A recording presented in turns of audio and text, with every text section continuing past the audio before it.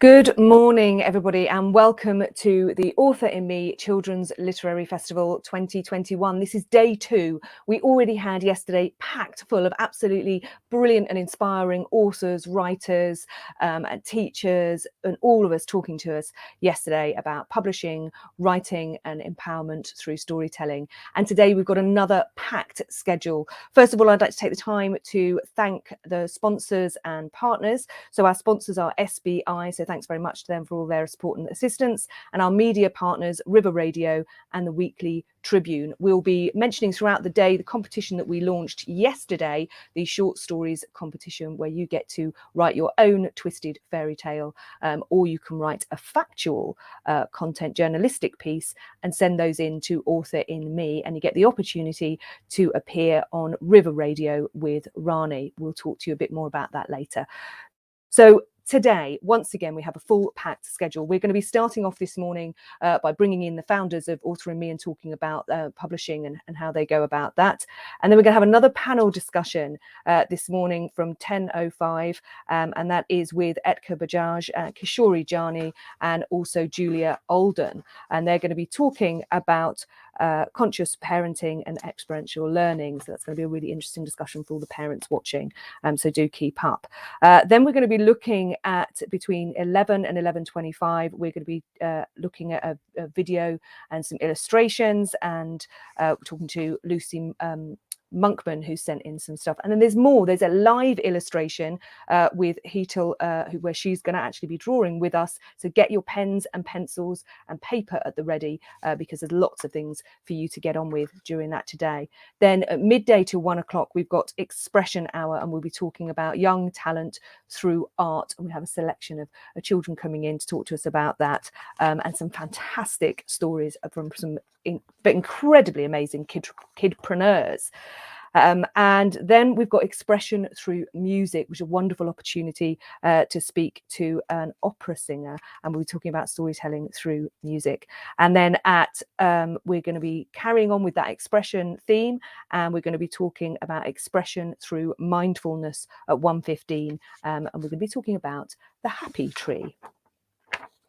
And then we've got some more publishers coming in to talk about their work. And then between 2 and 3 p.m, just before we finish, we have got Knowledge Hour, and we're going to be talking about all the different things that Author in Me offer.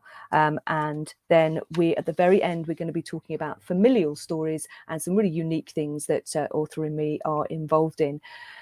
So let's go. I'm going to bring in the amazing founders of Author in Me, Monica and Etka. Hello, good morning. How are you? Good morning. Good morning. How are you feeling today after yesterday?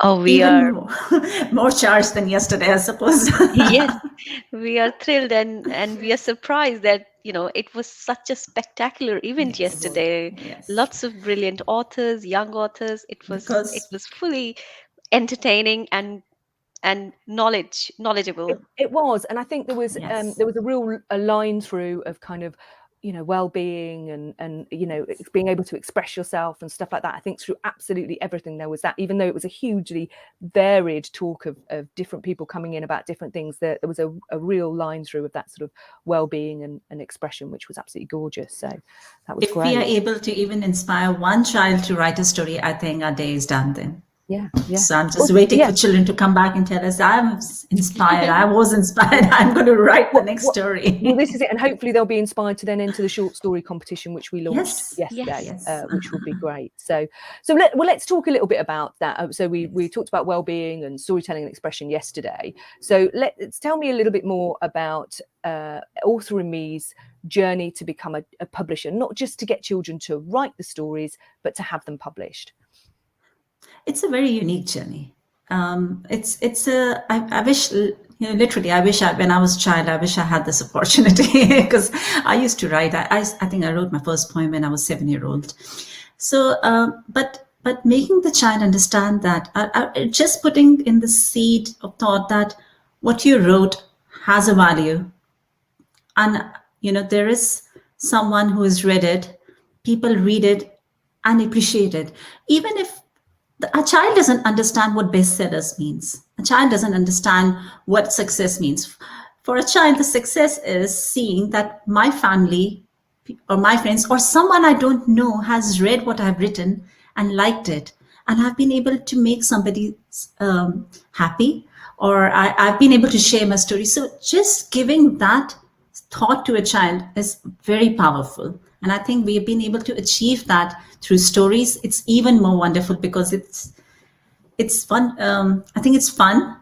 Well, I think And also because it gets turned into a physical book. I yes, think it turns into a physical book. So yes, it's published and yes, it's available online, which is great, and they can see this thing that appears where anyone in the world can click a button and buy their book, and that's great. I think that's really interesting. That power they know they have an idea and they can just manifest it and have a tangible product and people can buy it. So yeah, and then they get a book great. themselves, which is a real physical thing. Which is beautiful, and I think that, as you say, that's really empowering. And several of the children, mentioned that yesterday, that they were so excited about being a published author, because that's, it's quite unique and interesting for them, isn't it, to have that opportunity to do that. And Monica, what would you say? What was your sort of drive to do that? What made you the idea that actually publishing it would make the big difference? Because the first book. Oh, I actually, I got this book. This is the Yes, that's the first one we made. book that we created, and I'll show you the illustrations inside as well. We did hand illustrations. We actually drew and we digitalized them. This was the illustration made by the child. Yes. And then these are the illustrations we drawn by hand. This was our first book that we created 5 years back. Yes. And when we saw the confidence boost in that child, it was actually my own daughter. So I saw how confident she felt, how happy she was to see her book idea turned into book. It was I don't have words to say. It was incredible for her, and such a journey. And that gave us the motivation that if one book can change confidence level in a child in such a way, we should offer this service to every child. Every child. And that is the idea we took forward, and from there on we have done now picture books, novels, coffee table books, magazines. So we have explored. And it was interesting, some of the journey of some of the children where they've done, started with picture books, and then actually now some of them are writing chapter books. So they've gone, kind of proof is in the pudding that they've gone on that journey and started with short stories. And they've been with us for years. They've learned to write and been mentored since years. So they learned, initially they were learning to write short stories. Now it's amazing to see them write like 10 chapter stories, and they are aspiring to write their first even bigger novel. So it's almost like taking them on a journey right from their childhood to the time they are, really established writers. How their confidence has grown. When they started writing classes with us, they were hesitant to share one idea, that what is in their mind, and now they are not stopping in themselves. They are continuously writing. Some of them have got awards, and you should see the way they speak on the stage about their journey, because again, this is the topic we're going to have to talk about. It's the experience that they had. It's coming from their heart. It's not something that's been told to them. It's something that they have actually gone through. Yeah, that's what we talked about a lot yesterday, wasn't it? Was this empowerment, giving them the power to understand that their ideas matter and their ideas count. So it isn't in that structured where you have to do it like this and you have to use these. This is your story, you tell it, and then you publish it. And that's just. And when they start speaking about their book, the passion they reflect in their voice is incredible. Is like so fulfilling for us that we want now to reach out to every child, or around the world, to give them this platform where they can share their journey, their ideas with everyone. We want to infuse confidence through stories into children. Brilliant. Wonderful.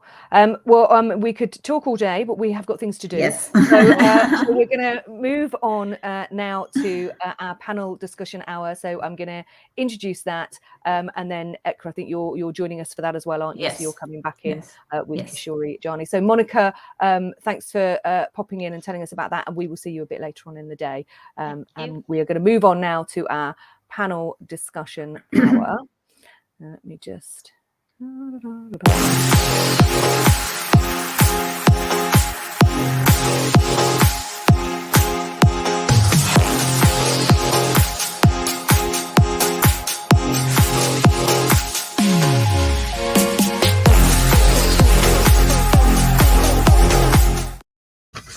So I'm now bringing in our guests for our panel discussion hour. So I'm going to bring you in and introduce you.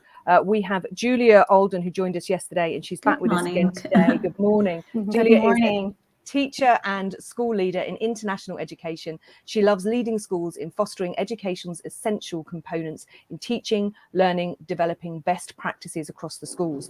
She has an additional diploma as a wellbeing practitioner, combining teaching and learning with whole school wellbeing development and social emotional capacity building in young children. Learning and wellbeing are inextricably linked, and their development goes hand in hand. Join us. Thank you so much for joining us again, Julia. Thanks. Great to be here again. Thank you. Thank you. We're going to be sort of building on a little bit of the things that we talked about yesterday and delving in a little bit deeper. But we also have coming to join us, we have Kishori Jani. Let me just bring you in. Good morning. Good morning. Good morning. Thank you so much for joining us. So Kishori Jani is a mother of 4. Well done for even making it to the video. A Sanskrit teacher and Eastern wisdom coach. She was born and raised in India in a temple setting to an American mother and Gujarati father who were both Hindu priests. She gained a deep understanding of the Vedic scriptures and was trained in monastic life. She later obtained her degree in biochemistry from UCLA in Los Angeles, USA, and also worked there in academia for many years. This unique blend of spiritual upbringing and professional skills has enabled her to share timeless Vedic wisdom in a more applicable and relevant way. Thank you so much for joining us, Kishori. So the things we're going to be talking about with you this morning is we're focusing on sort of experiential learning and conscious parenting. So Etka, just bring us in with that. Tell us a little bit about that. It's a very special topic for me, especially because this is something that I have been working as an author in me with children on a very deep-rooted base, using storytelling as a tool to impart experiential learning in children.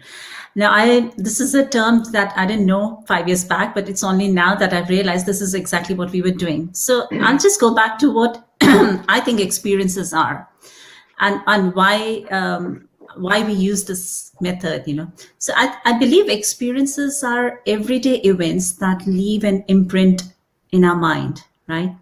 Now, if these imprints have an emotion attached to that, they become memories.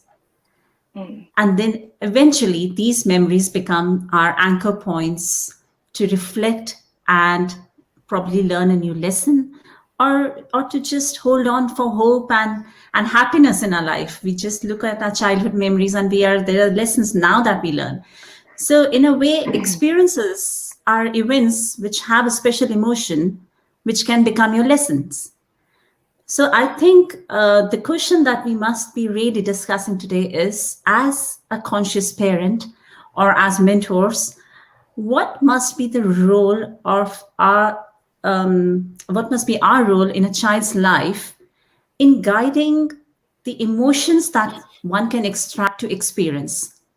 And I think that's where that's what I learned in all these 5 years, that as a mentor or as a parent, we must only guide a child to experience something and let those emotions come out. For example, let's say if I've gone to a theme park, if someone goes to a theme park and like me is scared of very scary rides or high. Now, if the child is interested in going and I just say, but don't go in that ride, it's too scary. Without letting the child experience something, I've put an emotion there. So I believe that's what experiential learning is, to allow the child to experience something, derive the emotions that can be derived from that experience based on his own knowledge, reflect on it, and take an action. And which is where author in me comes. When we, through storytelling, when we tell a child to write a story, we are allowing the child to experience an event through the story. We are not saying, we are writing a story in friendship and it has to be positive, it has to be good. Let the child define his own definition of friendship. What does friendship mean to you? What emotion does it bring out for you? Maybe there hasn't been a good experience about friendship. Maybe that's something that this child wants to bring out in us through a story. And we don't have to be the ones to define that emotion. We have to be the ones to just guide through it. And then what comes from that is something, a deeper reflection of my, like we was talking, observation, observing the people around, observing his own experiences, reflecting on what knowledge the child already has about friendship, and then creating a little scene out of it. And then, of course, we take it to the second part and publish it as a book, which then becomes a very lifelong memory and something that becomes an anchor point for new lessons. So I believe that's what experiential learning is, when you allow the child to just expand and grow in whatever capacity the child can connect to it without putting your own emotions. You allow the child to experience the emotions. And I think in sort of the modern world and modern parenting, there is an almost irresistible urge to control every element of your child's emotions and experiences, and we kind of, I feel like we need to take a step back from that a little bit. What do you think about that, Kishori? Is that something that you sort of bring in with your how do you control 4 children? Well, thank you for having me here. I mean, I'm just really thrilled to be discussing such a personal thing for me. So how do you not control? So this is a very interesting junction of ideas, because on the one hand, I would like to share that actually the Vedic system of experiential learning, as you may put it, I had to kind of look that up. What do you mean by that? but to me, it's just like you're explaining, like, what are the experiences that create a foundation of learning for a child? And when I go back to my own upbringing and what I understand the Vedic system to be, it's a little bit more catered in the beginning, because the idea is that the child should have this all-encompassing feeling of empowerment by understanding that they are the spiritual, empowered, eternal, full of light, full of knowledge being.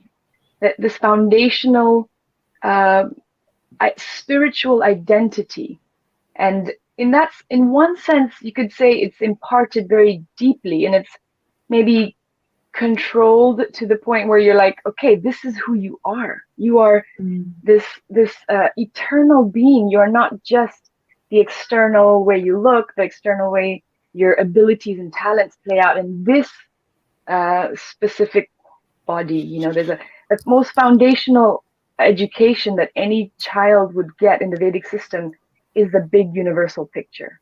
Why are you here? Who are you? Why, why do we have these experiences in the first place? So going back on my own childhood, I realized that because of that foundational, very basic principle, I never had a sense of lacking, because I always was told I am fully complete in myself. My identity, my spiritual identity is so eternal. It's so complete. And nobody can take it away from me, no matter how many exams I fail or what I look like, or, how fat or skinny I am. It doesn't matter, because I am an eternal soul, eternal spirit, full of light, full of knowledge, Satchidananda Vigraha, like this very old Sanskrit statement saying that, yes, I'm enough. I'm complete. I am eternal. And so that universal identity was taught at a very, very foundational age to everyone, right? And then it funnels down into a more personal identity, which if you talk about control, it seems many people have a misconception that maybe the ancient Eastern wisdom might be a little controlling. There's a lot of caste system and varnas and ashramas. You're Brahmana or you're like a Shudra.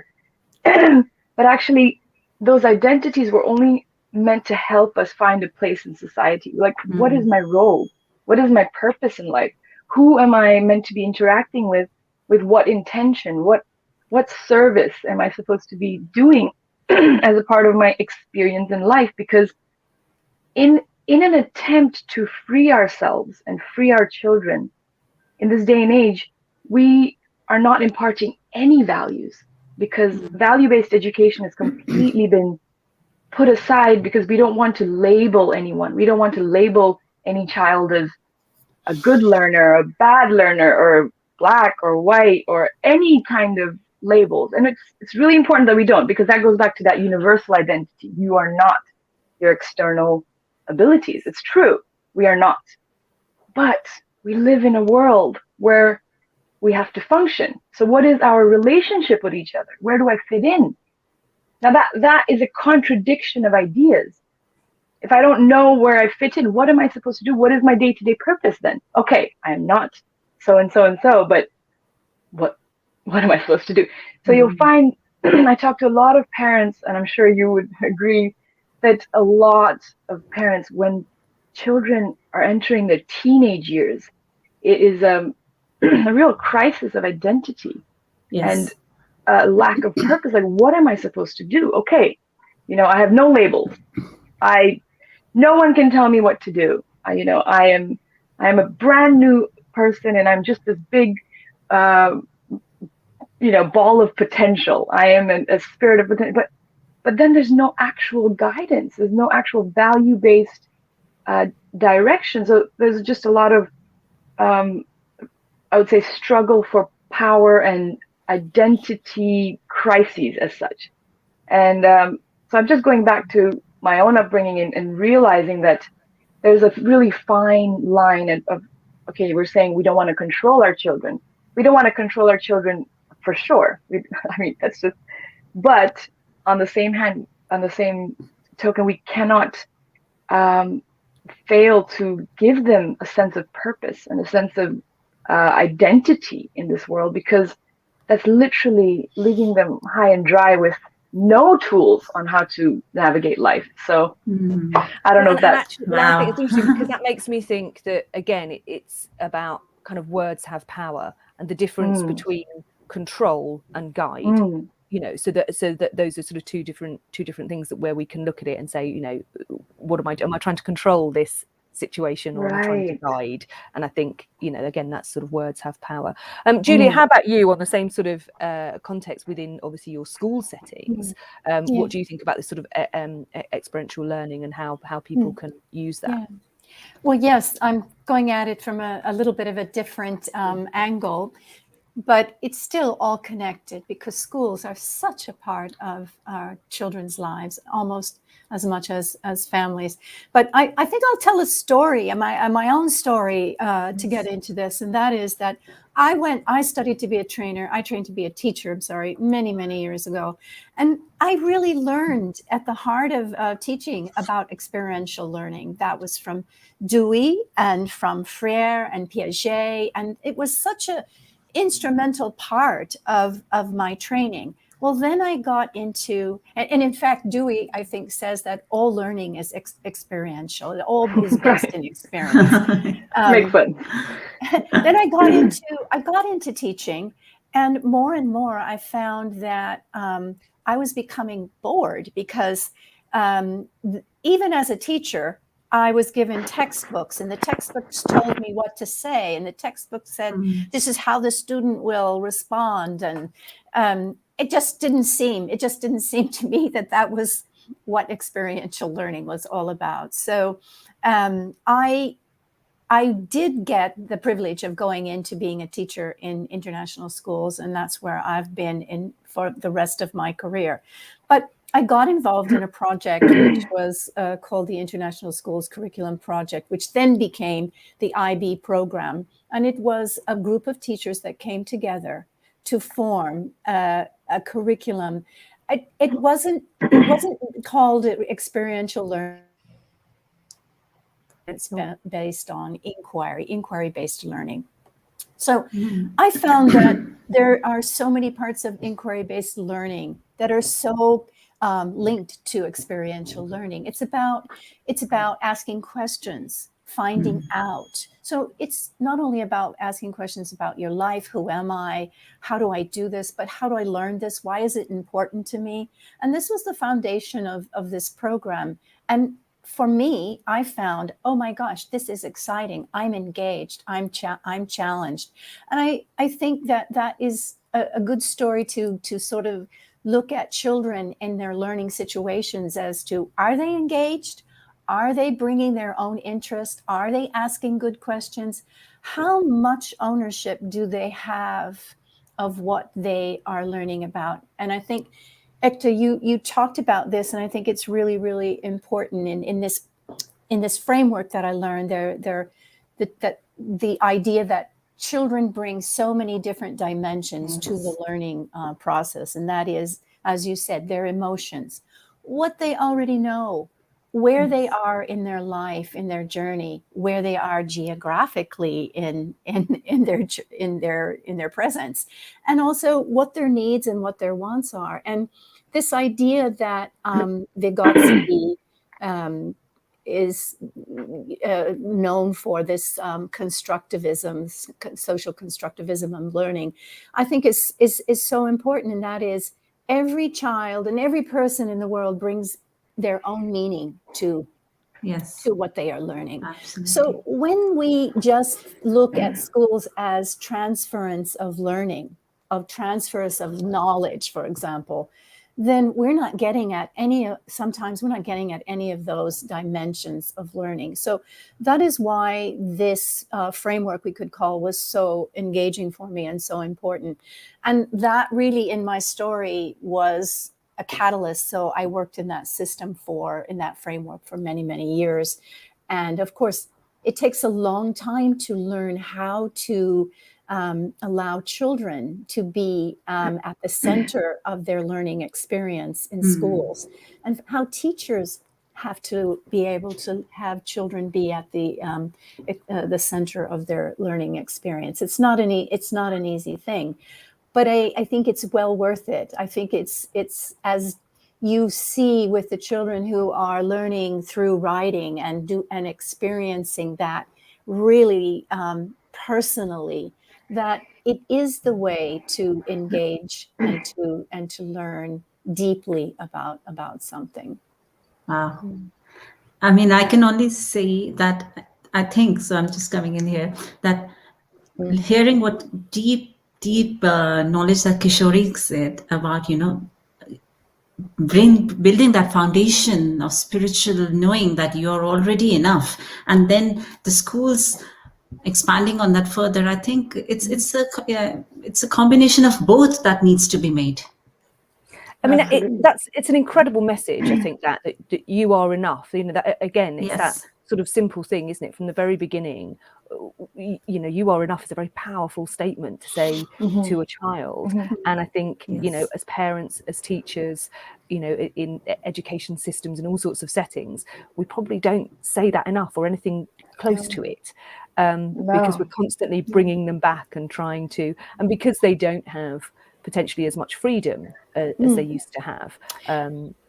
But I think if I could just go back to this point I made, and I think that's an incredibly important point, is this we have everything we need, but it's also that children bring with them enormous capabilities and enormous knowledge and understandings. And I think that often, and I wouldn't say that in every schools, because being in schools is a big job, but I think it's about letting go a bit and allowing a process of self-direction and self-knowledge and how am I going to find that out, and letting that child just take charge of their learning. So whether it's about themselves or about something else in school. I fully agree with that.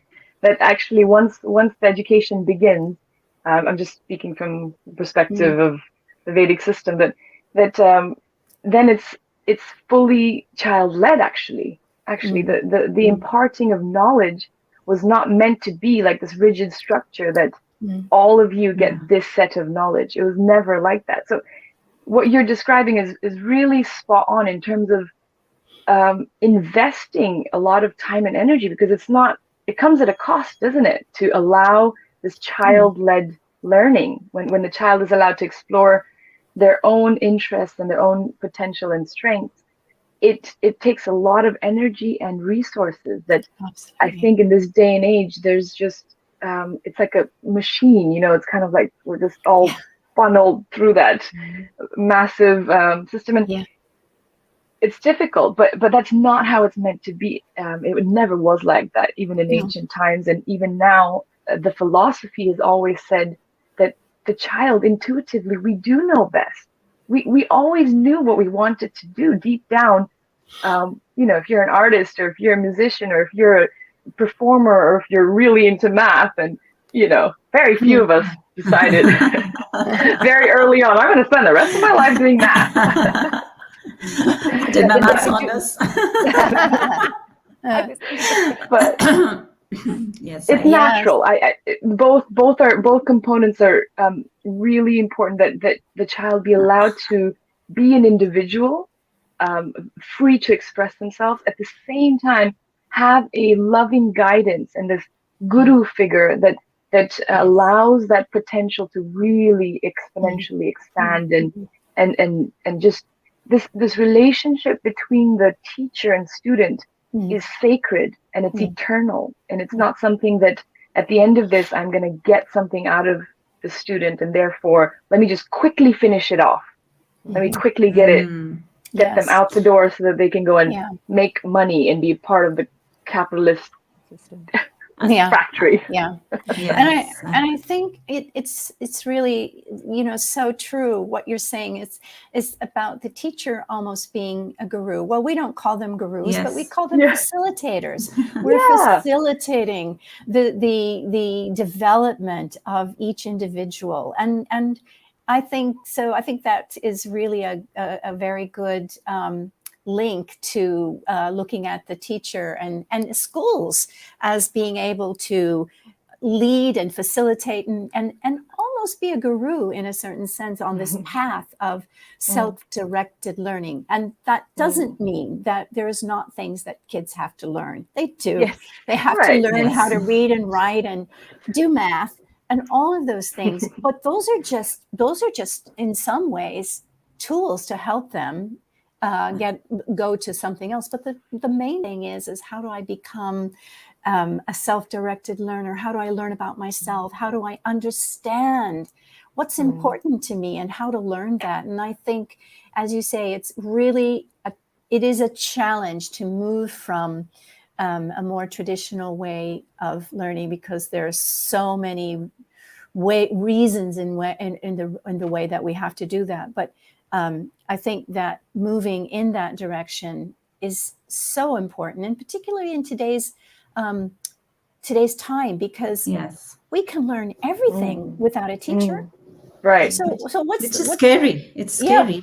So what is the role? I'd quite like I'd like a movement towards not calling them teachers anymore and calling them guides or gurus and stuff like that, so that actually it's a softer approach, because I do think now it's more organic. It's more truth. There is more honesty in that, I suppose, relationship. And I suppose that parents have a very huge role to play here. I mean, a parent will, just because they want to give the child every experience, they will go to a football football thing, or they will have a singing class, they will have everything, just because they want to give the child an experience before they turn 7 or 8 or whatever. You see them stressed more than anything else. And I find that let the child build on and grow into an experience naturally. Do not make it a task. Because what are we achieving by taking the child to a singing class and saying, you have an hour and then we have to go right after to the swimming, just because you want to tick all the boxes that my child is doing everything. But where is that grace, that patience in learning, that knowing that what is singing doing to you? And Kishori would know this, in Vedic system, how important it is for your voice to connect to your voice. And Julia, we would agree with me that, again, giving that experience to the child and making it very child-centric. What is singing? What does it mean to you to express? Where are you lacking? What is it bringing out of you? Are we discussing this all with our children? I understand schools can't, but parents can. In their own time, they can have a very deep discussions about these. I actually think that schools. Go ahead. Yes. Go ahead. No, I just do it very quickly because I do think that schools can do that. Really? I think they can, because all of those areas are so important. reading, yes, writing, important, but also music, also art. And through helping children learn the way to self-reflect, and that we brought that up yesterday. Well, what does this mean to me? We know that children are show their intelligence. They self-express in many, many different ways. And I think that schools, I've seen that this idea of self-reflection. How do you feel about that? What is that? How is that making you feel? Why is that important to you? Those are all essential questions that can be embedded in the school experience. Right. I just thought I'd add that there is a really fine line, and it's actually, I would say, every parent's kind of journey within. You almost have to go through that journey of figuring out, okay, what does my child need? What are the strengths? What are the weaknesses? You know, so in the beginning, you do feel like you're just going through all. I'm gonna find out: is he a swimmer? Is he a singer? Is he a musician? Is he? So in the beginning, it feels really overwhelming, but it's so important to not allow that stream of thought to continue forever. Like, make them a jack of all and a master of none in one sense. Like, we want it in an effort to, play into the unlimited potential that a child might have, which goes back to this universal identity. Yes, the child is, we all should understand within that we are unlimited potential. But at the same time, when we are functioning within this reality, we must have clear and direct goals that are manageable and not unlimited. Yes. So it's this kind of constant teeter-tottering of we are unlimited, we are full of potential, we potentially could do anything, but at the same time, it's the parents, the guides' responsibility to be able to funnel that energy so that it doesn't just dissipate into nothingness. Literally, it's just like, it's just, if you're trying to do all those things, like you're saying, if as a parent you are realizing that every single moment of the day with your child is ticked, I would say at the time it's a red flag. It's kind of like, okay, it's time to step back and allow the child to then say, Mom, this is what I like doing, and this is what it should not be just one thing to the next thing. Yeah, and because also obviously children fundamentally want to please you, so you could be so they'll just keep going. If you ask that direct question, do you like this? Well, because you're almost imprinting on them that you want them to like it. So then they come back and go, oh yeah, I love it, and then you're not necessarily getting the truth out of it. And that's where sort of trying to get a full understanding your child, and perhaps through storytelling or experiences and that kind of thing, to really discover and from having 4, but even just from having 2, they're so different. I mean, my son is obsessed with numbers and maths, which he does not get from me. I wasn't taking a dig at math. I love math. But he is. And my daughter's hardly ever present in any situation because she's just in a dream world, and they're so incredibly different. But they both, as you say, if you put any child in that situation where they want to please you, so you could be going, do this, do that, and you might be getting positive feedback, but at the end of the day, there might still be some stress going on there. Absolutely, Sarah. And I've seen that, because when we give it a topic to write, for children to come to us to write stories. Now we ask them to let's use this trigger as a clock, as a trigger to write a story. Each one writes a different story based on his own experience of what the clock means to the child. Yeah. Sorry, is anyone else hearing is it just mine? I'm going to turn off my mic if you don't mind, because it's a lot of. Yeah.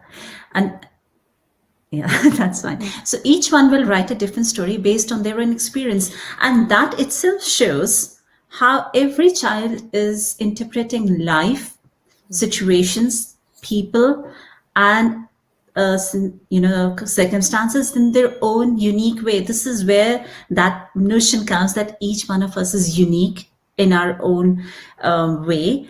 And if only we allow the child to expand into that uniqueness, as Kishori was rightly saying, we have to give each one of them the experience, but then understand, be very conscious. Here's the notion of conscious parenting comes. Be very conscious of the fact, what is it exactly that touch bases on my child spiritually or emotionally, intellectually, and where is it that I can allow him to grow?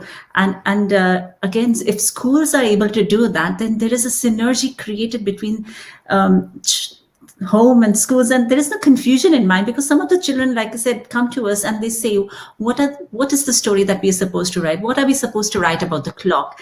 They are so tuned into the fact that they are supposed to follow certain steps. They're supposed to think in a certain way, looking at an object.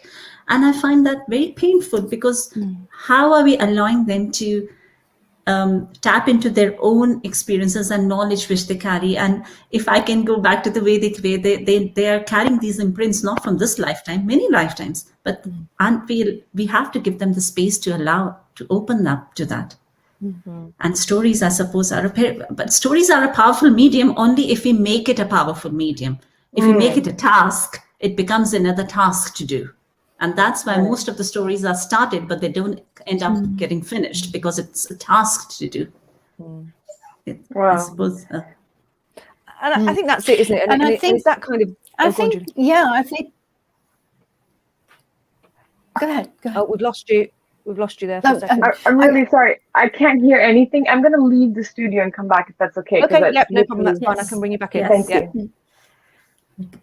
Okay, let's see. I was saying, oh no, I lost my thought. But I think that's why in schools, this idea of experiential learning is so key. And that is is giving choice and giving freedom for students to actually choose what they want to learn about.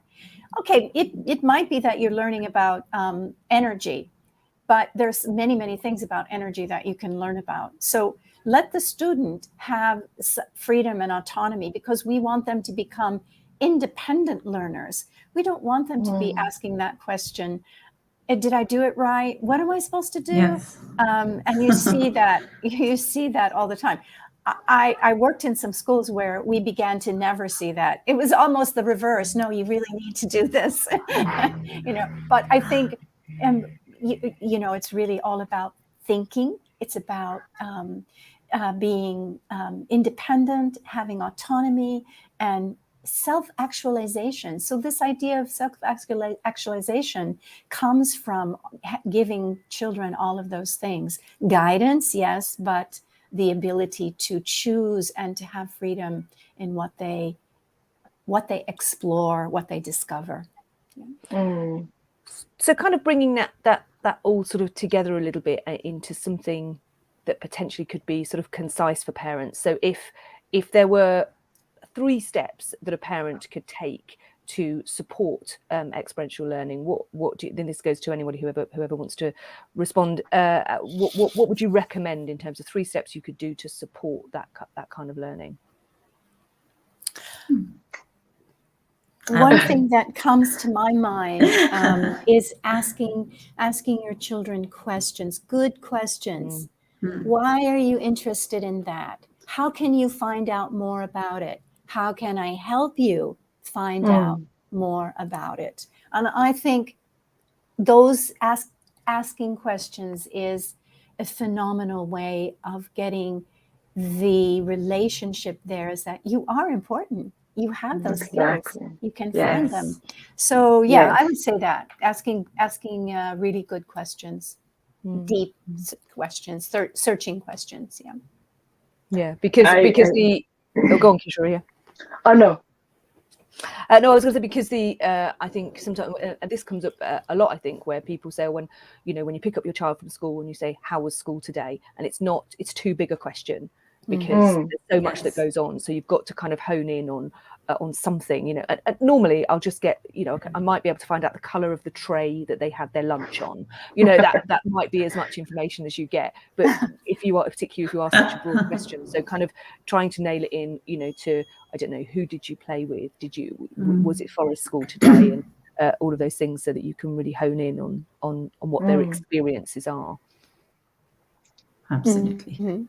I was really really resonate with what Julie just said, that just spending that time in a conscious and a intentional way. Like when we ask those questions, like Sarah's saying, to make it a little bit more intentional than just how's your day? Like what do you, the questions you're saying, like what are you interested in, and how can I help you explore that? That's a really powerful tool. And to add to that, like on a daily basis, reminding them of their unlimited potential, that they are this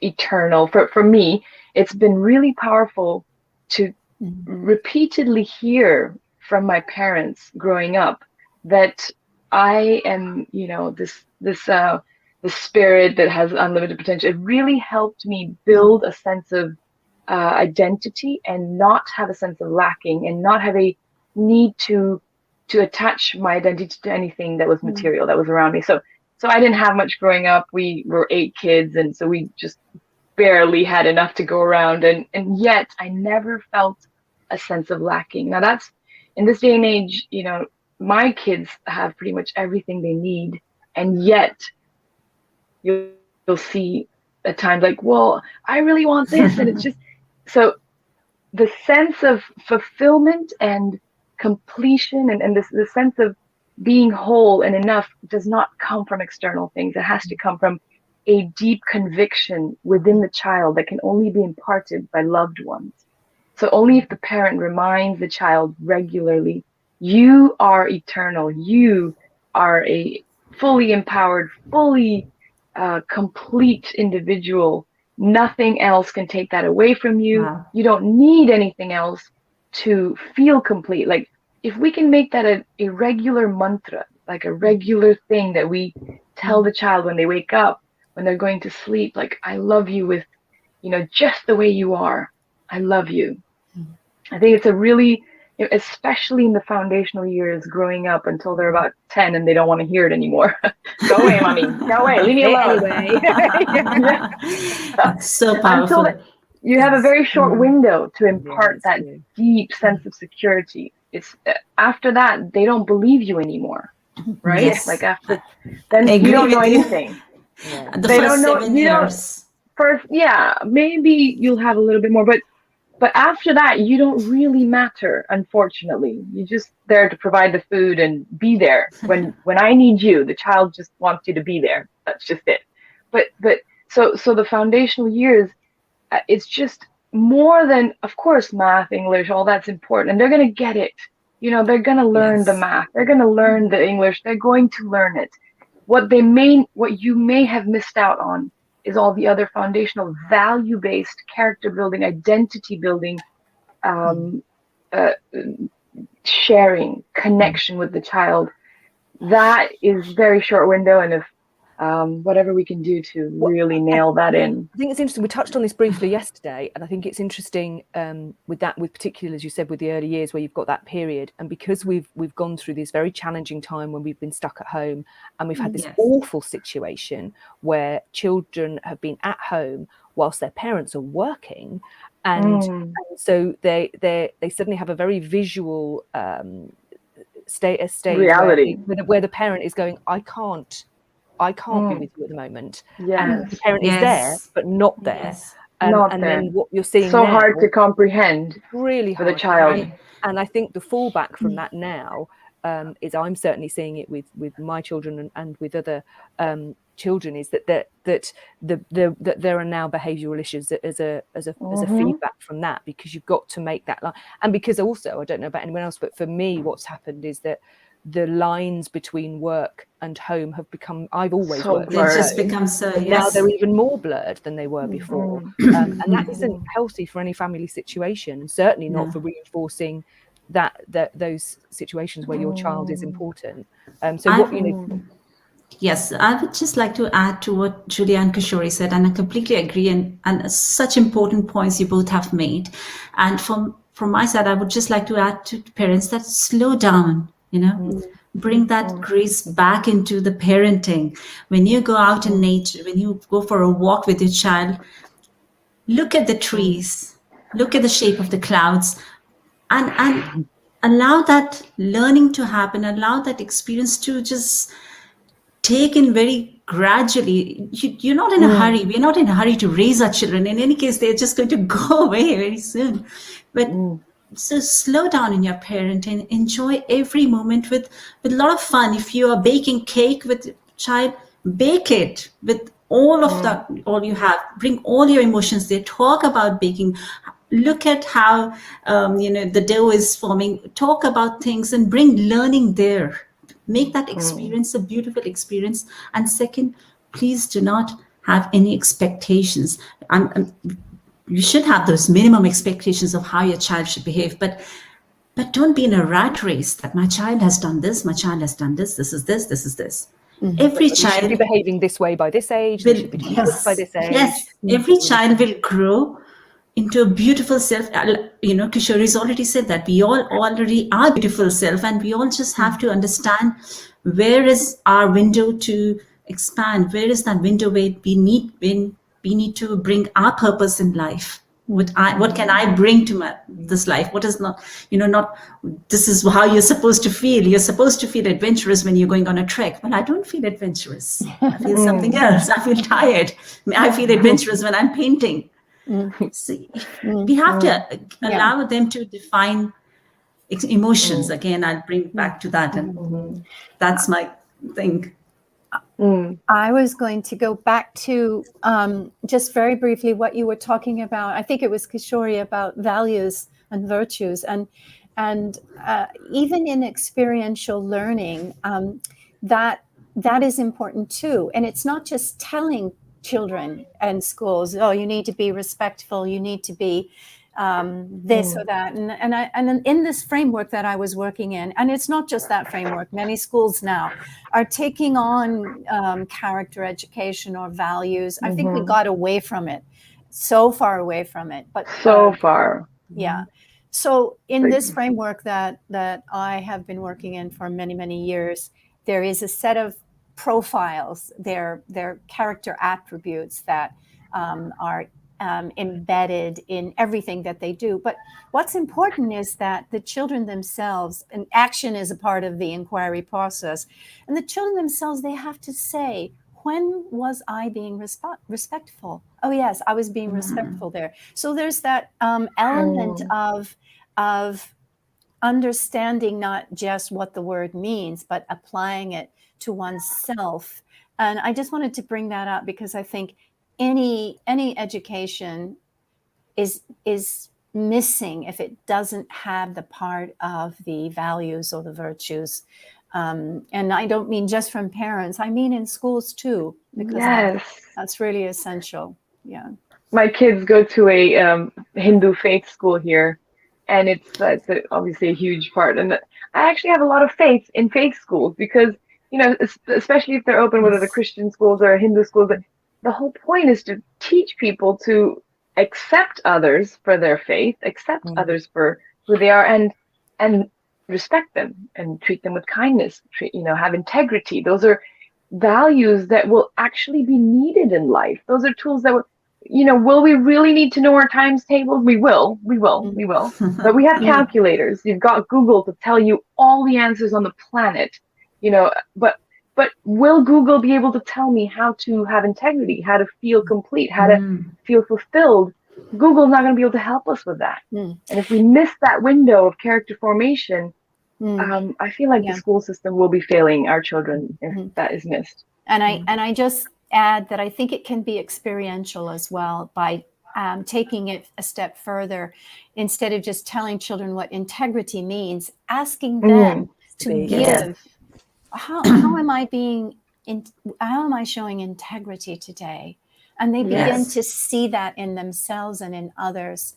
And that's empowering. That's empowering. And it is very experiential as well. Yeah. I love your point about, and also positive feedback from the parents. Like I take every opportunity. One of my kids is very, very headstrong. So everything is a challenge for him. And everything I say is like, no, but I want to do it my way. So I take every opportunity to remind him of the times that he's made the right choice and he's doing well with his, stubbornness, because there's always a positive way to channel that. And so they thrive off that positive feedback. They absolutely, I can see him just light up, because so many of the times the feedback he's getting is, stop doing that, don't be like that, like just, fit in this little box. And it's difficult. He's a very sometimes difficult child, but that positive feedback allows him to truly embrace who he is in a guided, positive light, so that it doesn't become a burden for him, because we're all unique with our unique challenges, and they thrive off our positive feedback. And yeah, it's hard, isn't it, in those situations where you've got challenging or argumentative children, where the argument never ends. No. It is this, and they go, no, but it's because of this, this, and this, and this, and this, and this. And you're like, oh my god, and it can be exhausting, and trying to keep yourself positive. And I think that's where, sort of again, and I sort of go back to words and potentially affirmations and stuff. But for myself.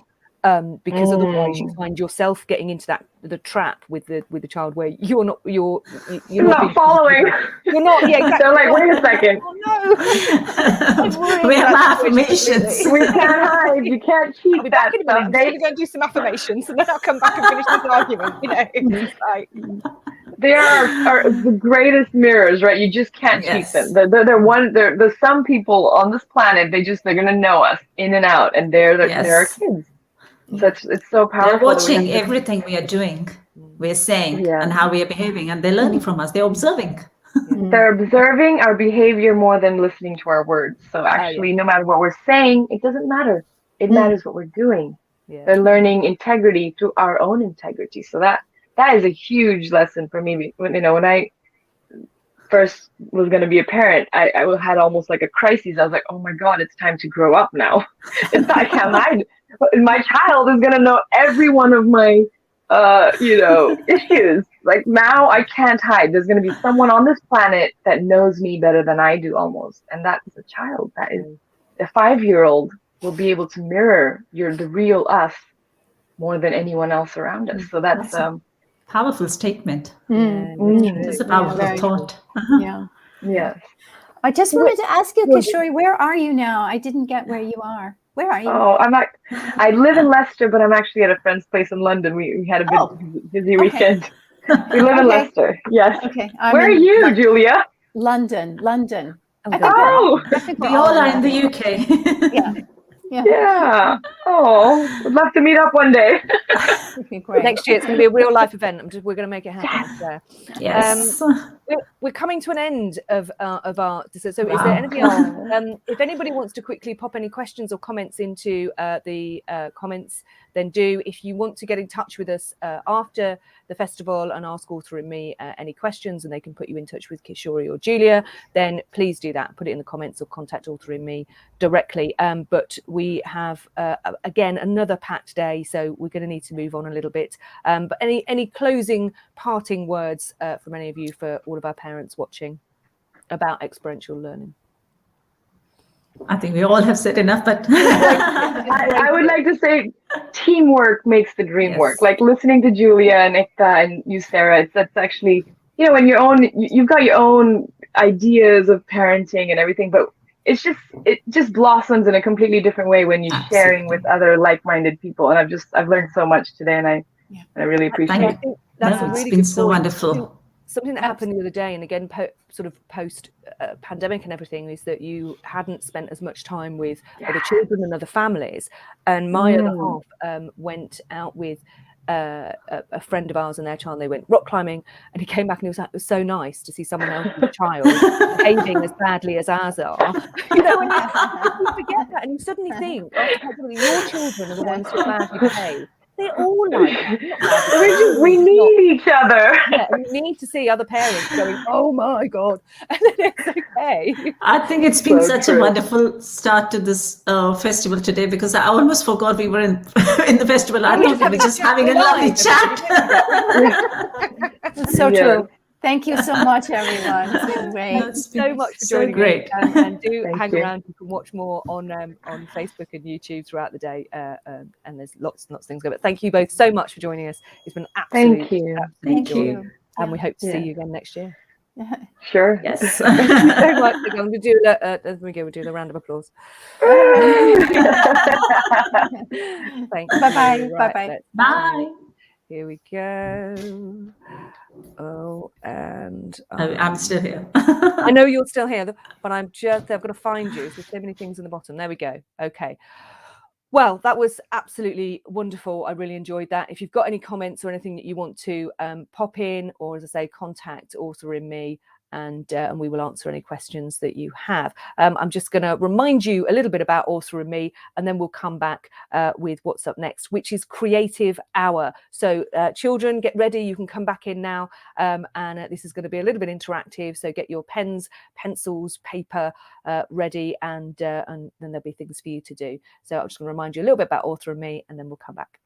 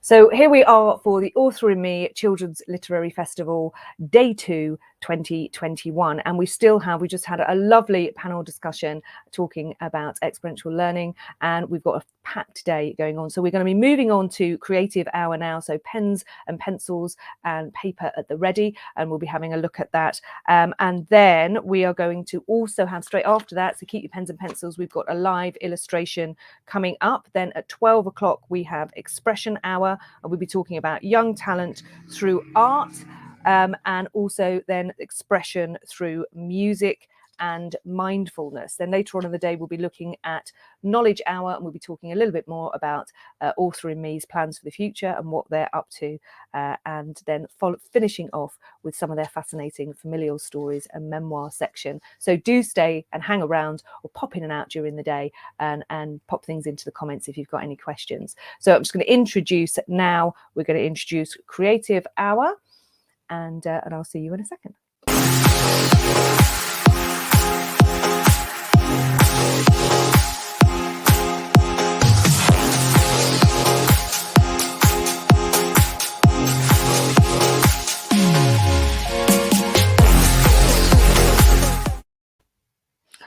So a thank you also to our supporters and sponsors. So a big thank you to SBI for all their sponsorship and support, and also to River Radio and the Weekly Tribune, our media partners. On the note of the media partners, don't forget about our competition, our story writing competition, which is about twisted fairy tales. You can find more details in the comments, and entries are open to that now. We'll be talking a bit more about that later. And you can either write a twisted tale or a journalistic factual piece and send that in, and you could win the opportunity to feature on River Radio on Rani's show.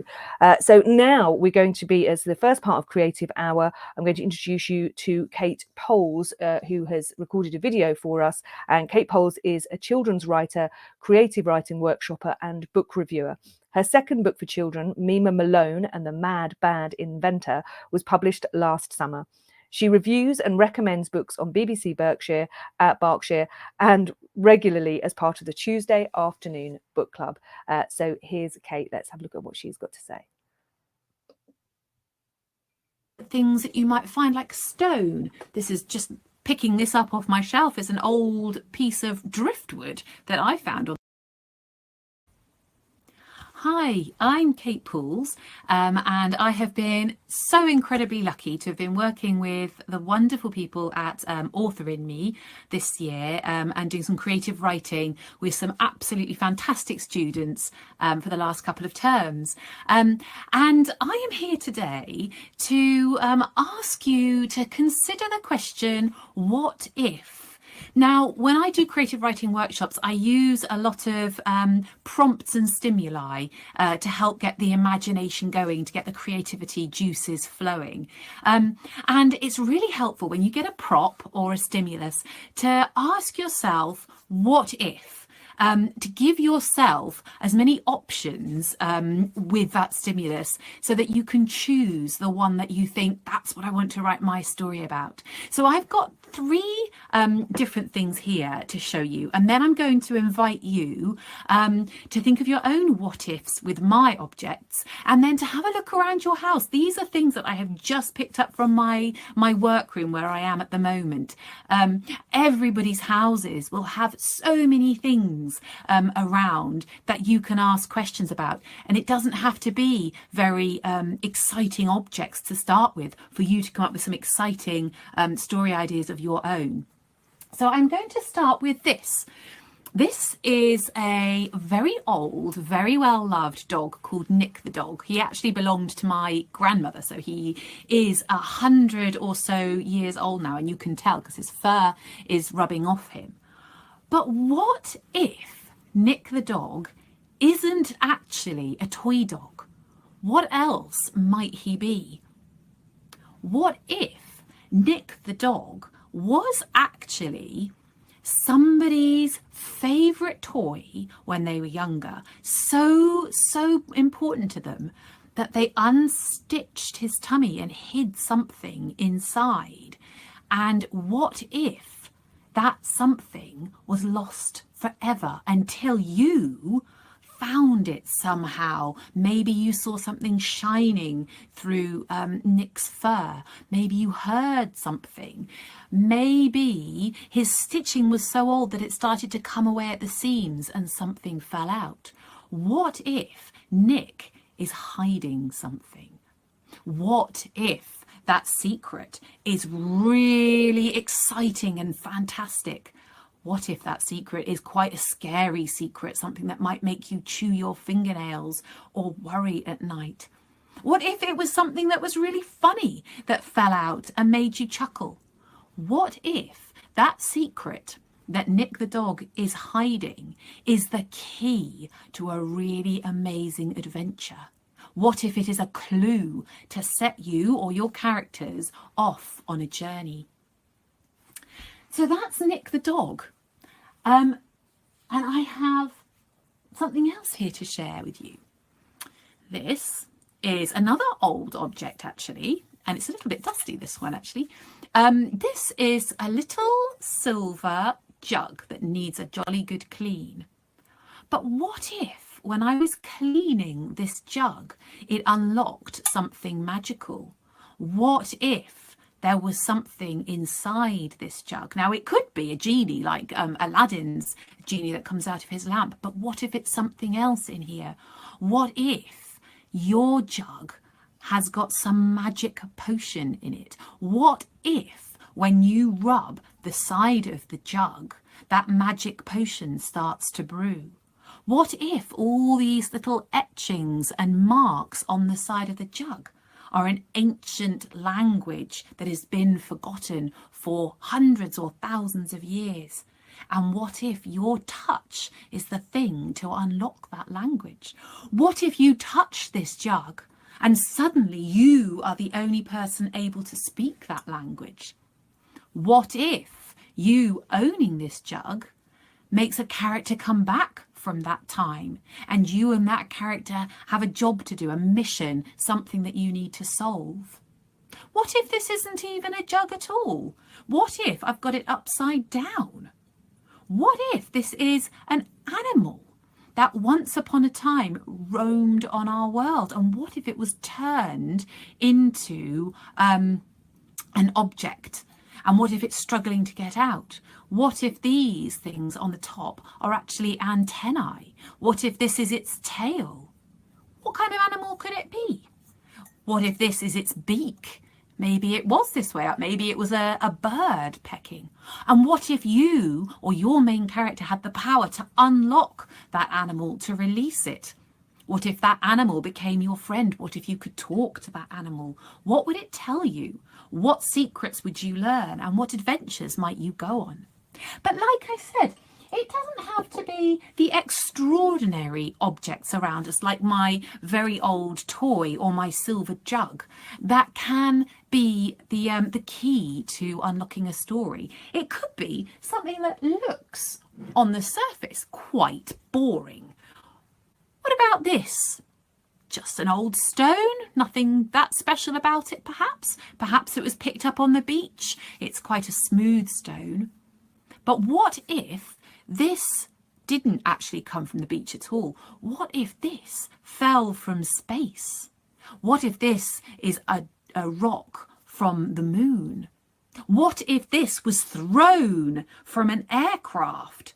What if that wasn't an aircraft that we know? What if that was a spacecraft and it was an alien chucking it? What if it's not a stone at all? What if this is actually an egg? Maybe a fossilized egg of something that lived a long time ago. What if this stone egg decided to start hatching when you had it in the palm of your hand? What if whatever came out of this egg thought you were its best friend and wouldn't leave you alone? What if whatever hatched out of this egg thought you looked a tasty treat for lunch? What if whatever hatched out of this stone egg grew very, very fast and filled your house? What would your parents say if they came home and you had accidentally hatched a stone egg and an enormous creature was filling their house? So by asking what if about the things around you, you can come up with a whole variety of stories. They might be serious stories, they might be silly stories, they might be funny stories. Maybe you've got something historical around you, like a very old toy or something that you love dearly. What if you were to imagine what life would have been like when your very old object was first made? What if you were to imagine who owned that object? Who was the first person to own it? But also, look at the everyday things as well as the very old. Look around at things that you might find like stone. This is just picking this up off my shelf is an old piece of driftwood that I found on the beach, and I thought it looked a little bit like a dog. That sits by my desk as a lucky charm. But what if there's a reason I found this? What if I didn't find it? What if it found me? So don't limit yourself by trying to think of stories based on one thing or stories that you think you should be writing. And don't limit yourself by looking at something and taking it at face value, which means looking at something and saying, well, I know what that is, so I know what I have to write a story about, because it might be something completely different. Your favourite teddy, for example. Your favourite teddy is a teddy bear. But what if it's something different? What if your teddy comes to life?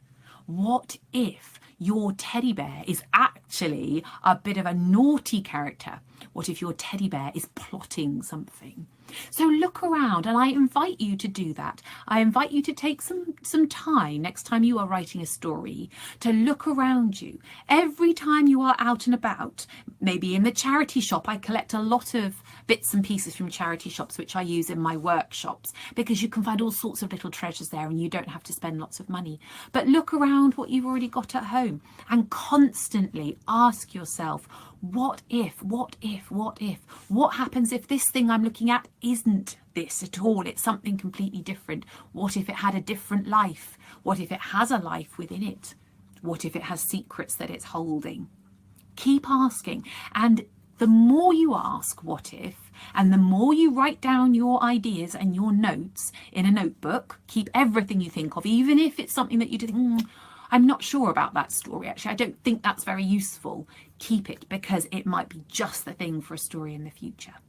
So I invite you now to go and look, see what you can find, and ask questions of that object and ask questions of yourself. And I also invite you to have fun telling stories, fun writing stories, and I hope to see you again soon. Happy writing! Hi, my name is Siddharth and I'm 8 years old. I have chosen the prompt, Nick the dog. What if Nick fell? And what if he became alive? What if there was a villain and they couldn't find their new dog world? Well, I'll tell you how that happened. My name is Sachi and I'm 10 years old. I've chosen the prop, the stone. What if the stone was a magical stone belonging to a long-lost unicorn? Here is the story. Hello, my name is Isa and I'm 11 years old. And I've been thinking, what if dinosaurs still ruled the earth? Dinosaurs, as they were quite magnificent creatures, ruled the earth at their period, but as humans we have taken over. So, if that did work out, we'd be able to overtake them and probably put them in a zoo like Jurassic Park. And if we would be able to get their DNA or blood samples, we'd be able to go even further into history and learn more about them. Thank you for listening. This is Isa. Good afternoon.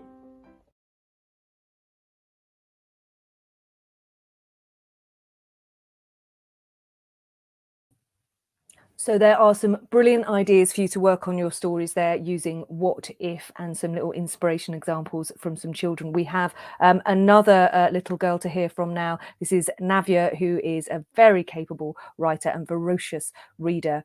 So we're just going to hear from her before we go through to the next. But my gullible mind We just... didn't. Hello, my name is Navya Maheshwari and I'm 10 years old. Today I'm going to be presenting you with my what if story. I was only 16 at the time, but my gullible mind didn't realize that my life was about to be flipped upside down. It all began with a cracked and intricate jug. One dreary morning, as I was dragging myself out of bed, I heard my mum yelling at me to clean my room. I began obediently, dusting here, dusting there. My eyes fell on a jug that had been in my family for generations. I had never touched it before, but for some reason, I decided to wipe a few grimy spots. That was a mistake. As soon as I touched it, lights flickered, winds raged, and a portal emerged. What had I done? Thoughts began to cascade into my mind. Should I enter? Is this my destiny? What is going on? A dying desire dawned on me to enter this portal. As soon as I entered, torrents of wind assaulted my face, and I found myself in a desolate land. I thought I would be the only form of life, but I heard a faint coughing noise in the distance. An old, frail man was curled up in a white, shredded sheet. His minuscule eye lit up with the sight of another fellow human. He said, "Oh, youngling, you are our only hope. The dreaded dragon Zilla haunts our country. You, and only you, can slay this beast and release us from this hellhole. If not, I fret you shall never return home." My lips trembled and I stared at him paralyzed. The old man handed me such mighty weapons. They made me feel unsafe. He also gave me a rustic ring. As I swayed it to and fro, a door appeared, and I stepped in. Somehow, some way, I was on the brink of a deathly supernatural cave. The monster dragon Zilla was sleeping. This was my chance. I picked up my sword and aimed. Slash! Was the wretched thing dead? Vigorously I rubbed my jug once more, and just as swiftly as I disappeared, I was back in the warmth of my cozy home. I was alive.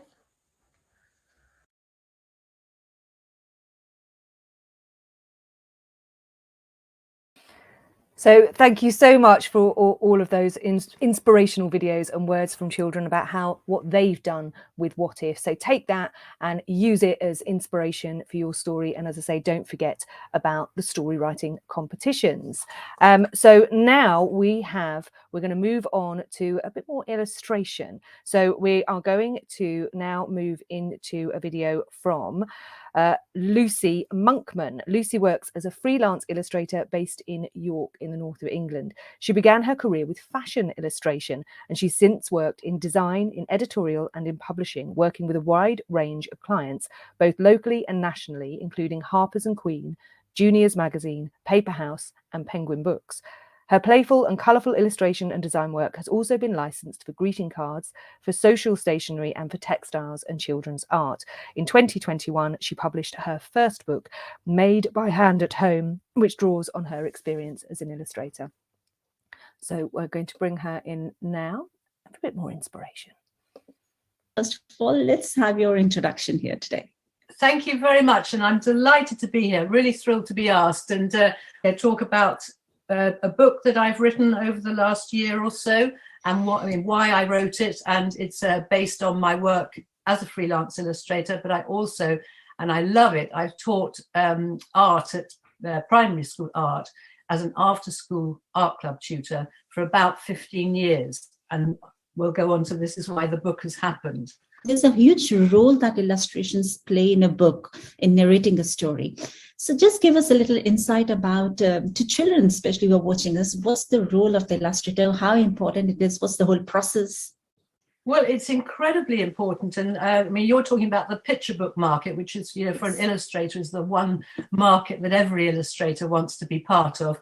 And I've certainly in the past, I've written a couple of children's stories, which have got so far. And I would absolutely love to do a children's book. But, we, as you say, we grow up, these are images that we never, ever forget. I mean, you can talk about the obvious people, Beatrix Potter and the work of Quentin Blake, but there are so many, and I think we grow up loving those kind of icons of illustration, but we also then find books that we all love that we never forget. And I definitely have those books, and I still have them today. And I think, like many illustrators, I'm a big collector of children's books. They are just the most wonderful things, and it's that marriage, which is what an illustrator is about, of images and text, which is so important. When you start illustrating a character, let's talk about characters. You have a story in front of you. How do you get the idea of what the character should look like? Are you inspired by the way it's been described in the text, or is it something that you put something of your own in it? I think it's a bit of both, but I think as an illustrator, it always comes back to text. You're given a brief, you're given a text or whatever kind of illustration commission it is, and you need to, it's a bit like paying homage to that. You've got to translate that visually. So what you're given is very important, but then the point is not, that's why people come to different illustrators, is that they give a different spin on it. It's to do with their own style. So, I mean, I've got an example here of, in terms of character development, hopefully everybody can see. Yes. You see this? Yes. So this is a series of duck illustrations. And it was a company that came to me who were setting up an app to support local businesses, and they wanted a character to represent their business, which is a lovely idea. Many businesses in that kind of business would maybe just go for a logo, but to create a character. And for me, it was animated, and it was the first time I'd seen my work animated. So wow. Really thrilling. So this started, they gave me a list of how they wanted the duck to think, different things that the duck was going to do. So I just followed that brief, and you've got, they wanted, I've got a mother eating, going to restaurants, all things that you would do locally. And at the end, they said that they wanted me to name the duck. And I live in York, and in York, for anybody who's been there will know that there's a great big tower, a very famous tower on top of a hill in York, and it's called Clifford's Tower. And the combination of, we're by the River Ouse, and so we're surrounded by ducks and geese, which is why they wanted a duck. And so the duck got called Clifford the duck. You can see, I think it's on my website, you can see the animated video. So really great to have to see my work animated, and there was a local animator who did the animation. So it was a very great local project. So are you inspired by the real life? Do you go out and observe the ducks, how they express?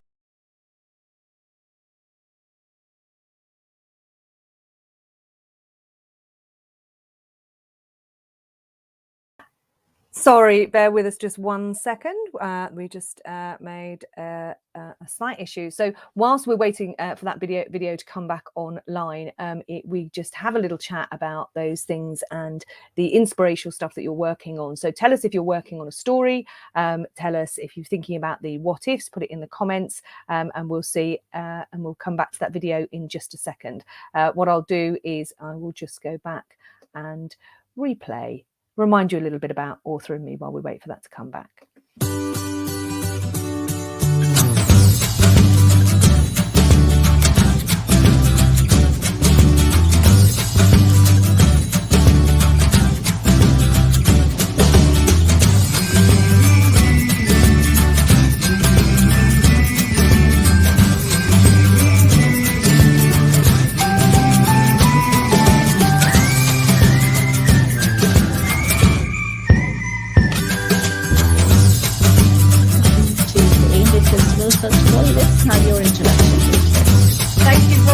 I'm delighted to be here, really thrilled to be asked and talk about the book that I've written over the last year or so, and why I wrote it. And it's based on my work as a freelance illustrator, but I also, and I love it, I've taught art at primary school art as an after-school art club tutor for about 15 years. And we'll go on to this is why the book has happened.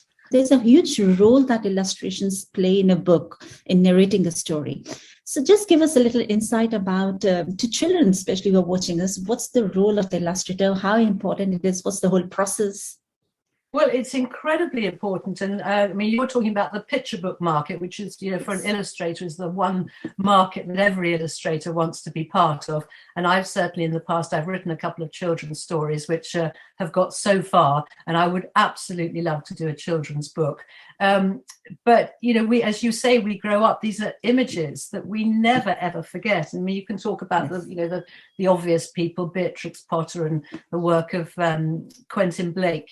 But there are so many, and I think we grow up loving those kind of icons of illustration, but we also then find books that we all love that we never forget. And I definitely have those books, and I still have them today. And I think, like many illustrators, I'm a big collector of children's books. You know, they are just the most wonderful things, and it's that marriage, which is what an illustrator is about, of images and text, which is so important. When you start illustrating a character, let's talk about characters. You have a story in front of you.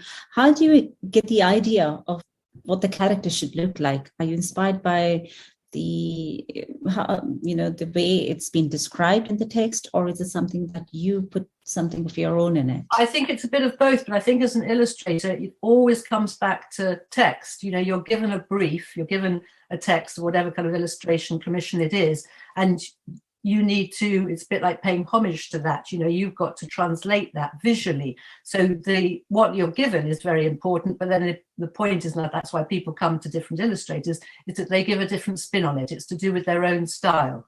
So, I mean, I've got an example here of, in terms of character development, hopefully everybody can see. Yes. You see this? Yes. So this is a series of duck illustrations. And it was a company that came to me who were setting up an app to support local businesses, and they wanted a character to represent their business. which is a lovely idea. You know, many businesses in that kind of business would maybe just go for a logo, but to create a character.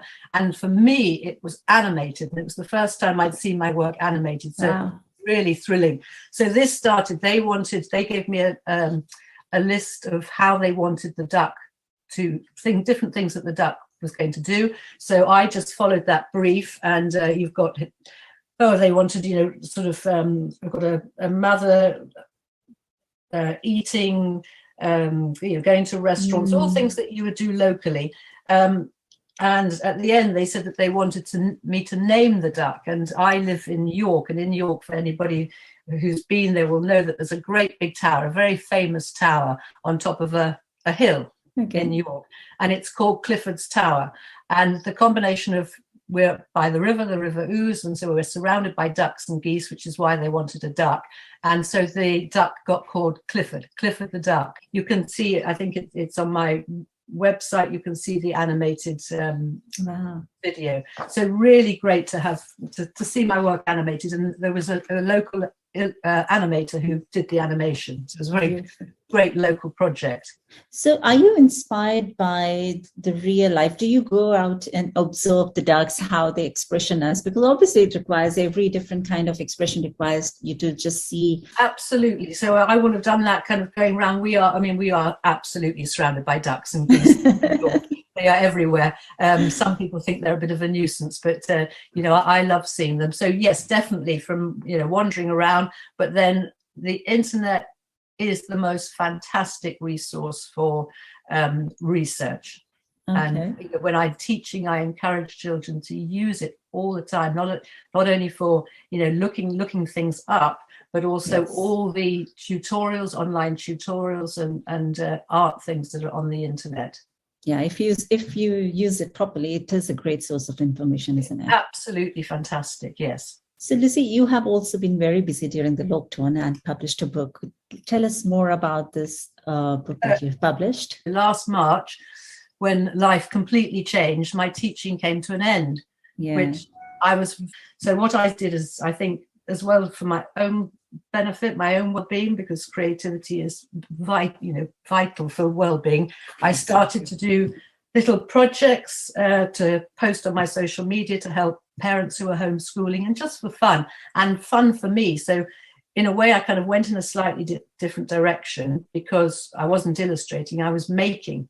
And as a child, I did absolutely masses and masses of making. So it was kind of going back to that kind of childhood, just playing around with what you have.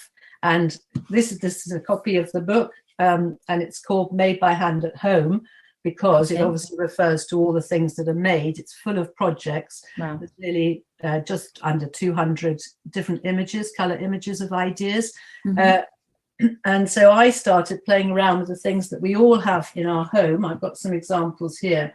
And I think this was one of the, we've all done loo roll projects, haven't we? I mean, yes. Staple of artwork at school and at home for years and years. And the book is also about the positive things that have come out of the last 2 years, about how so many people wanted to reconnect to being creative. Yes, they had time, they're at home, a lot of parents were homeschooling, they wanted to be doing things, and there was an explosion around the world from artists and makers offering all sorts of projects for people to do. It was there's real positive of that time, which I hope will continue. And also the other thing is the reconnection with nature. You know, people had that first lockdown was an incredible time when it was a beautiful spring, wasn't it? And people were in their gardens, they were walking, they had time to kind of experience nature again. And one of the first projects I did was, I don't know, that a lot of birds and animals became very confident at that time because there was less food about, so they had to be bolder. And we had this blackbird in the garden that every time I went into the garden, I mean, I can't tell you how many times it nearly flew into me. Really? So I started it with the idea of, this is my blackbird. And I then thought it'd be fun for children to do a series of loo roll birds to record the birds that they see in their garden. So from that, we then went on to we don't just have birds, but this is my little fox here. And then I thought, actually, you know, there's the whole wider world of the animal kingdom, and this was my lion. Oh, wow, that's very creative. So we've got loo rolls, this one, whether you can see. It's a fish. And with all my making work, you know, I'm a absolute believer in a Pritt stick, a glue stick. This one, actually, I did use some super glue because I rolled the fish so tightly. But as the book says, all the things in the book can be made just with what we have at home, just the materials that we have at home. And in a way, it's opposite to my teaching. When I teach, I go into the classroom and all the pupils are given the same materials, and then what they do with them will be, you know, their own individual creativity. With the book, I'm encouraging people to look and see what's around them. So yes, we all have loo rolls, but we then have, let's say we have here's a spider loo roll here. That's cute one. We also have different things, and it's yeah, I had my children at home during the time, which was fantastic, and a lot of the projects make use of food and drink packaging. And I find that every time my daughter comes back into the house, she's holding a coffee, takeaway coffee cup. And so I started playing around with the kind of packaging we have. So this was the textures come out so well. I mean, you've really expanded on that texture and created that character, isn't it? Well, I have, and this is from a toasted sandwich packaging, which I've just folded the other way and then made it into, or somewhere between a kind of a rabbit and a fox. But this makes so much sense because we have so many things just lying in our house, which we probably are just disregarding. And every time our child needs something new to make, we just go around, buy more and more art and craft until we are just bombarded with these boxes and boxes of art and craft, and there is nothing that has been done. Absolutely. And this, I make this very clear in the introduction of the book. There's only one extra tool that I did buy. I haven't got it to hand, but it's a big hole punch, and I do use it a lot. And that literally is the only thing that I would recommend from going to art and craft suppliers. I'm not denigrating, you know, art and craft suppliers, but there really isn't any need. And I see a lot of projects when I look on my social media of people who are doing things, but with all sorts of like glue guns and things like that. Well, you know, a child with a glue gun, you know, I just think. And you've mentioned, you know, I talk a lot about packaging in the book, which is so important. You know, when we went into lockdown, we're already in a world where we're getting increasing amount of packaging in our homes and also from the drink industry. But of course, we weren't going shopping, we were online ordering. So we were having even more packaging. Amazon packages every day, yes. Yeah. So it's making use of those things completely. And in the book, there's a lot of work on paper and cardboard because that's what I use in my work. But I go on to look at this little character is you can see from a... I'm just going to make the screen bigger so people can see. Wow. Oh, that is so cute, adorable. Okay. And so that's a can. That's just a cork, like a champagne cork or that kind of cork with a little wine bottle top. But it's very simple to do, and I'd be quite fun on a table or as a little present, wouldn't it? So it's. I can almost see you getting very excited every time you get a delivery from Amazon or pizza delivery. You're like a new project. I get very excited, and it was a great time. I had children home, and I was being introduced to things, you know, like the. This sort of packaging that I wouldn't normally come across because I don't buy toasted sandwiches, but they do. You know, it's a different generation, and this is just, you know, ordering food online, for example. I had a good example. Somebody told me a funny story that this was in America, that they had their son at home during this time, and these big boxes were arriving. He was a university student, but like lots of university students, wasn't at university, but was at home. And these giant boxes kept arriving, and the dad would bring them into the house and say, "You've got your next package." And after about 6 of them arriving, he said, "What's in these boxes?" And he was ordering, this young man was ordering those multi-packs of, you know, like bags of crisps with 36 packets in them. because that's what he did at university. It's just rather than going to the shop to order them. And they were just bags of crisps arriving at the house. Oh no. No. I know. We went through a very, very tough time. Some people found a way to express their creativity. Some people found a way to expand into what they were already doing. And some people, sadly, were not very, very anxious about the whole process on its own. So it's been very difficult and very different, very unique journey for each one of us, isn't it? Very, very mixed. And as I say, the book highlights hopefully the positives that have come out of it. Another big positive is that people are much more aware of sustainability. They're much more aware of green issues, and that's fantastic. Obviously, with where we're going, it's really, really important. So that's excellent.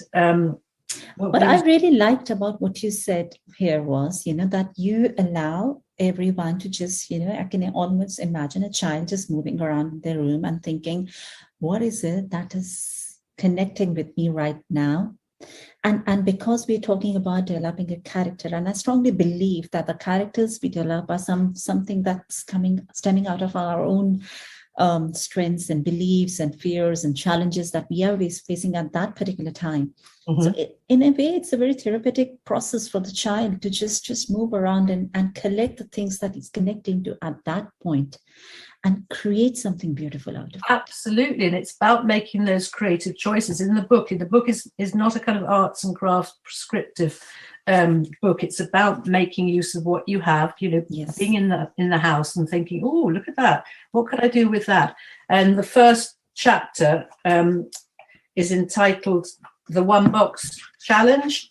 And just what we're saying. So well, you can see this, but yes, my daughter came home from university because she had to, so and she helped you with pictures. Came with a coffee machine, which should be a new thing to me, which takes coffee pods. I'd never come across coffee pods, so this is a coffee pod box. We suddenly had a lot of them in the house, and I took the box and just started playing with it. I don't know how you can see here. So I used the box whole, and I cut the box up, and then this one character here with the big eyes is the box completely unraveled and turned inside out. So this is just to show children it's not a step-by-step book, because that's not the idea. So you're just giving them options that they can develop. The images are starting points and talking points, and looking and thinking, oh, we've got a box like that. We could do, this is like my son and I had a treat when the first went into lockdown. My daughter hadn't come back from university then, and we'd order a pizza each week as a treat. And I couldn't believe it. The pizza, because I think we were ordering one big pizza that we shared, it came with an extra box. And you can imagine I was beyond excited.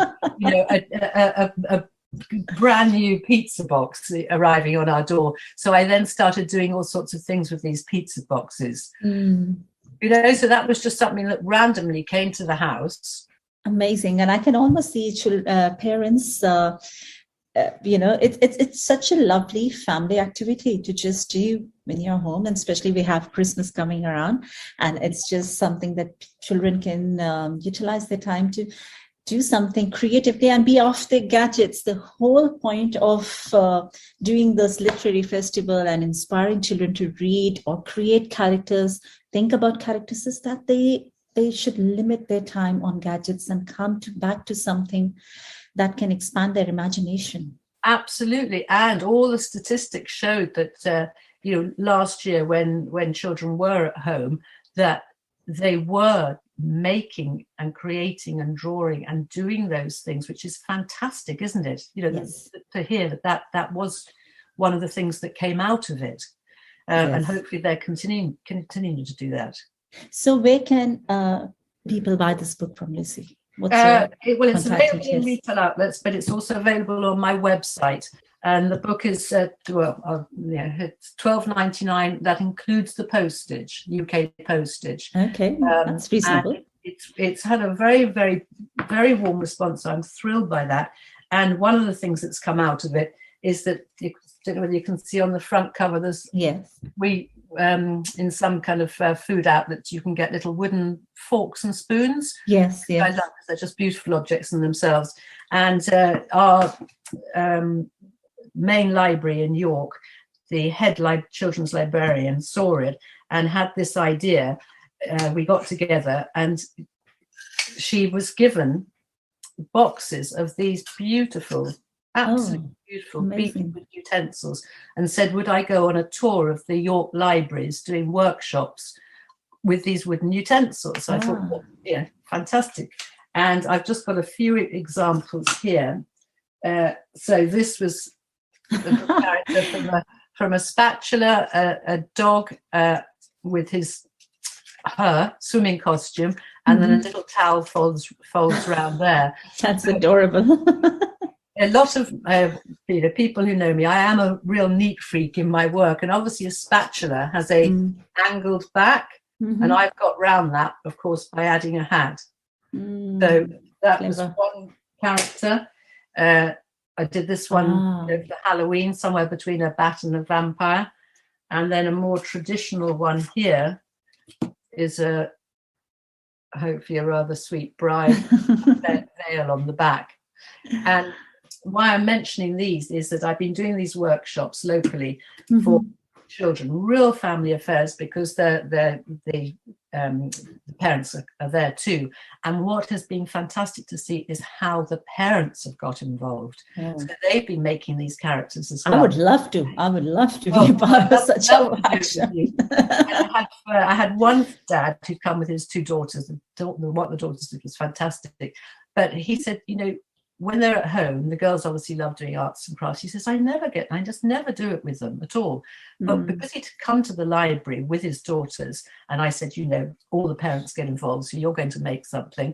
It really surprised him. And the concentration for an hour, he created this Frankenstein from a spatula. It was around Halloween time, so he had this Frankenstein character. And you could see the pleasure that it had given him actually doing something creative.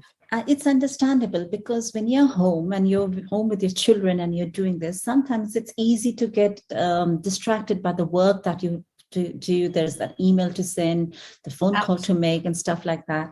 And you somehow restrict that inner child in you, and that just wants to have fun. So the good point here would be that if you're not able to attend the workshops, the wonderful workshops that you do, at least when you're doing this at home, just leave your phones and gadgets aside and just dedicate that time totally, completely to your family or to yourself. Absolutely. And of course, for the girls, seeing their dad doing something, they couldn't believe it. Absolutely. And it was what he did was so good. And so, I mean, there was the quality level of it, but it was the fact that they were sitting there with him, working together. They've been fantastic. I've got one more this year, and then hopefully we're going to do a few more next year. And again, if you just want to tell your website again before we leave, and the website is www.lucymonkman.com. And I have a shop section, and you'll very easily find the book. Almost forgot that you are also sharing something more than that with us today. We talked about this, didn't we? And yes. In terms of characters, this was actually something that I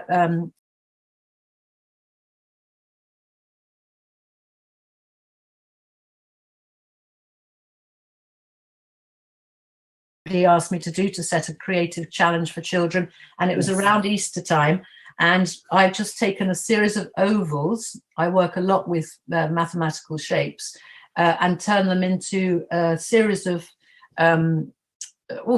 rabbit illustration, one chick, and then so I did that, and I got one of my art clubs to have a go. So this is some examples of some of the children's work. Beautiful. I mean, look at the character and the expression. Really, really fun. And each one of them is completely different, isn't it? Completely different. And so what we've done is you're going to have a downloadable PDF. Yes, so children can just download. It's going to be shared on the link right now. You can just download this sheet with ovals and create a character and give it a name. And give it a name, and hopefully we're going to see the results. Yes, and please do share it with us. And we're going to share it with Lucy, and probably we will have some, great artwork. Great artwork coming up from there. And it's amazing. And it just reflects, each one of them is different, which just reflects how unique we all are. And that's something that, we really want to keep reminding children again and again. And each one of you is unique, and what you think, what you do, what you create is beautiful. It doesn't have to be compared to anything and anyone. It's unique in its own beautiful way, isn't it? And that's something that comes across, I hope, very much in the book. Yes, it is. It's all about individuality. Yeah. Great. Again, so thank you so much, Lucy, for joining us today. It's been delightful. Thank you very much. Good luck with all the work that you do. Okay, thank you. Okay, bye. Bye. Well, that was absolutely wonderful and so inspirational to see all those little different bits and pieces you can do with just the tiny things you find at home.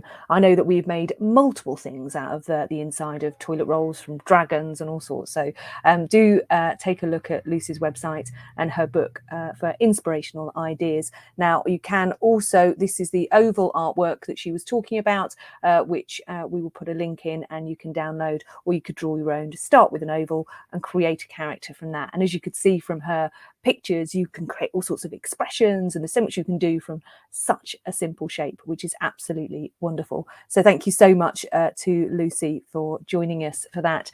Now, we are still in the midst, for those of you just joining us, welcome to Author in Me Children's Literary Festival. We are here live until 3 o'clock, and then we've got a few bit more extra pieces going on after as well.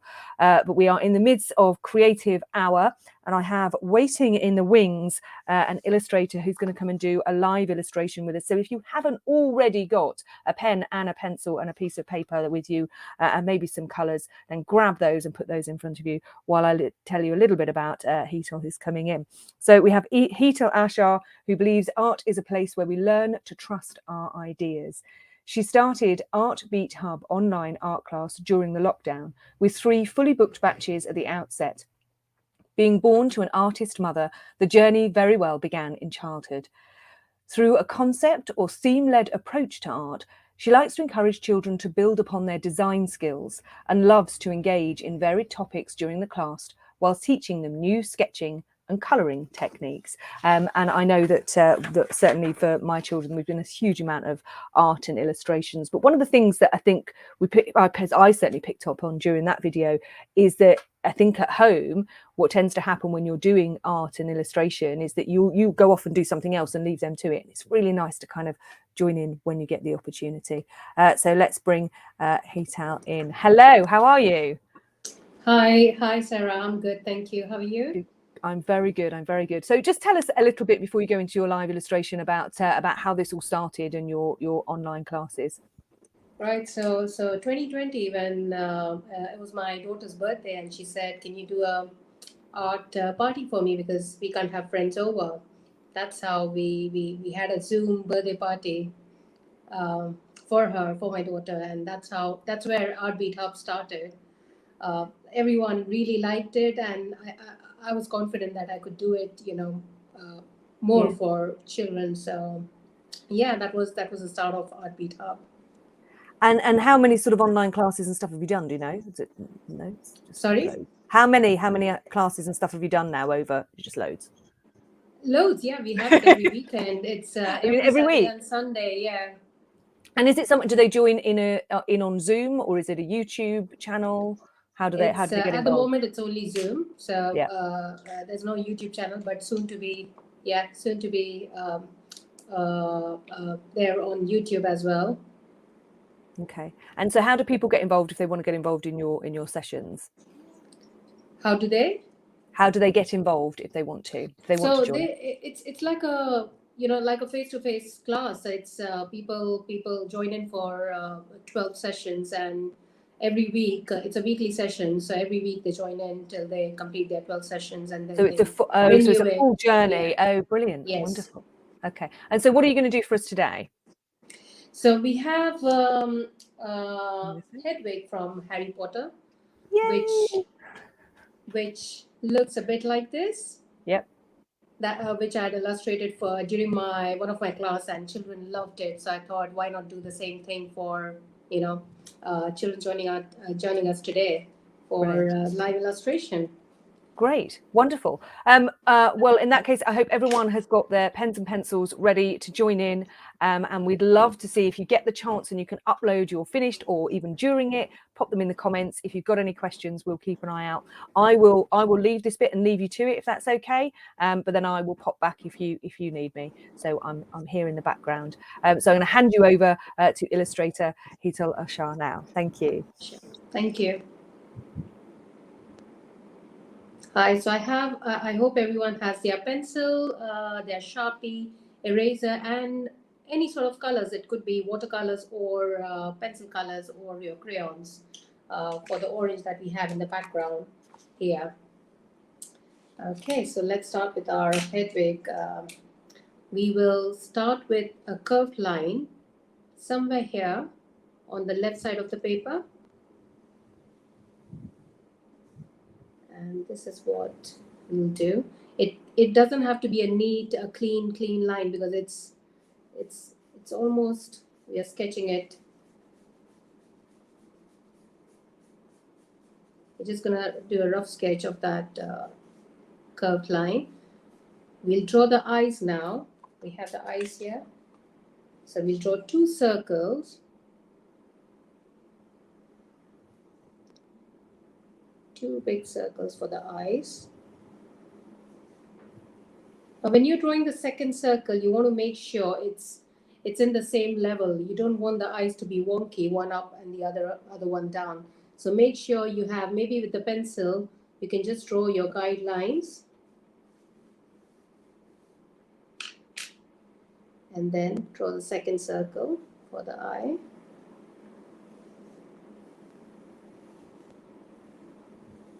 And again, it's meant to be sketchy, so let's add a few more lines. So once you have a perfect circle, let's try and do a few more lines around that circle to make it a...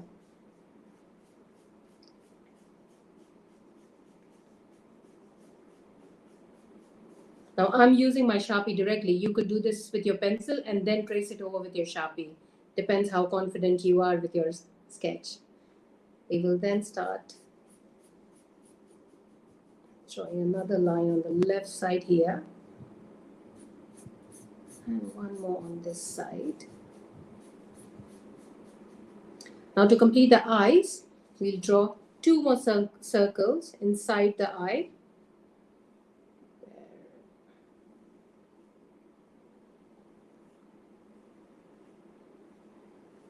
Okay, I have 1 circle here. What I'm going to do is I'm again going to draw a guideline, so that the other eye looks the same as the left eye looks the same as the right eye.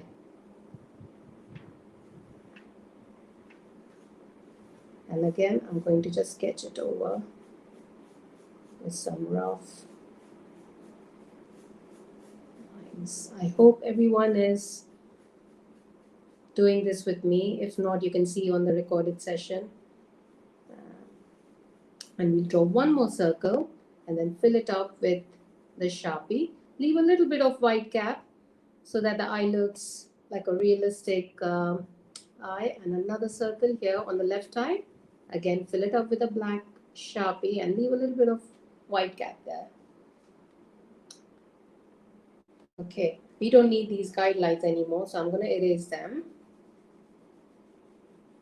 I hope I'm not going too fast for everyone.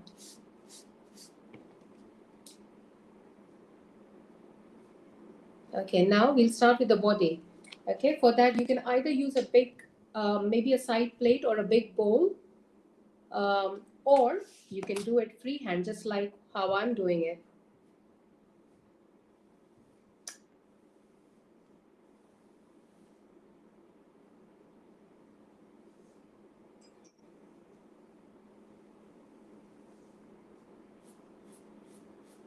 And then sketch it out. Once you have a perfect shape for the body, just sketch it out with a few more lines around it.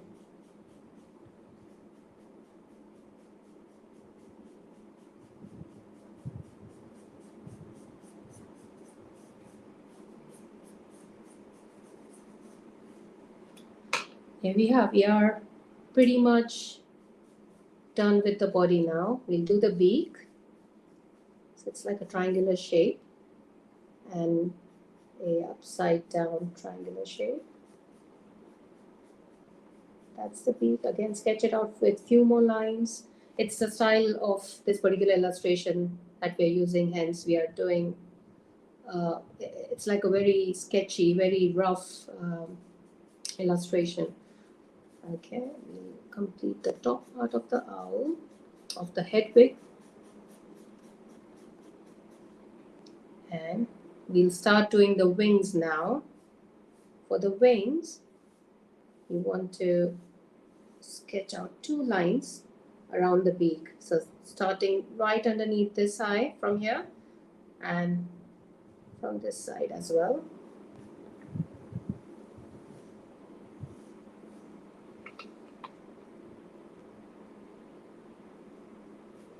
And again, I'll make it a thick line with some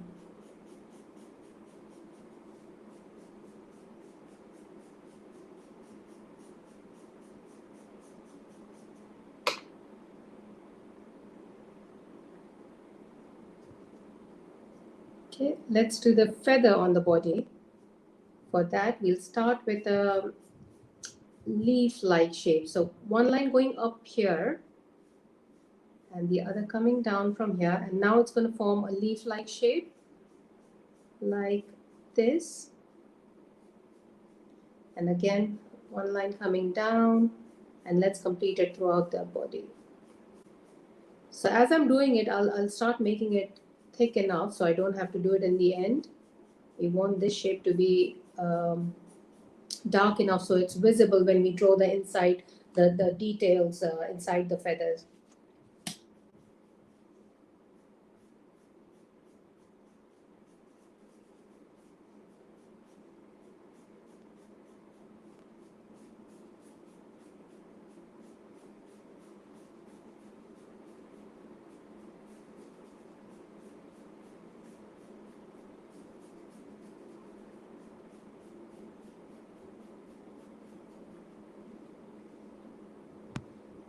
Okay, let's start doing for the rest of the body with the same shape. I'm just continuing for the bottom bit of the body. You can make sure you are making it dark enough or thick lines, creating thick lines so you don't have to do it in the end. You're doing it as you're sketching the completing the body, the details on the body.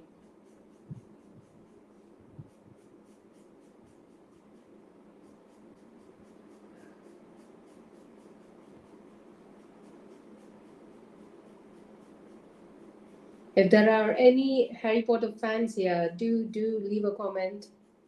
If you're sketching Hedwig with me.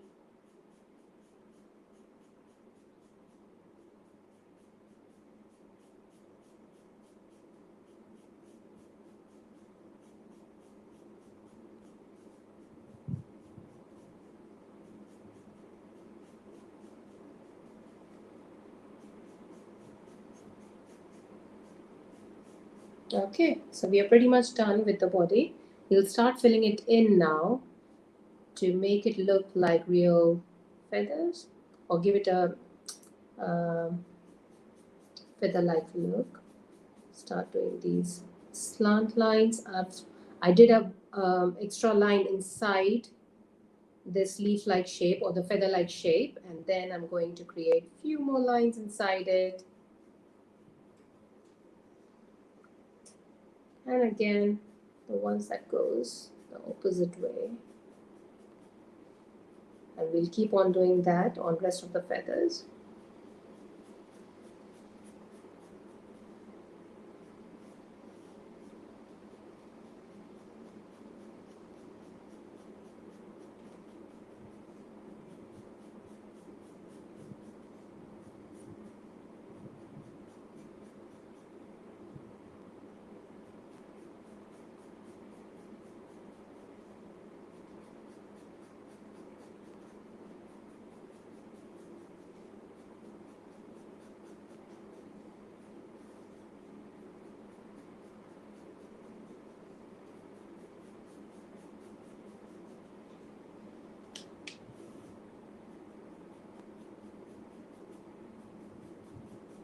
Keep doing this till you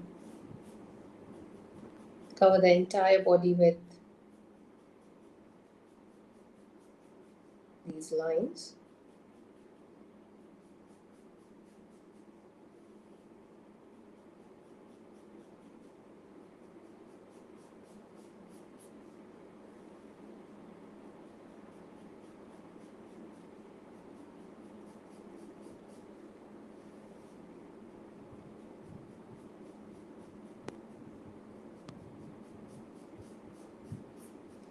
When we did this during the class, kids really enjoyed it. So I hope everyone who's doing this today is also enjoying you know.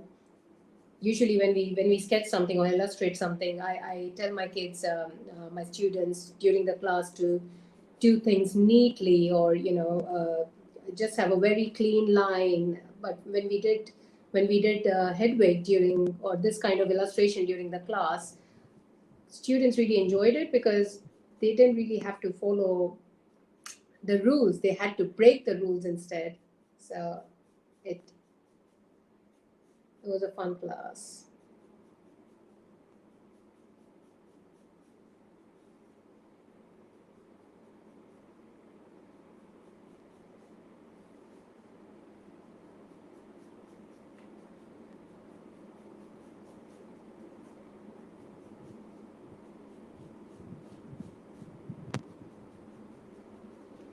Okay, we are pretty much done here.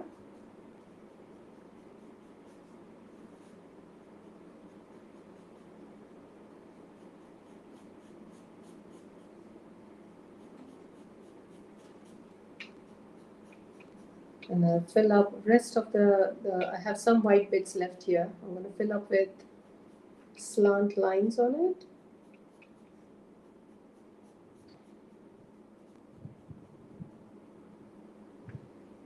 Okay, so the body is done now.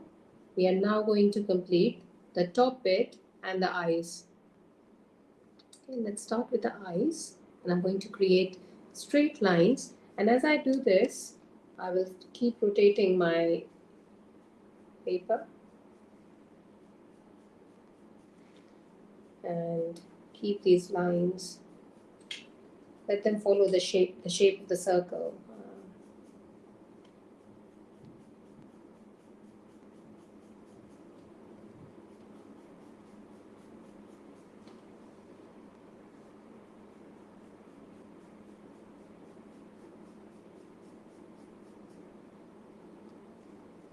And that's one eye done. I'll go over to this left eye and start doing the same thing. As you do it, keep rotating your paper or the book.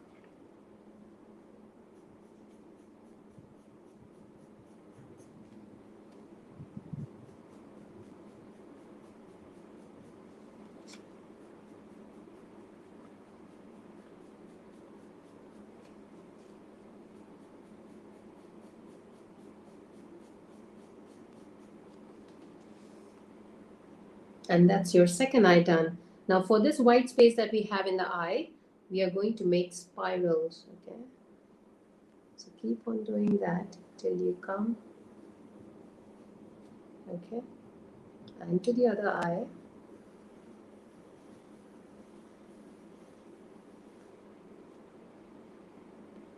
And that's done as well. Now, this particular circle, I think I should make it more darker, just so that it's more, it's enhanced. And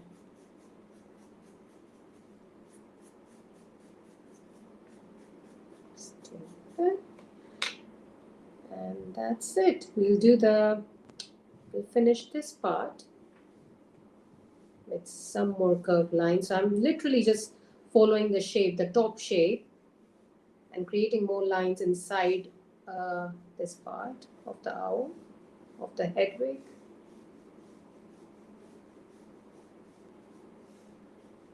Again, it's very sketchy. It doesn't have to be like a clean, clean line. It can be a sketchy, but follow the same shape, and that's how you'll fill the top part of the owl.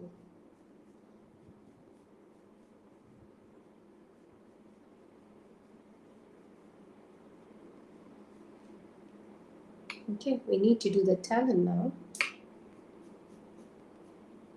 So for that, we're going to draw, we're going to sketch out like this, one side and the other side.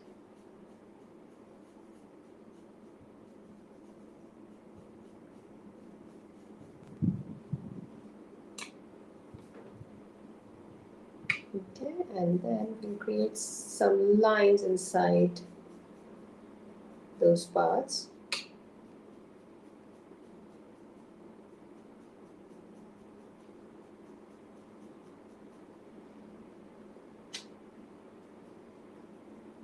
And that's done. I'm going to create some lines inside the beak as well, just very rough, sketchy,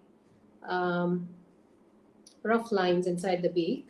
And I'm also going to create some lines outside the owl, just to, you know, just gives character to the illustration.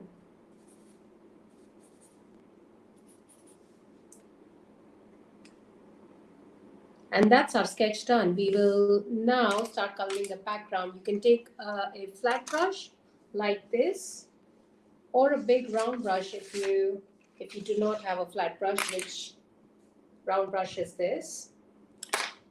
Okay, and I'll start coloring the background.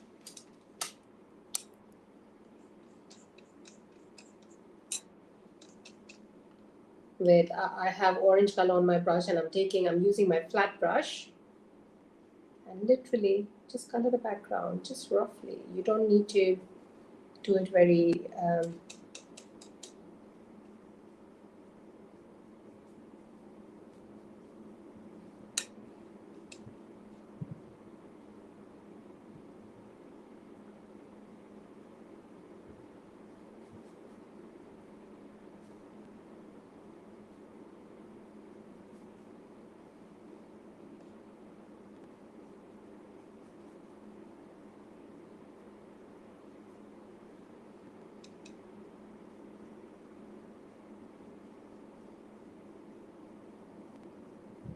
and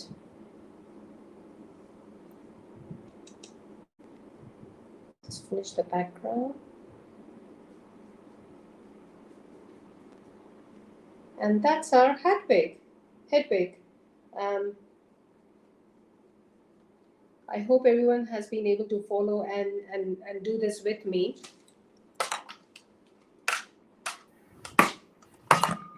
I love that. That's absolutely brilliant. And my daughter. I really hope you got some comments and people were.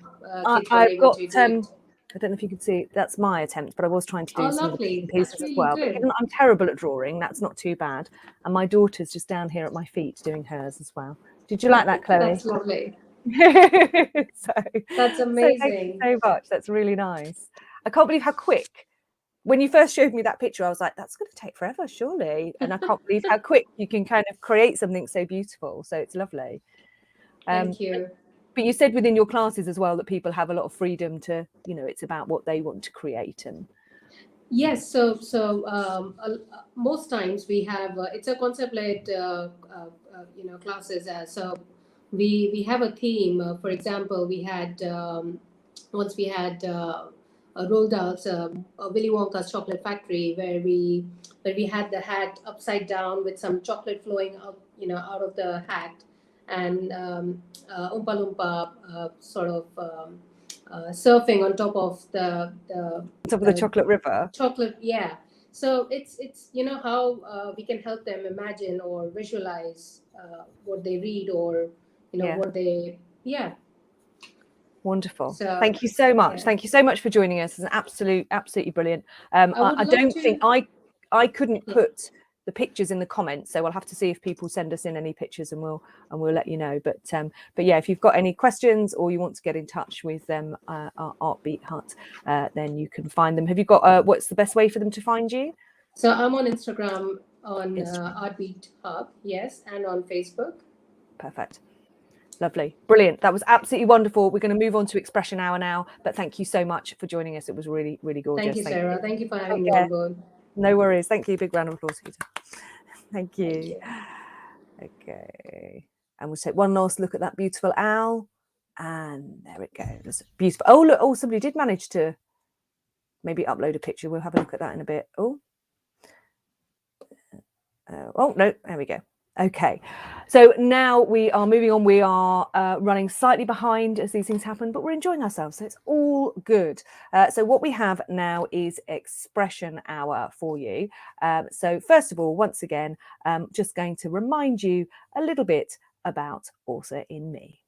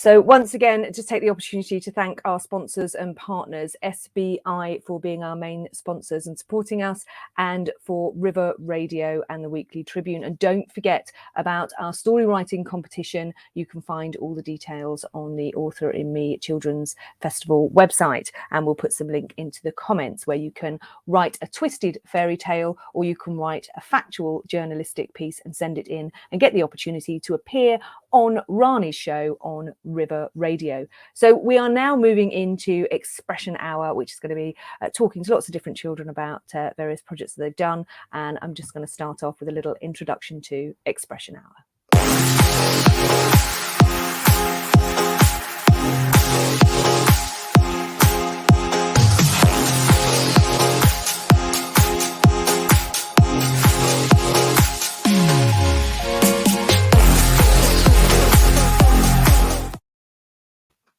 So in this hour, we're going to be looking at lots of different things, from storytelling, music, art and theatre, all things that we love and help us all through lots of different things. So we're going to be looking at a short video from our first person, which is Alom Kamtakar, who lives in Austin, Texas. He is a 12-year-old adventurous kid.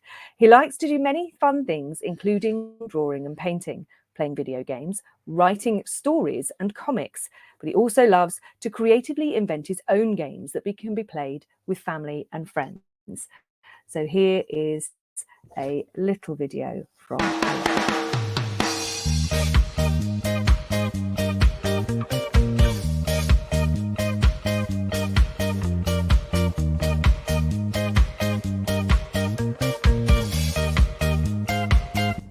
Can you tell us something about yourself? My name is Alom. I'm 12 years old and I'm from Austin, Texas. And some things that I like to do are I like to paint and I also like to draw and write comics. When did you start painting? I started painting when I was around 4 years old, and from then on I've been painting because I find it really interesting. What inspires you to paint? A lot of things inspire me to paint, but one main topic that inspires me to paint are superheroes, because I like the way they look and all the cool armor they have, and it's really fun to draw. Awesome. How do you feel when you're actually painting? What are the emotions you feel when you're painting? I feel really happy when I'm painting. I also feel curious and excited. I feel curious to see what my painting will look like once I'm completely finished with it. Mm-hmm. Have you thought about continuing to paint? Yes, definitely. I like to continue painting for as long as I can. That's awesome. Is there any specific theme in your paintings that you follow, or what is your favorite topic? Like I said earlier, I really like to draw superheroes, so that's one theme I mainly focus on whenever I'm painting or drawing. What's the message to new budding artists, like any kid who would want to do anything creative, between writing, craft, or painting, or photography? I would say to keep on going and not give up, and to inspire more people and a new generation of artists. All right, thank you, Alon.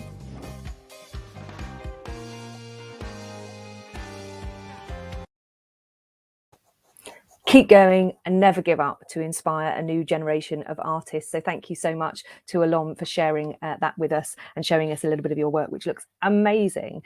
So next we have joining us is Harsimran Kaur from India. So let me just check that he is here. Let's see if he comes in. I'm going to give you... Hi, are you all right? Have you got your video on? Yeah, I have got my video on. I can hear you, but I can't see you. There you are. Hello. Hi. How are you? I'm just going to give you a little bit of introduction and then I will ask you a few questions if that's okay. So Harsimran Kaur is a 17-year-old high school student from India. She is a self-published author of The Best Thing I Can Do Is to Write My Heart Out, I Am Perfectly Imperfect, and Clementines on My Poetry Table, and has contributed to 3 anthologies. Her creative writing pieces have been published in many famous magazines. Her entry in the Queen's Commonwealth Essay Competition 2021 won her a Gold Award. She also won the first prize for the Creators of Justice Literary Award in 2021 in the Youth Division, given by the International Human Rights Arts Festival. Her writings have also been recognised by the India Book of Records and Asia Book of Records. One can know more about her ventures at www.harsimranwritesbooks.com. Well, hello, how are you? You are extremely accomplished for a 17-year-old girl. How are you? Well, thank you. I'm very grateful to be here, and thanks for inviting me. I mean, this is such a great platform for young people to, express their notions and even connect with like-minded people as well. So I'm very grateful for that. So tell us what first sort of inspired you to write. What made you want to be a writer? Well, I'd say that it was this process of exploration that I kind of started when I was like in grade 5, which I know is such a vulnerable age.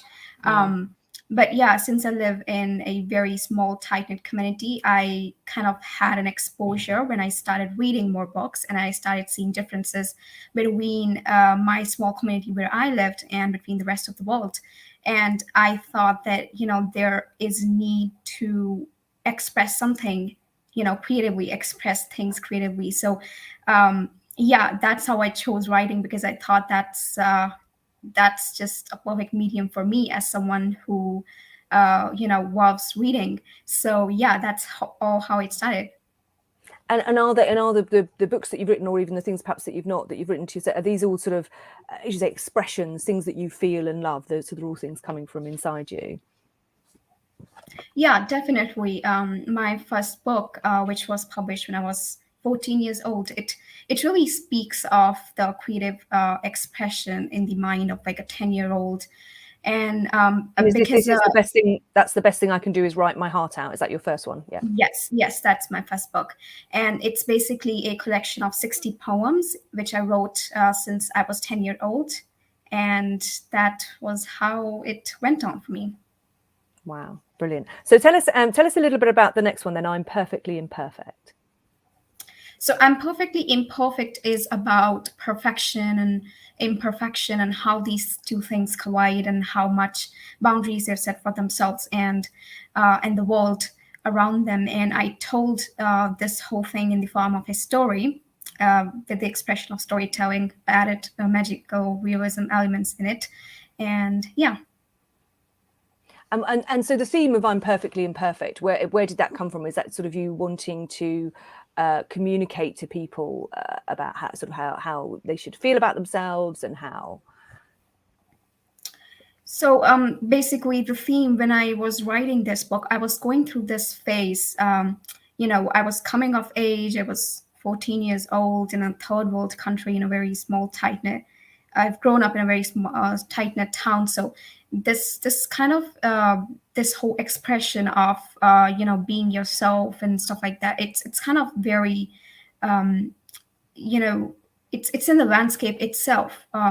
So that was how the idea came to me. So yeah. And then you just wrote it out. And how and what help did you have with writing your books? Who helped you with writing them and getting them published? So it was, since I self-published these books, I did have one mentor who edited my books for me, so I'm very grateful for her. And these books, since they were self-published, I had very independence over what kind of elements I wanted to add and what kind of elements that I wanted to remove. And the whole team, my publishing manager at Notion Press, the publishing house that I chose, they were very kind and very, optimistic about this whole process. Brilliant. And what would be the piece of advice you'd give to somebody now? Let's say that somebody who was about the age you were when you wrote your first book. What advice would you give them to become a writer? Well, I think it's important to be optimistic at all the times, and that you should not doubt your art, because your art is your art, and it's just unique to you, and you should find your passion, keep exploring different stuff. And if your passion, you are doing something that's making an impact, then it's even more greater. Yeah. And actually that's the theme that's come up several times, I think, is where people have talked about tell the story that you care about. It's really important that whatever story you're telling, that you really care about that. And I think that's a really good thing to say. And tell us a little bit about these awards that you've got. So you're not just a publisher, but you've got a essay competition award, you've got a gold from that, you've got Creators of Justice Literary Award. Tell us a little bit about those. So the Creators of Justice Literary Award 2021 was given to me in the youth division by the International Human Rights Art Festival. They're a lovely organization that, whose mission is to advocate for human rights and take direct action towards these causes. And when I heard first about that competition, I was really very, motivated to give them my writing piece, submit my entry, because human rights is something that I really care about. That's one of the foundations on which my arts organization, the Creative Zine, is based. So I think that it's just very important that you go out there and explore yourself. And the second award that I got, which is the Gold Award in the Queen's Commonwealth Essay Competition, that was given to me by the Royal Commonwealth Society this year. So yeah. And would you recommend that as a process to young writers, to go and look for competitions and enter them and see where it goes? I think yes, absolutely, because it kind of gives you an exposure to, to display your writings out there, and it's such a powerful tool. So yeah, absolutely, I'll recommend 10 on 10. Brilliant. This is Julia. So Julian was all we've been talking about. Yeah, experiential learning and connecting self-expression to well-being. Yeah, absolutely. That's so true. Thank you, Julia. Okay, well, that's absolutely wonderful. I'm sure we could talk to you loads. Just finally, run us through your books that are available now so that people can find them and where they can buy them, perhaps your website and everything. And then we will move on to the next people. But thank you. So tell us about your books. Just go through those again. So my first book is called The Best I Can Do Is to Write My Heart Out, which is available on Amazon.com, Amazon.co.uk, and every other Amazon retailer store out there. And my second book, I'm Perfectly Imperfect, is also available on all the Amazon outlets. And my third book, which came out this year in May 2021, is also available on all the major retail stores. And you can connect with me on LinkedIn and on Instagram at harsimanwritesbooks.com. For any questions or any queries related to my work or my writing or anything else. I'd love to hear from you. Some inspirational words from you. So thank you so much for joining us, and thank you for your great work and your wonderful books. Just keep going. Thank you so much. Thank you so much. Take care. Bye. Thank you for joining us. Bye. Bye-bye.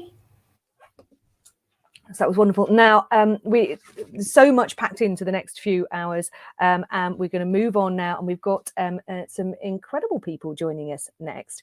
And this is Kirsten and Avon Mabawa, who are sisters from Northampton, England. They are 13 and 12 years old, respectively. Both Kristen and Avon are published authors and business owners. Their love of reading has driven everything they've done so far. Their company, Mabawa Books, produces monthly subscription boxes for teens containing diverse titles with relatable, representative heroes from a wide range of authors, as well as stories written by Kirsten and Avon themselves. So I'm going to bring them in now. Hello. Hi. Thank you so much. How are you doing? You all right? Yeah, we're good, thank you. Good. So now I heard the term that's been bandied, which I love, which is the first time I've heard it, which is kidpreneurs, which I'm very excited about, which is what you are, which is fantastic. So tell me a little bit about how did the Mabawa Books come about? So first of all, we wanted to find a way of getting our books into a subscription box. We couldn't find a box that sort of fit the bill and a box that we wanted to put our books into. And then soon after, we realized there was a gap in the market for diverse subscription boxes. So we decided, why not make our own to spread diversity through our subscription box and create a wide community of readers. And before that, we had both written short stories for the BBC 500 World competition, but unfortunately we didn't win. So we both decided, let's make this negative into a positive and turn our 500 words into tens of thousands. And that's how we got our books. And that's a really good point, actually, having just spoken about awards and stuff, is that it's a really great idea to enter competitions, but don't be put off if you don't get anywhere, and turning that positive into a negative, going, do you know what, we don't need that, we'll just do it ourselves. That's great. Exactly. Which is absolutely inspirational and brilliant. So tell us a little bit about your writing process then. So we start by just planning out the stories in our heads, and we use this process quite a lot as we write short stories every month for our subscription box. So we'll sort of plan the story and talk to our parents if we need any ideas for our story. And then we have a template which we put the plan into, and that really helps us write our story. And then we'll just write the start of our story and just get everything in our mind onto a Word doc or onto a page. And then we'll sort of look through that and make some changes, and then we'll keep writing it. And we make sure to sort of structure it. So we plan the start of the story, the middle, which is sort of the climax, and then the end, which is the resolution. So yeah, that's how we structure our stories. Brilliant, thank you. So it's really inspirational to hear all of the things that you do. Tell us, just go into those subscription book boxes a little bit more, and what's in them. So I actually have a box here for you. And this is our Christmas box. So in the boxes, every box we have 2 short stories written by us. These are the short stories for last year. And then we have 2 books of the box. So this book, the box is classics at Christmas. So we have Christmas Carol, and then we have a Sherlock Holmes Christmas book. And then we have some other treats in the box. Like here, we've got a Colour Your Own Christmas mug. And then we've got a candy cane here. And then we have a joke book. And there's a lot of other items in there as well. So yeah, we have some items relating to the theme of the box. So it's actually not just a box of books. It's got little treats in there as well, which is absolutely brilliant. That's really fun. And so tell us why you're so passionate about reading and writing. Well, I think reading is just such a key life skill. And our old head teacher used to say that the most important things in life are maths and reading. And we definitely agree with that. I think reading is so important. It enhances your brain. It makes your vocabulary so much better. And it makes your view on life so much better. And when you're reading, it's something you can do without straining your eyes, which would happen if you were looking at a phone for too long. And it's also a fun thing to do. And we like to say that when you're reading, you can sort of sit in your bed and travel to a million different places just by turning a page. So that's why we're so passionate about reading. And also with writing, it's just such a fun hobby to do for us, and it just makes us so much more creative, and we can just get everything that's in our brain onto a page or onto a Word doc. And yeah, it's really fun seeing our stories come together. That's brilliant. I love that, and I love that phrase that you just need to turn a page to travel to a million different places, which is just absolutely, gorgeous, isn't it? And it's right, and you just sat down in there. So how can one find this subscription book? Where do we find it? So you can go to our website, bawabooks.co.uk. Bawa spelled MBAWA, and on there you will find both of our books. Yep. So this is my book, Land of the Neragons, and this is Kirsten's book, Sagas of Anya. You'll find them both on there. And then you'll find our subscription box, Happy Every Chapter, and you can look through the different plans that we have of our box. And if you don't fancy subscribing, you can buy a one-off box. So you don't, it's not a paid subscription, you just get the box. Oh, perfect. So you can either have a subscription and not worry about it and it'll just turn up, or you can just buy one individually, particularly if you want one as a gift for Christmas, because that looks absolutely brilliant. So as you bought your books in there, will you individually both tell us a little bit about your books that you just showed us? Yeah, so this is my book, Sagas of Anya, and it's historical fiction about a young girl on the front, as you see here, called Anya, and she lives in Cardiff in the south of Wales. And she lives a pretty normal life until one day her mum tragically dies of a long-term illness. And because of this, her whole life just turns upside down. Her father turns to drink as a coping mechanism, and that loses him his job and lots of money. So Anya is forced to go to London to work as a scullery maid under the cruel and watchful eye of the housekeeper, Mrs. Axton. And it's all about her sort of journey in London, how she copes with the grief of losing her mother at such a young age, and yeah, how she just gets through life in a new place. Brilliant, thank you. And my book, Land of the Neurogons, it is a fantasy fiction, and it's about a boy called Hayden, and on the way to his friend's house, he stumbles upon a massive hole in the middle of the road, and he tries to escape the hole, but he ends up falling down it, and it takes him to a parallel dimension. Now, this world is called Neurogonia, and it's full of these creatures. These are four-fingered creatures, and he is told that he is the chosen one. He has to try to save this world from its impending doom. And with the help of a few friends, he has to try to save Neurogonia. I can't even say my own name. Neurogonia, the world of its misery, I guess. I love the fact that those are two very different genres. So you've got two very different worlds going on there. Yeah, that's wonderful. And what about the future? What are you planning to write next, or not? Well, in the future, we're planning on combining all of our short stories from our subscription boxes into one. So then we'll just have a big book of all our short stories. But we do plan to write more books in the future. I know Avon's planning on writing some sequels to her book, The Land of the Neurogons. And I'm planning to write some other stories. But I think it's going to take a bit of time to get used to writing novels again, since we're so into the style of sort of writing short stories as we've been doing for quite a while. But we do love writing, so it shouldn't be that hard. Oh yeah. So the novels that you've got, you wrote before, and then you've been writing picture books. Yeah. So now you're going to go back a little bit potentially to write those. Okay. Brilliant. Well, is there anything else? Is there anything you would give advice to people? I mean, it sounds like such an incredible journey that you've done. That you've done a writing competition. You've not gone anywhere and gone, don't care, we'll do it ourselves. And then you just created a whole business, which is absolutely amazing. So well done for that. And we will hopefully somebody will put the website address in the comments, and people can go to there and have a look at your subscription boxes. But if you were to give any advice then to young writers or young kid I don't know if I can say it, kidrepreneurs who are looking at sort of publishing, so what would your advice be? Well, I'd say a lot of people give the positive advice, and as much as that is great, I don't think a lot of people know that doing a business, you don't just see it on Amazon and that's about it. There's a lot of work behind it as well. So you need to be ready to dedicate your time to that work, and it can be a lot, and you definitely don't think you'll be able to do it all by yourself, because we rely on our mum and dad for some things in our business a lot that kids just can't do, or can do, but it's really tough for them to do alongside with everything else. So don't be ashamed to turn to someone to help. And I think that if you get assistance from an adult or someone who's experienced and who has come in contact with these sort of things, then that's perfectly okay. And it can ultimately result in a bigger and a better, stronger business.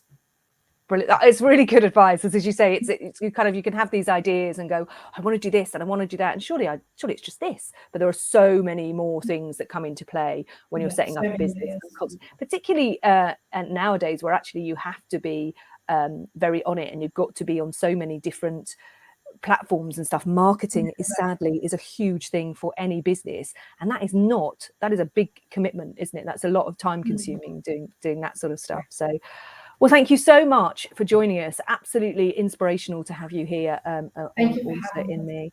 And no problem at all. I look forward to, frankly, having a look at your website and your boxes because they look great. And hopefully we will see you again at another festival. But thank you so much for everything you've done, all the work that you've put in, and for inspiring young writers. Thank you so much. Thank you so much. Thank you. Bye. Thank you. Bye. Bye. Well, that was amazing. And I am just going to, oh, hang on a second. Here we go. Here we go. Let me just going to remind us of all things Author in Me.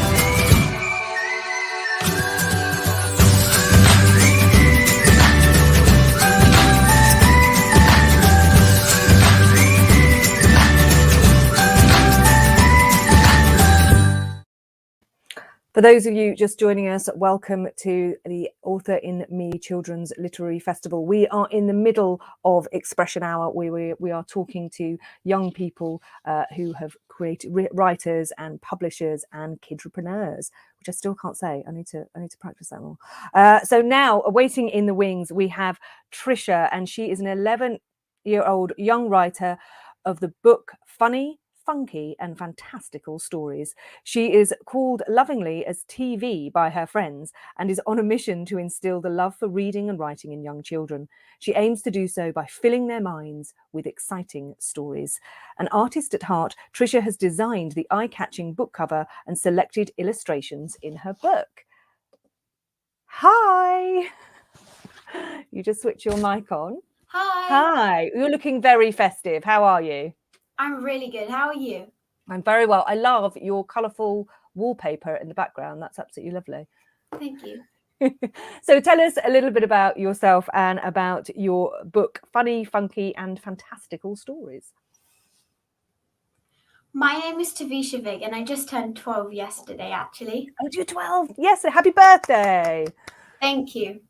Well, I have a really big passion for writing and I wrote this book called Funky, Funny and Fantastical Stories by Tavisha Vig. And it's actually a collection of stories which I've collected throughout like lots of years, and they're all the comedy stories, romance, horror. Like I really wanted to make it into a book because I just thought I could share these stories with the world and it would be amazing. And so what was your inspiration for putting all of those together then? Well, I had heard about young authors quite recently, and so I thought that I have a collection of stories, and I've told lots of other people about it, and they gave me really good feedback. So I was a bit overwhelmed at first that I'm good. I might be an author. I don't know, but then I guess I created into a book. Brilliant, brilliant. And how does it feel now, having that sort of published and out there? I actually feel really proud of myself. Like I'm an author. Yeah. And I was 11 years old. And now you're 12 as of yesterday. We've had a couple of birthdays. We had one yesterday as well. It was brilliant. So an artist at heart, tell us a little bit about the illustration side of things as well. So you do. there was a competition in school. Sorry, there was a competition in school, and so it was a book token competition. So I thought, well, when you read a book, you feel cozy and you feel just like really enclosed and really involved in the book, and that's how I feel whenever I read a book every night. So I just thought, why not create a picture with that scene in? And so when I created my book, I thought that was the perfect picture. And also, I think Author and Me did a really good job with all their editors, illustrators, and like everyone on their team. They did a really good job on making all these illustrations, and they made it really colorful and amazing, something which I never thought it'd be like. And so I also, for the story, The Monkey and the Bird, I created this picture, a parrot. And so, well, tell us a bit about that that process then. So you drew the pictures, but then you sent them to Author and Me to kind of bring them to life. Is that what happened? Yeah, so I'd already had these pictures from way before because I really like painting and I like using really bright colors. So I thought with The Monkey and the Bird, there was a beautiful parrot in the story. So I thought it'd be a perfect illustration. So I sent it to Author and Me and they thought it would be perfect for the story. That's wonderful. That's wonderful. And it's an integral part of the book. So you've done all your own illustrations and everything, which is absolutely gorgeous. Yeah. So what advice would you give? So we've had lots of advice for young writers and illustrators and that kind of thing. What advice would you give, do you think, to somebody who wants to publish a book? What should they do?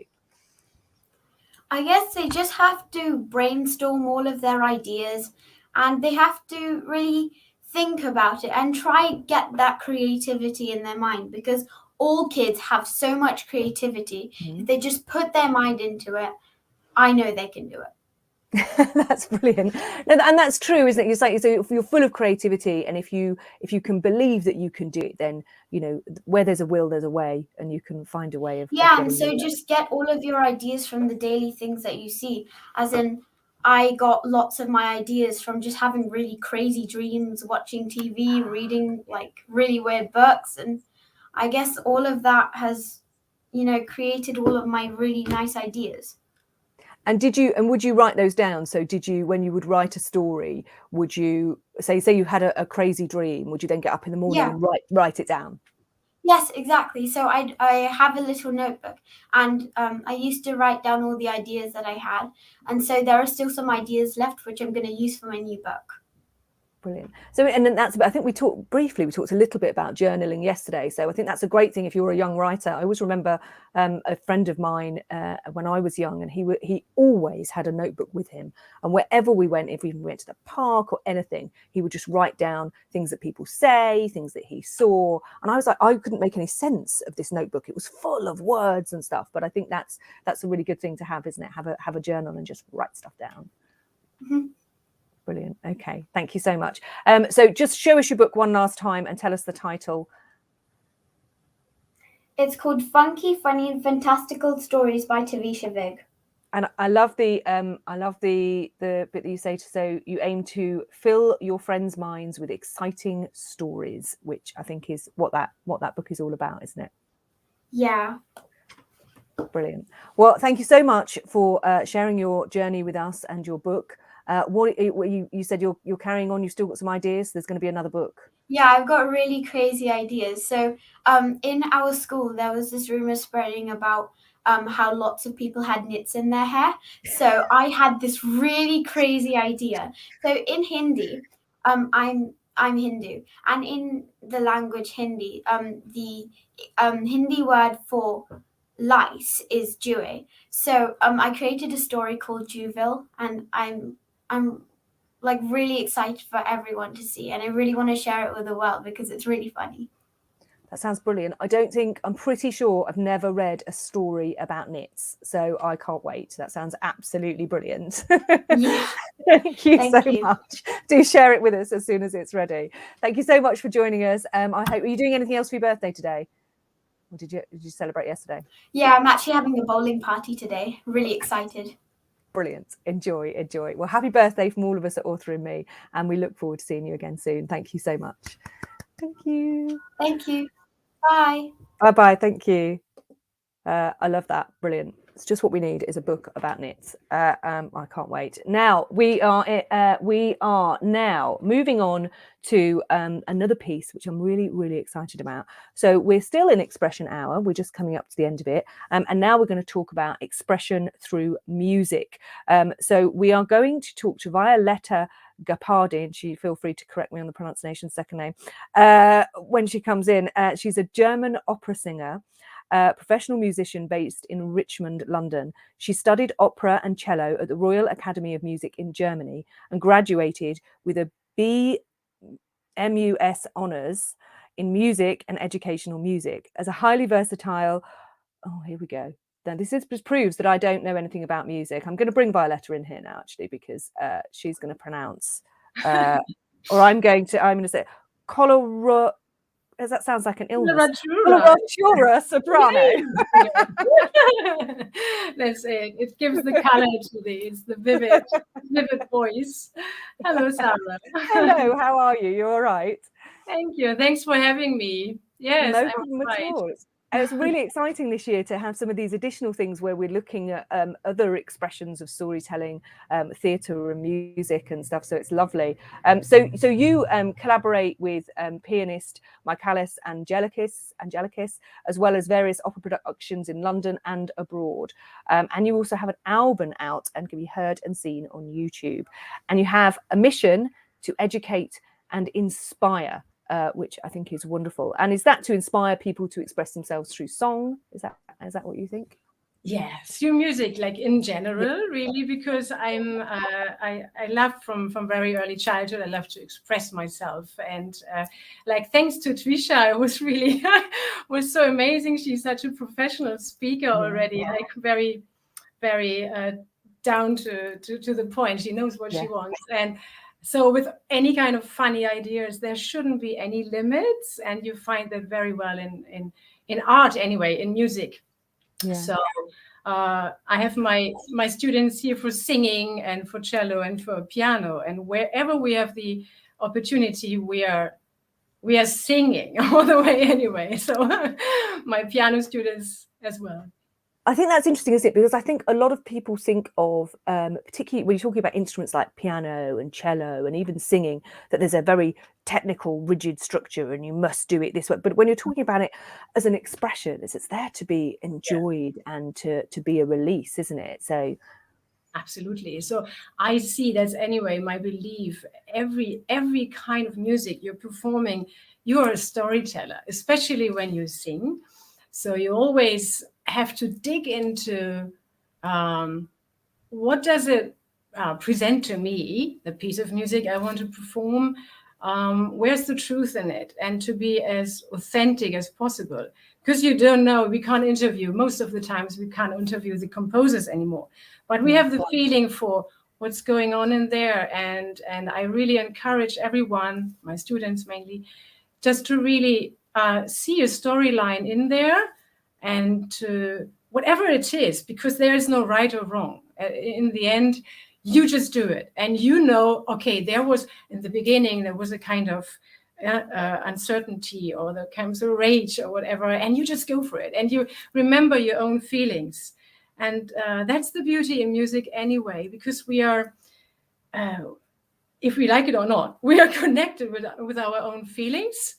Mm-hmm. So especially in singing, we have to dig deep into our soul and to get in touch. Like anybody can know what anxiety is. Anybody, like especially children, have that. most of the time, they are enraged, or they're angry most of the time about themselves. So, and just not to be afraid and connect with that and say hello to your feelings, and to make them happen, to express them. And I think with the voice and with opera singing particularly, but any kind of singing, in that it doesn't have to be perfect, I find that that's because of the way that you can connect with yourself when you sing. I can't sing, by the way, but it doesn't mean that I don't. Let me interrupt.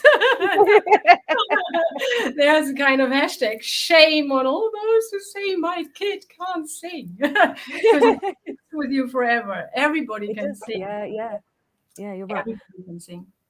But I think there is something incredibly that because of where it comes from and because the resonance. So when because I'm a voice actor and I've done lots of vocal training, but not as a singer, and that connection with your voice and the vibrations that come from that is incredibly emotive. And I'm just talking about doing vocal warm-ups where you're humming and ahhing and that kind of stuff. But even that, you find yourselves in vocal workshops where you'll end up in tears or whatever, because you connect. That connection with your voice is incredible. And I think for children to be able to do that, whether they're doing it perfectly or not perfectly, it doesn't matter.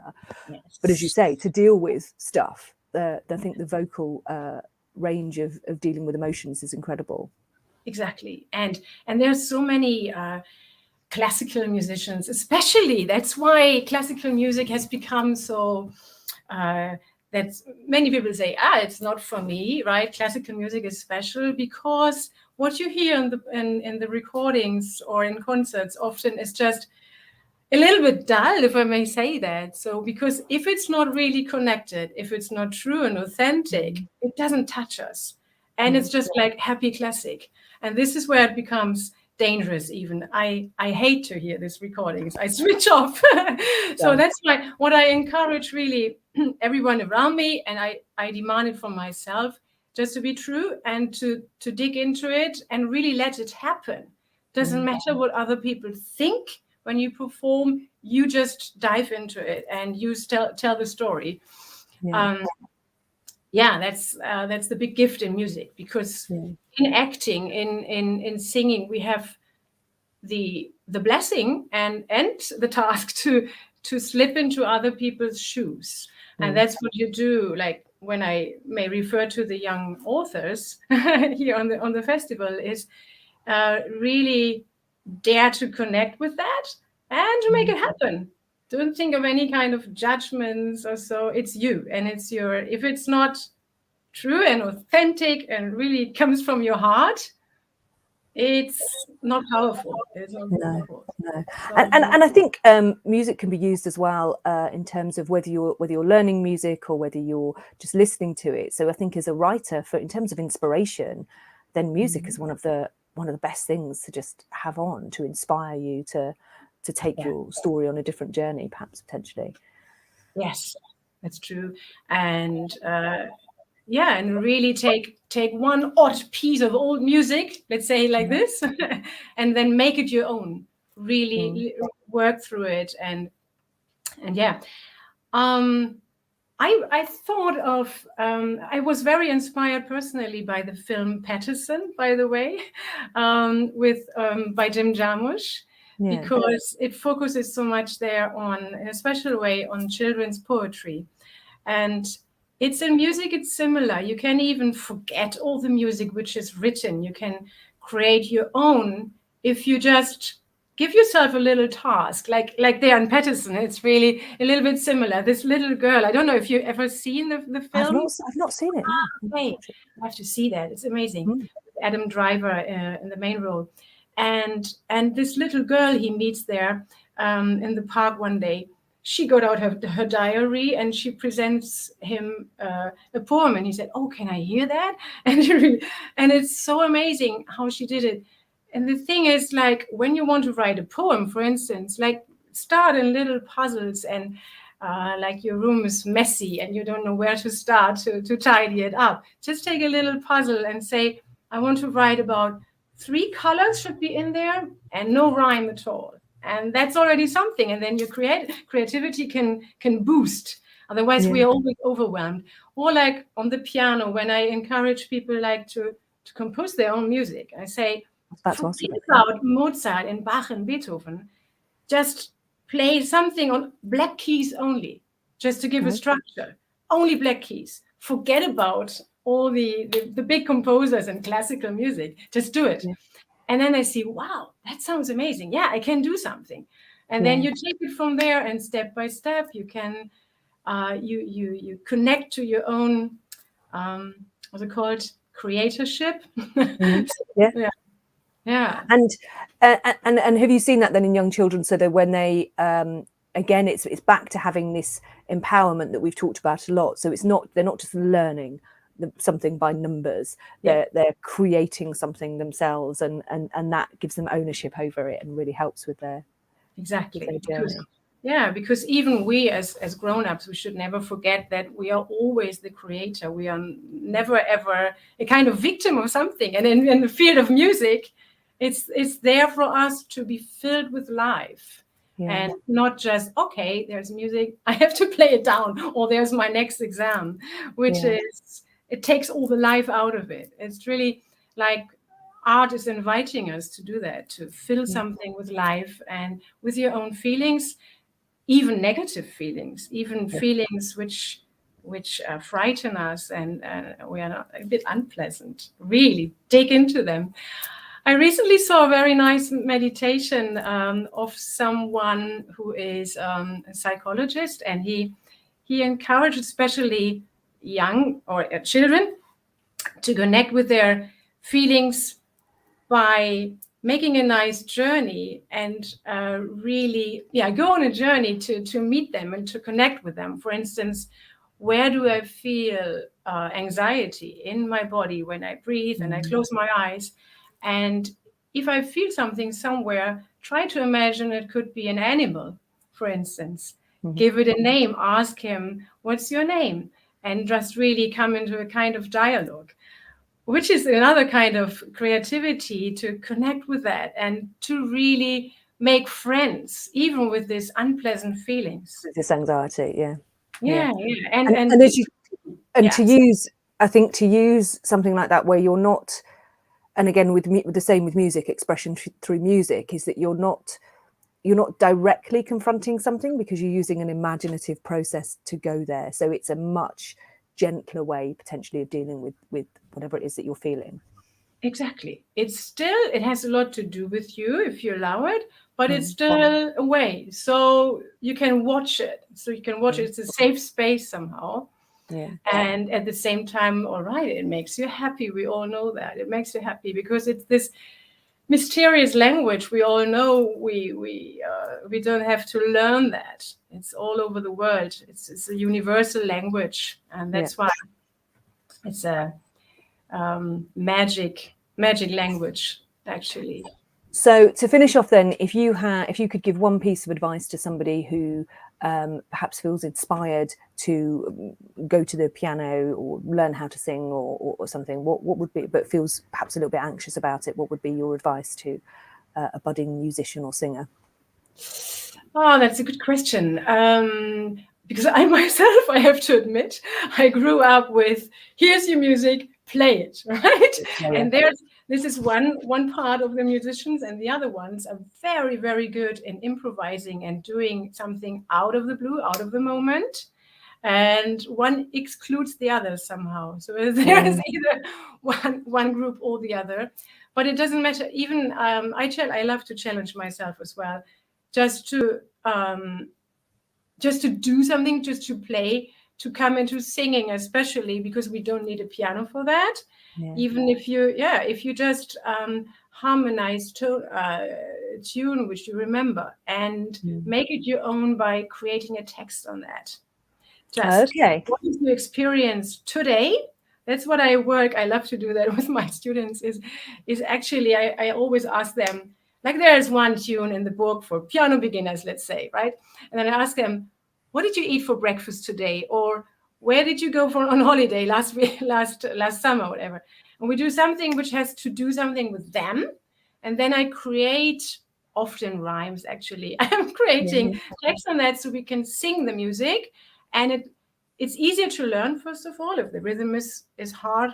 And they can sing it. So while they play it, it's their song then from then on.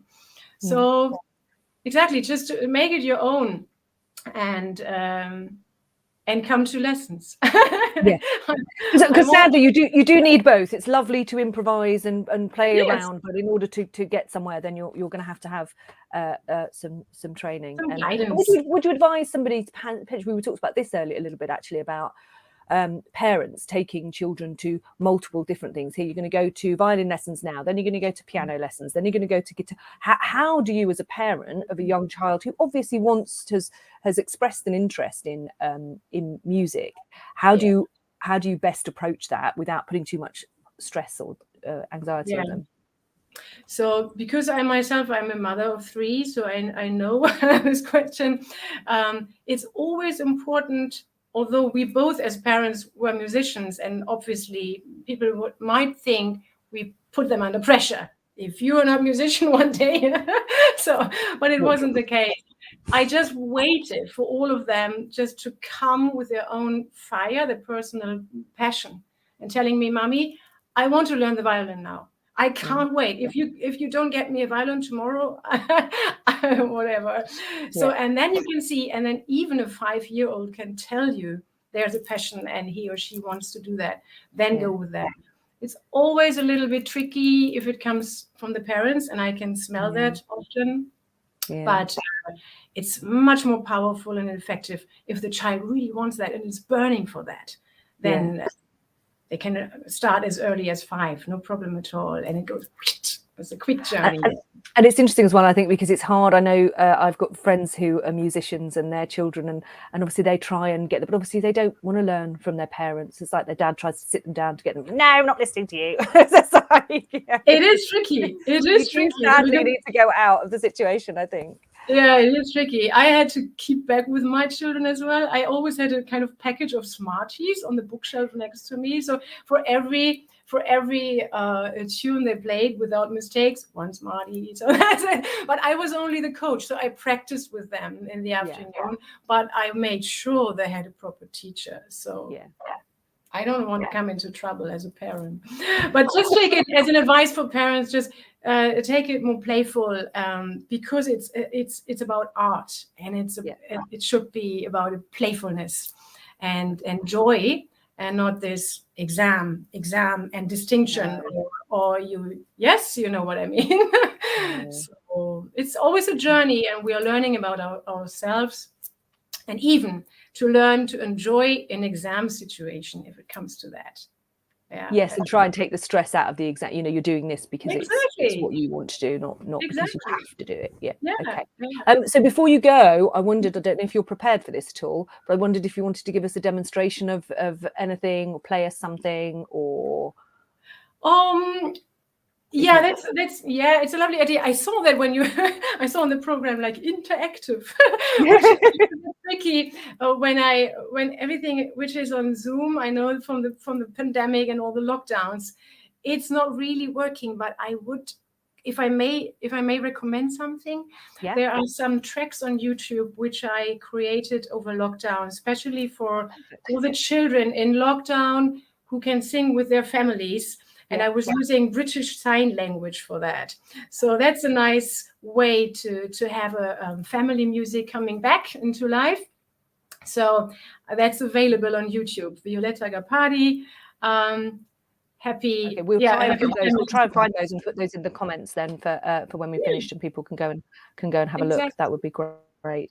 Otherwise, and I think even available for lessons. Okay. Yes, of course. So and then like you say, so if they can have a look at those videos, and like, I think singing together as a family is often hilarious. Like, you know, because you can play singing games and I can't remember, we had a little song that we did that was about a tulip, and it was like an exercise song that went up and down a scale, basically. But it started off over the mountains and open the tulip and blah blah, and it was super fun to do. So really simple things where you're just going up and down a scale.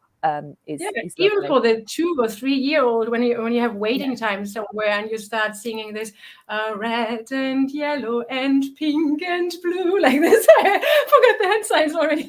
But that's all about that you just have fun and create something together. And even when you're driving, and you don't need a radio with you, you can do it on an island, right? You don't need anything. Yeah. And then if they get to the point where they start making up their own songs, then, you know, you're winning. I think that's great. That's always good fun. Always support that. Well, thank you so much. No, absolutely. An absolute pleasure to talk to you and have you on the festival today. And it's really interesting to talk about that freedom with music and expressing themselves through music. So you can find Violetta on YouTube, and we'll put your website and everything in the comments or any contact details that we've got. But thank you so much for joining us, and we look forward to seeing you potentially at the next festival. Okay, thank you so much. Take care. Bye. Bye. Lovely. What an exciting afternoon. We've only got a couple of hours left, and we are now, we're still in sort of talking about expression and that sort of thing. So we are going to be looking at expression through mindfulness, and we're going to be specifically talking about the happy tree. So I'm going to play you a little video now, and then I'm going to be bringing some people in.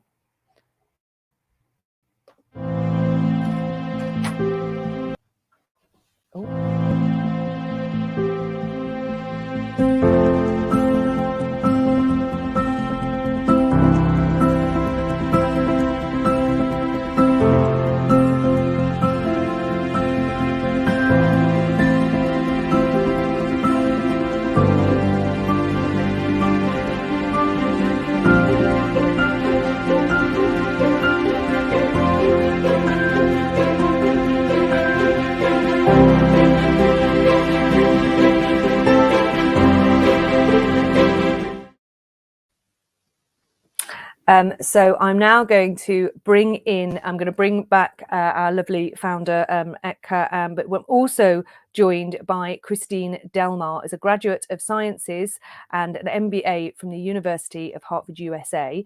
She has a busy career as a communication officer and a journalist and a writer, an organisation of conferences on women's leadership, a business trainer on self-confidence, a speaker at Printemps de l'Estime in September 2017, and Christine created Happiness for You method intended for general public and businesses.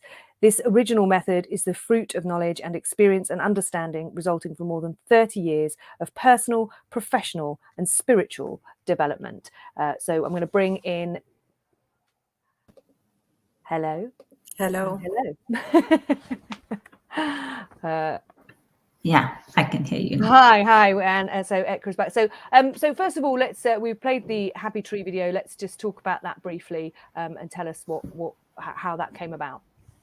So, Happy Tree is something that I created last year during the lockdown, before the New Year, after the Christmas, when you have that dull period, when you're not doing anything, and because we couldn't do anything because it was lockdown, so we were just home, and I had those wooden plaques which you get for the Christmas decoration, the tree decoration. I had a surplus amount of them with me, and for the New Year's Eve, we didn't do anything. We were just watching telly, and I started painting them because I love paints and colors. And I started painting them with an idea that I'm just going to just paint them and probably just use a creative art for my home. But as I painted, something came about, and it came because there was so much gloom around in my street. Everyone I was looking, obviously we couldn't meet, but you know, we used to come out and we used to clap and do these things, but people were losing hope. And I could see that everyone was going on a very sad space somewhere and feeling very lonely. So I somehow wanted to connect with everyone and tell everyone that let's not lose hope. Let's tap into this power of one positive thought and this positive wave that each one of us can create. And with that thought, I started painting these wooden plaques, and I wrote a positive message on each one of them, on either side of it. I didn't realize, but I'd painted about 30 of them that night. And in the morning, because these came with a little string, I have a tree, a weeping willow tree outside my house. I just hung each message there. So these are different colored painted messages, plaques with just a positive message, which are just hanging on my tree. And on the New Year's Day, it just made me so happy just looking out at the tree and with these 21 messages of hope, actually double-sided, so it could be 42 of hope hanging from the tree. And I just said, this is my happy tree. And from then on, I've just started calling that the happy tree. And I didn't realize this is going to happen, but I saw everyone who passed by or walked by would just stop and read a message. And there was a smile that came, even if it was momentary, it was there. Children would come here and they would, the grandparents couldn't meet them, but I could see that the grandparents were on one side and the kids were there on the side, and they were connecting with this one happy thought. And I don't know if it contributed towards creating a more happier street, but it definitely, I thought it made people happy. And it was picked by the local newspaper, went there, I put it on my blog, and Christine connected with me from there. And she is the one who has taken this forward to create it into a happiness movement, as we call. And this year, I'm being joined by people from France, Italy, South Africa, Portugal, Canada, India. All of us are joining and creating a happy tree. So this is what Happy Tree is all about. Well, tell us about that connection then, Christine. So what did you see and how did you move that journey forward? Well, I thought it was such an easy thing to do, but at the same time, so powerful. Because, everybody can do it, and it just comes from the heart, and you just give what's best, somehow in you, your best thoughts and your best feelings first to you, because you're writing it, so first it's very good for you. You get a lot of happiness, from doing a happy tree. And of course you are contributing to others' happiness, which is so good, because happiness has to be shared. That's the way it has to be, and that's the way it is. Happiness, you don't keep it for yourself, you just share it with the world. And I think it's so important, that especially right now, with the COVID, that we get back to hope, to happiness, to joy, to peace of mind. It's such a difficult period right now. And we need to go back to that very positive feelings and share them with the world, instead of making decisions, how we do in the beginning of a year. We take decisions. I'm going to do this, I'm going to do that. But most of the time we don't do anything, or not much. Well, just on the 1st of January or the first week of January, just make a happy tree, and you'll be happy right away. Don't take any decisions for the whole year. Make a decision for right now, and share it with others. And the proof of that is that, I created this in my own space and my home last year, and Christine and me, we have never met. I haven't met anyone who has joined us. So I don't know, Rosanna can join us this today if she is or not, but she just concluded a happiness festival in Montreal, and she created it. So none of these people who are joining me in creating Happy Tree from around the world, I have never met them, but we all are connected by this just one emotion of happiness. And that is the power of one positive thought. And I really want Christine and me and everyone who's on that Happy Tree. There is our website, happysimplenow.com, which we have created. We want everyone, every child, every family to join us in spreading these happy thoughts. And I think we are missing Monica here, because she is also a huge part of this happiness. Sorry. Happy thought here. So we really want everyone to, especially during this Christmas time, just sit down and create this happiness tree and join us on 1st of January. I'm going to do my happy tree this during Christmas holidays, and we are going to do a workshop in Henley for anyone who is in Buckinghamshire or Berkshire, who can join us on I think we'll announce the dates on our website, but we're creating a workshop where children can come and make their own plaques, and we are decorating a tree in Henley in a square, and that's going to be a happy tree by Author in Me, by Ekta, by everyone. So we want to spread happiness. That is the aim. Through stories, through mindfulness, through trees, through nature, through every medium. And that's the thing, being worldwide, I would say it's like a wave of happiness, throughout the world, which is so good, because happiness, it grows and grows and grows. And then everybody like, you know, it is an energy, so it can grow very fast, and it is so good. That's why it's important that it is worldwide. And Christina, you have to tell us about this, And also in France, what you are doing there. Yes, what I'm doing is I'm trying to do it in a town, but with schools, with retirement homes, and with the whole city, so that a city becomes somehow a happy tree city. And we're trying also to do it in firms, but right now, with the COVID, it's a little bit difficult, because we don't know what it is going to be in January. But that's the way I try to make it institutional, I would say, not only for individuals. Of course, there are individuals doing it, but also towns and firms, so that it gets collective,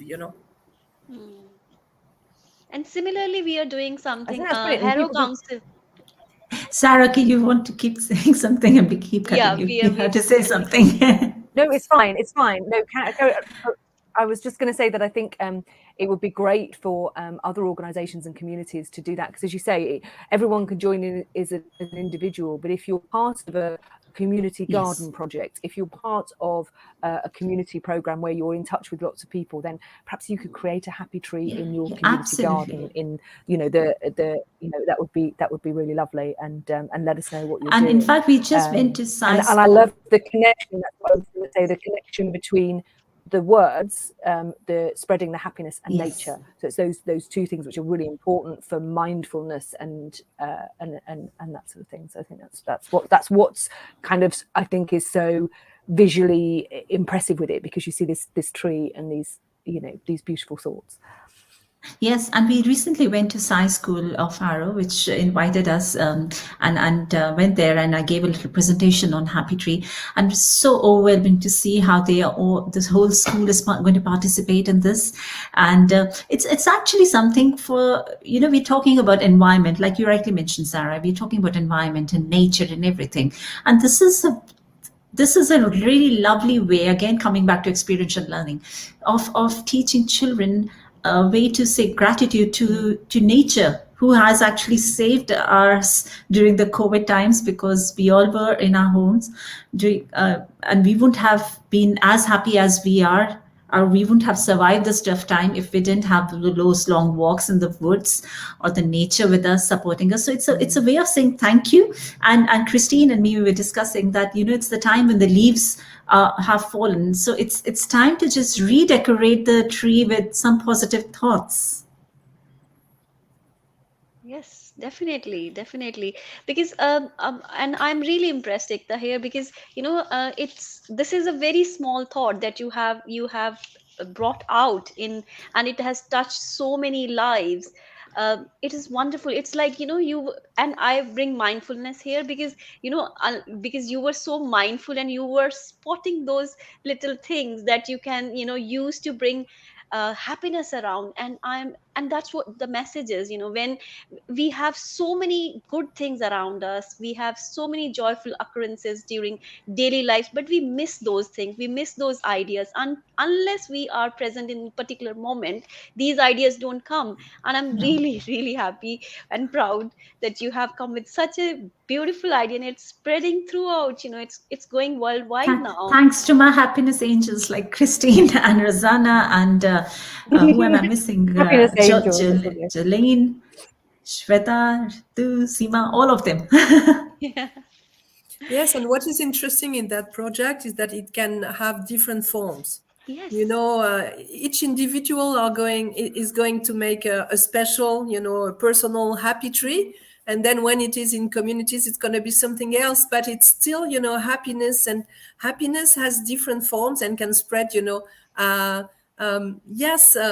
in different ways. And that is what is so nice. And what is very important also is that you go back to your heart, and because that's where it stands, happiness. It's in your heart, joy and peace and happiness. It's in your heart. And it is very important that we go back to our hearts.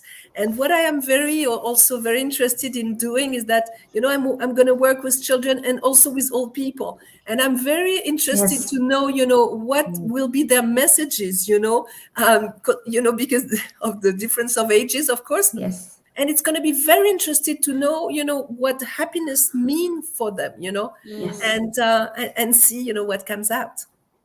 The difference that you might get between the old people's, the older generation's version of a happiness thought and the maybe they could just share a life lesson, a word, or a strong lesson. And it is so. I was so happy when Christine mentioned that she's gone to this old care home for this, because it just again brings us to that thought that there is this one emotion, happiness. There is fear that connects us. There is anger that connects all human beings. And then there is happiness. And if we just focus on the positive, if we just focus on this beautiful emotion of happiness, that is something that we are exchanging within ourselves. And no matter where we are, we can then spread it even far and wider. And maybe next pandemic should be the happiness pandemic. It should spread far and wide. Pandemic. I don't know. That's not the right word to use, but let's make it infectious. Happiness. Let's make it. Because we forget that it is the human longing, happiness. Yes. We are so much running in our lives, doing so many things that we forget that we are here on earth to be happy.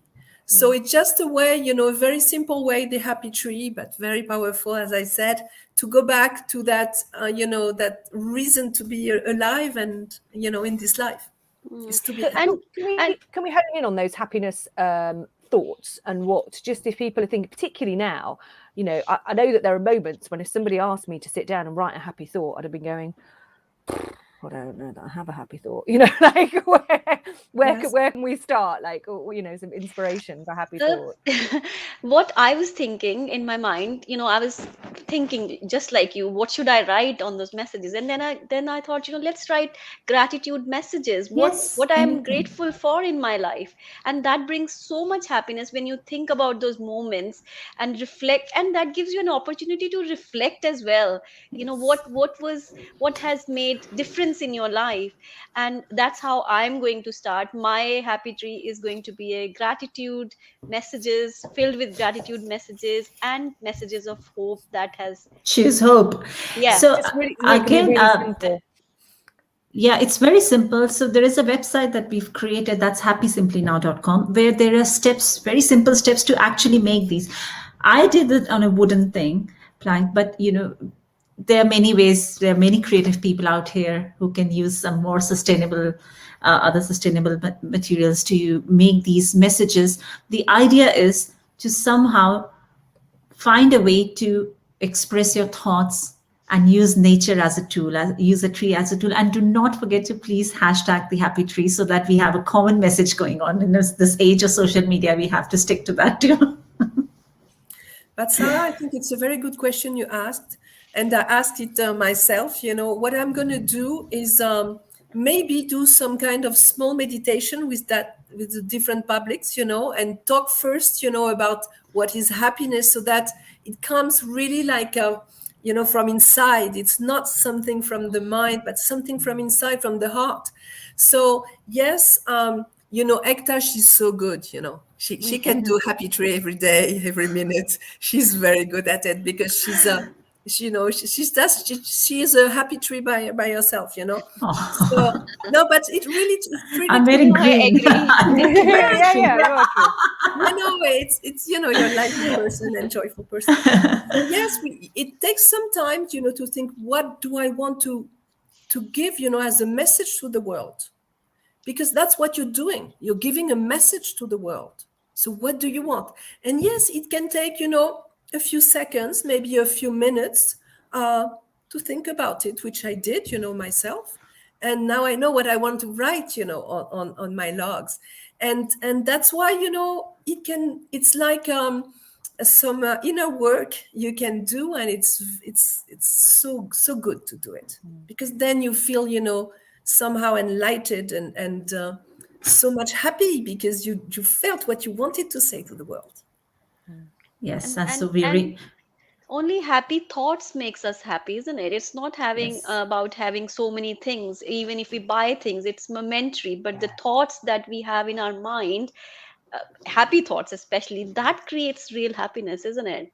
One single thought of happiness can be infectious, like Ekta has proved it. And even if you forget it, your tree will always remind you. And Exactly. what I used to do is every day I would go out and I would take a picture of one message and I would actually hug the tree, saying thank you for this message. I almost imagined that this tree was giving me this message of happiness. And I was saying thank you because it came from you, from the tree. And the moment I started doing that, I realized it came very organically that when I went for the walks, every tree welcomed in a very strange way. I almost felt that every tree was welcoming me, and I went into this mad thing of actually going and hugging every tree because there was so much more love I almost felt that there was so much love for the nature that was growing in me. So I really want children, because this is a children's literary festival, we really want children and families to engage in this very positive workshop in their homes during Christmas time. You're sitting together, you're having fun, create a happy tree, create those happy messages, have a conversation amongst yourself. What does happiness mean to you? Like Christine and Monica are saying, what is it that you want to share from to the world, and empower children that they have this power to actually create that positive change in the world. So it's a very beautiful exercise, family exercise, and we really love to see lots and lots of happy tree images. Just post them to us and I'll put it on the website, and we all will have a happy tree extravaganza in January. and so is the idea that everyone gets involved in January, or can people do it before then? So they can do it before. I was thinking you could do like the 12 days of Christmas and have like your advent calendar is a happy tree thing, so that by the beginning of January, then you've then got them collected and then you put them on your happy tree. I've got a tree in my front garden. It'll have to be a happy bush. Do. And then you have grandparents in the house and you have grandchildren. So the grandparents could be writing a lesson, the children could be writing a thought, or it could be any other thing. So it's a beautiful family thing to be involved in. Yeah. And it's such a mindful activity, when you're sitting with your family, you're doing some painting, like we were doing painting when Hetal was conducting a workshop, and we were so engrossed in it. It's such a mindful activity to paint and then to exchange our messages, be in that particular moment and enjoy it. Well, and that's a really good point, actually, from the mindfulness point, which we mentioned earlier, is that when you're, who gave the example? Somebody gave the example of the dad who came in, and normally the girls were doing arts and crafts at home, but he wouldn't get involved because they would just. That was Lucy. Lucy, yeah. And then when he came to an actual event, he put his phone down. He wasn't doing anything because there's a temptation at home to, well, I need to do this and I need to do this. So if they're quietly doing that, I'll leave them to it. But actually, if you get the opportunity to all do it together, that becomes a family mindfulness opportunity to embrace these happy thoughts. And Christmas holidays are the best time, isn't it? Yeah. Because we look for things. What should we do? Should we watch telly? And this is one of the things, I am definitely going to do this year. So great idea. I think I might start on like the 12th and do 12. So I've got 12 by Christmas Day, and then we can hang them up.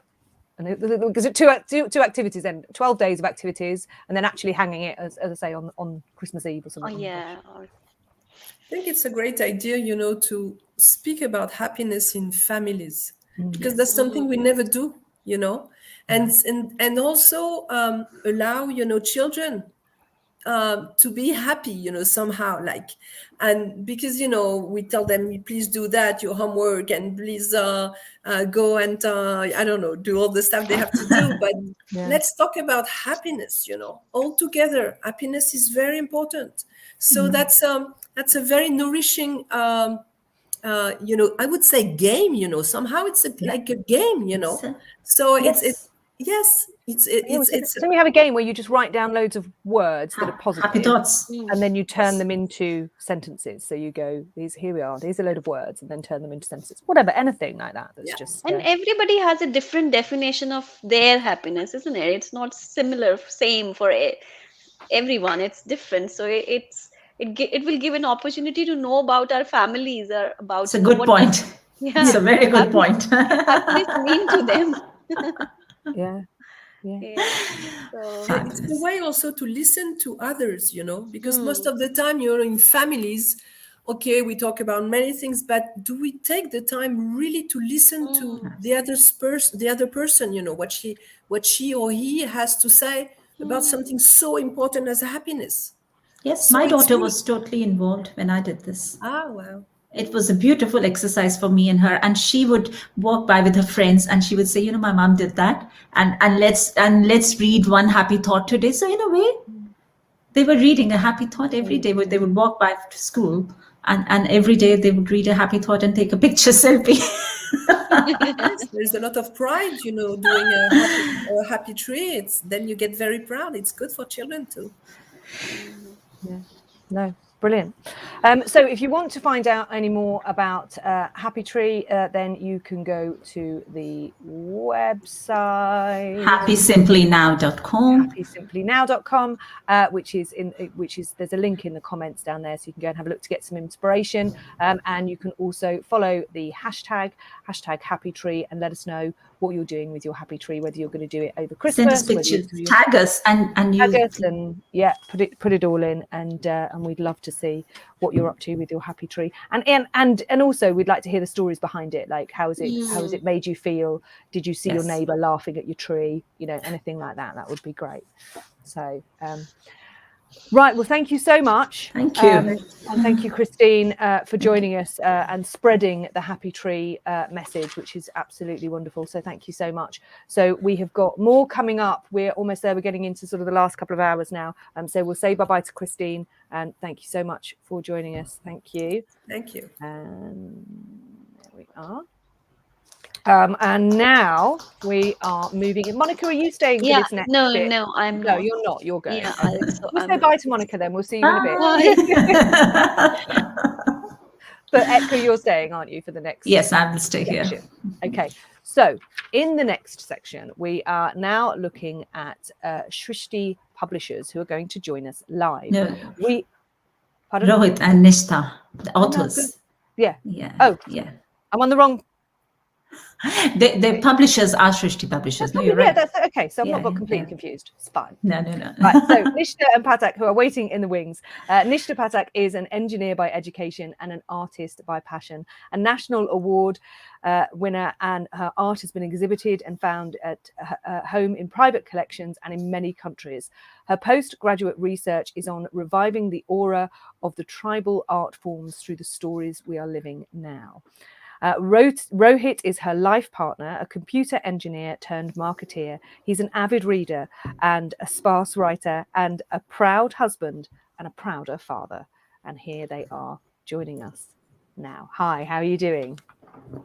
Hi, Sarah. Hi, Ekta. Hi. Hello. So what do you think about the Happy Tree? Are you going to join us in the Happy Tree? Please. Oh, absolutely. We were listening it backstage, and that's an amazing initiative, Ekta. Would love to do it with our family here as well. Fabulous. I'm so glad. And you have 2 children, and you're based in Singapore, right? That is right. Absolutely. Please make Singapore a happier place then. Absolutely. So Rohit and Nishtha, you have a book to share with us today, and would you like to tell us about your book first?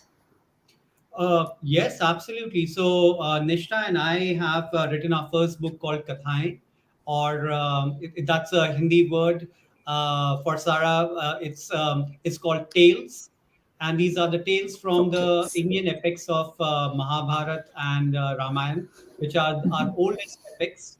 Depicting stories of our of Ram and Lakshman and Krishna, with whom we've grown up on these stories for ages, and we wanted to bring these stories to life for our kids, and that's where we wrote that book. Absolutely.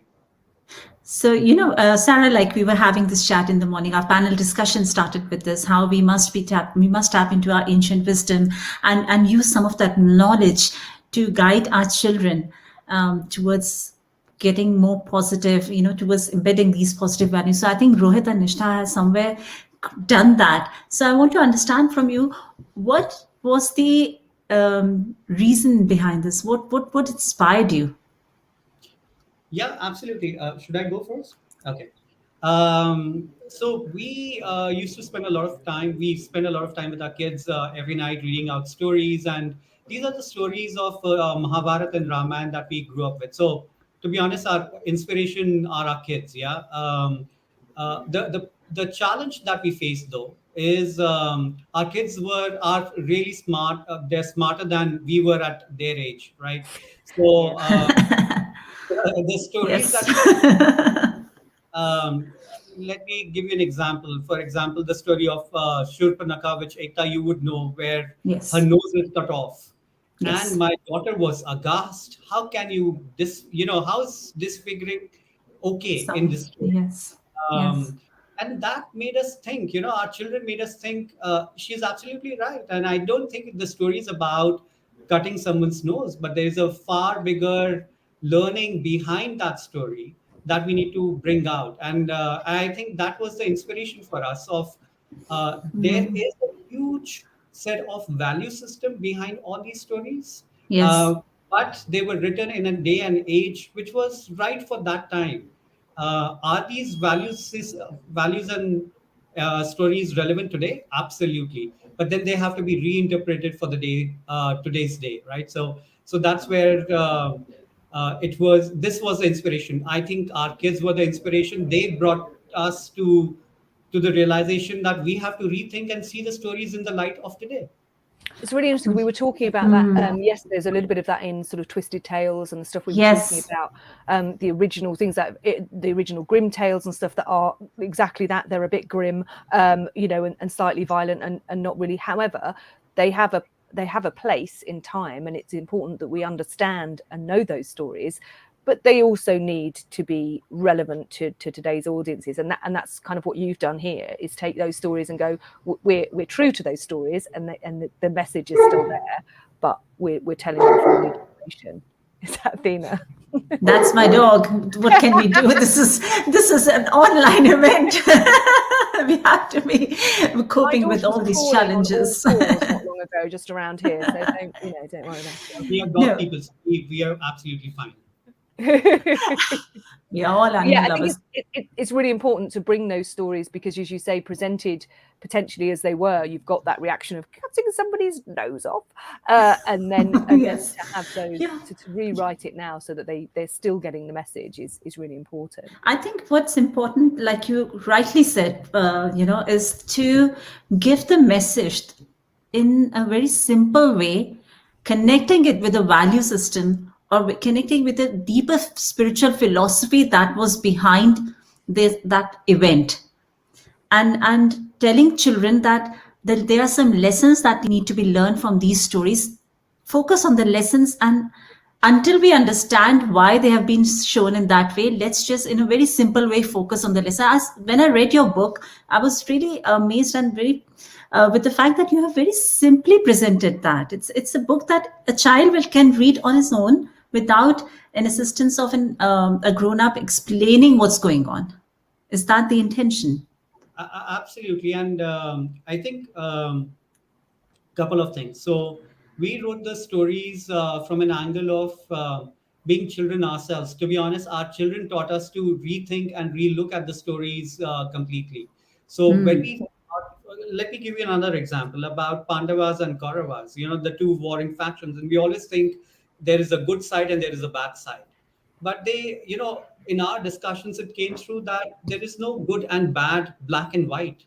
There were good sides and there were bad side on both the parts. So, those were the discussions that came through. And therefore, the stories that we wrote were, to be honest, were discussions or outcomes of our discussions with our kids. So the language that is that discussion that came through. Yeah. And therefore, the book is about young parents and children reading together. And I think I was just listening to the previous session as well, Sarah. So it's about the time that you spend with your kids and just spend about discussing those pointers and interpreting those in your own way, which then gets ingrained in I think, in us and in our children through those discussions. This is the tacit knowledge that we're talking about. Fabulous. So, Sarah, I mean, I don't know. I mean, this is an Indian mythology that they are talking about. But do you also tend to do that? Use some of your ancient, very epic tales, and which probably don't make sense to your children, and try to simplify them and tell them to your children? Yeah, oh yes, absolutely. Because, you know, and actually, and some of the things that we touched on before as well is looking at them from different point of views. Because I think the problem with some of the original tales is, as you said, they're very black and white. This is the bad person and this is the good person, and the good person lives happily ever after, and the bad person gets eaten by the wolf or whatever, you know. And you're kind of like, well, doesn't actually represent life. So it's nice to then explore those different point of views. And the example I often use, because I think it was well done, is the story of Sleeping Beauty, and in the original, where Maleficent is just horrible, and gets a spell for no reason, and then the new film, which is Maleficent's point of view, where it's like, well, she did this because he cut her wings off. It's a bit graphic, but it's it's an example of why that this different point of view. But yes, absolutely, taking those stories that are either a bit too black and white or a bit too graphic, because some of the grim ones are quite unpleasant, and then making a new version of it, or simplifying it and talking about the themes in it. So yeah, it's very, very similar. And also, Rohit and Nishtha, I also wonder, because you're not living in India, you're in Singapore, so there is also a very strong need for not just children of Indian origin, but for everyone to understand the cultural background of, because of other children as well. Diversity is the key word for the next generation and the future. So it's important that these stories from all backgrounds, all cultural backgrounds, are written in such a simple way that every child can connect with it on a very common factor, on a very common emotion. Yeah, they become international stories then, don't they? Which yes. I think would be wonderful, so that everyone is aware of the origin of the stories, but you're able to access them wherever you are, whoever you are, and that's really important. You're absolutely right, Sarah. And I think the stories are across cultures. If we just go across the Norse mythology or the Greek mythologies, what are these stories? These stories are about the values or the human foibles that we're talking about, but written from their own cultural angles. And if we just make them relevant for today, I think the idea, what we will see is we're not very different.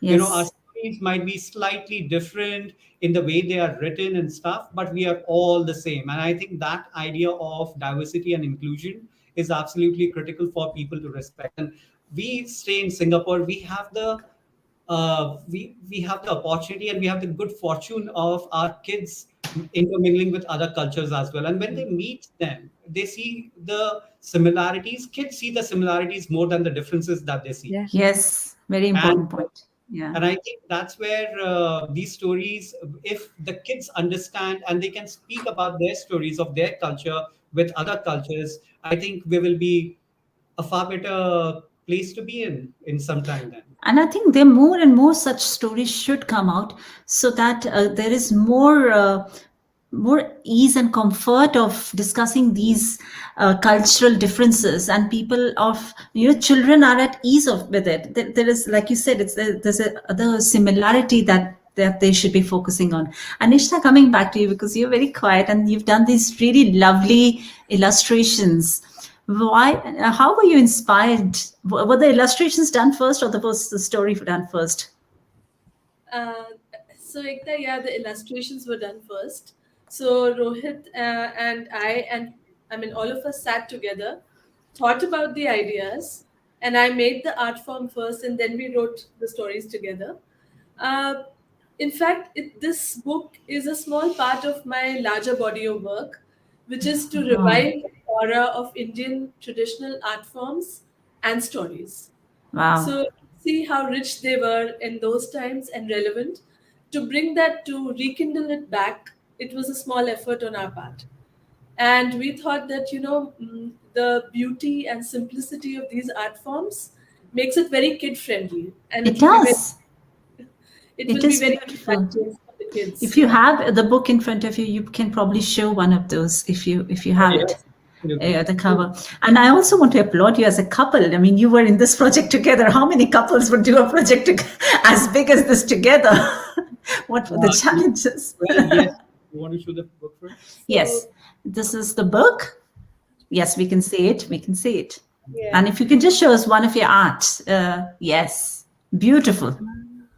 They're very simple and beautiful, something that children can actually draw as well as they understand the story, isn't it? Actually, like stickman, stickman figures, very abstract, very simplified, and lots of patterns, repetitive patterns. So I thought it would be very appealing to kids, and it's a good way to introduce this art form to children, so that they know about. There is a term for this art form, It's Madhuban. Madhuban. Yeah. So I made it I tweaked a bit and made it contemporary. I added some facial expressions for the kids to enjoy, because it actually completes the story, if you see. It does. It does. Yeah. How So beautiful.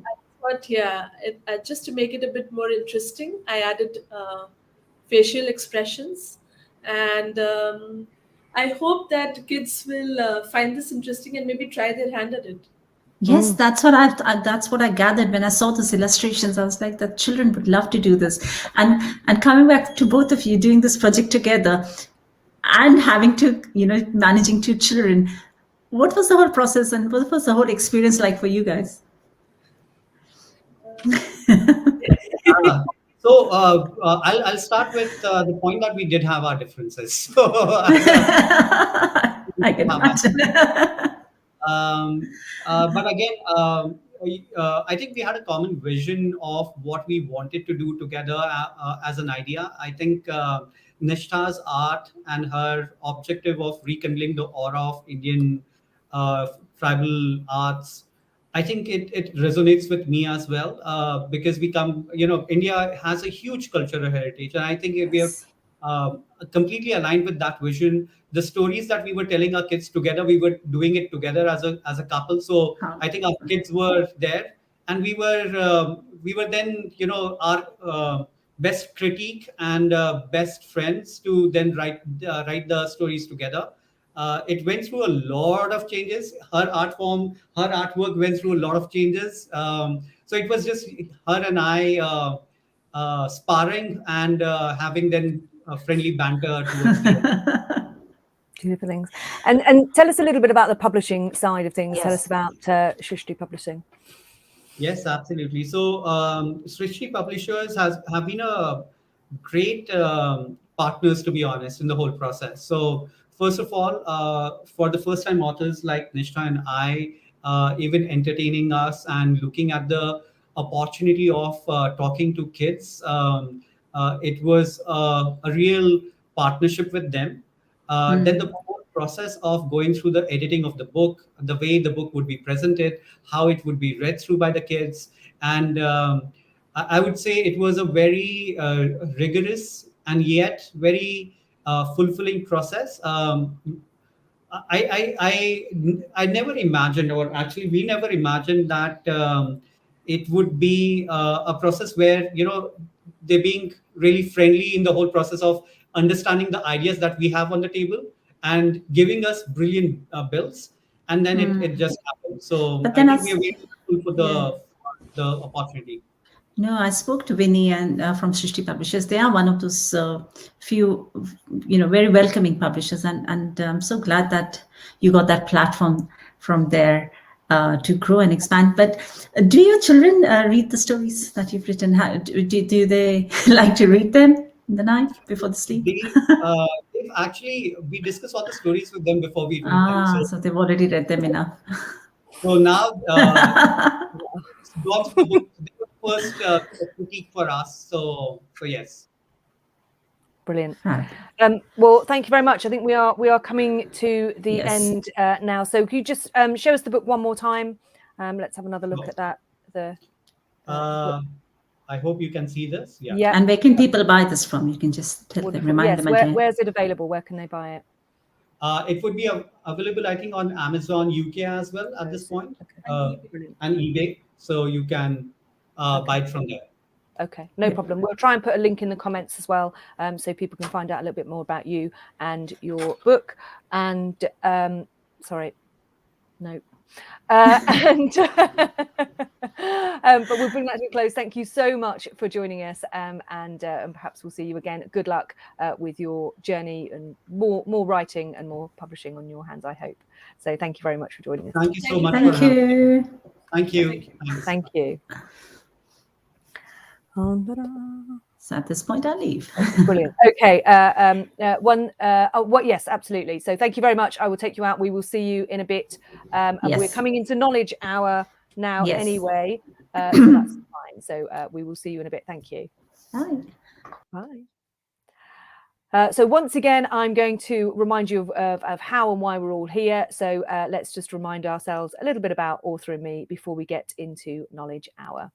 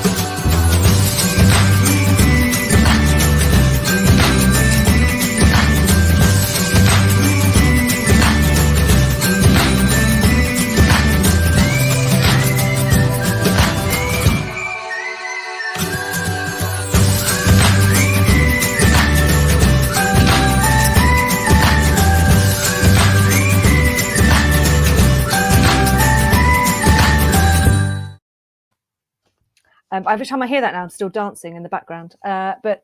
So welcome again to Author in Me Children's Literary Festival. We're now moving into Knowledge Hour, and we're going to be sharing lots of different bits of information with you. So I'm just going to play you a little bit about Knowledge Hour.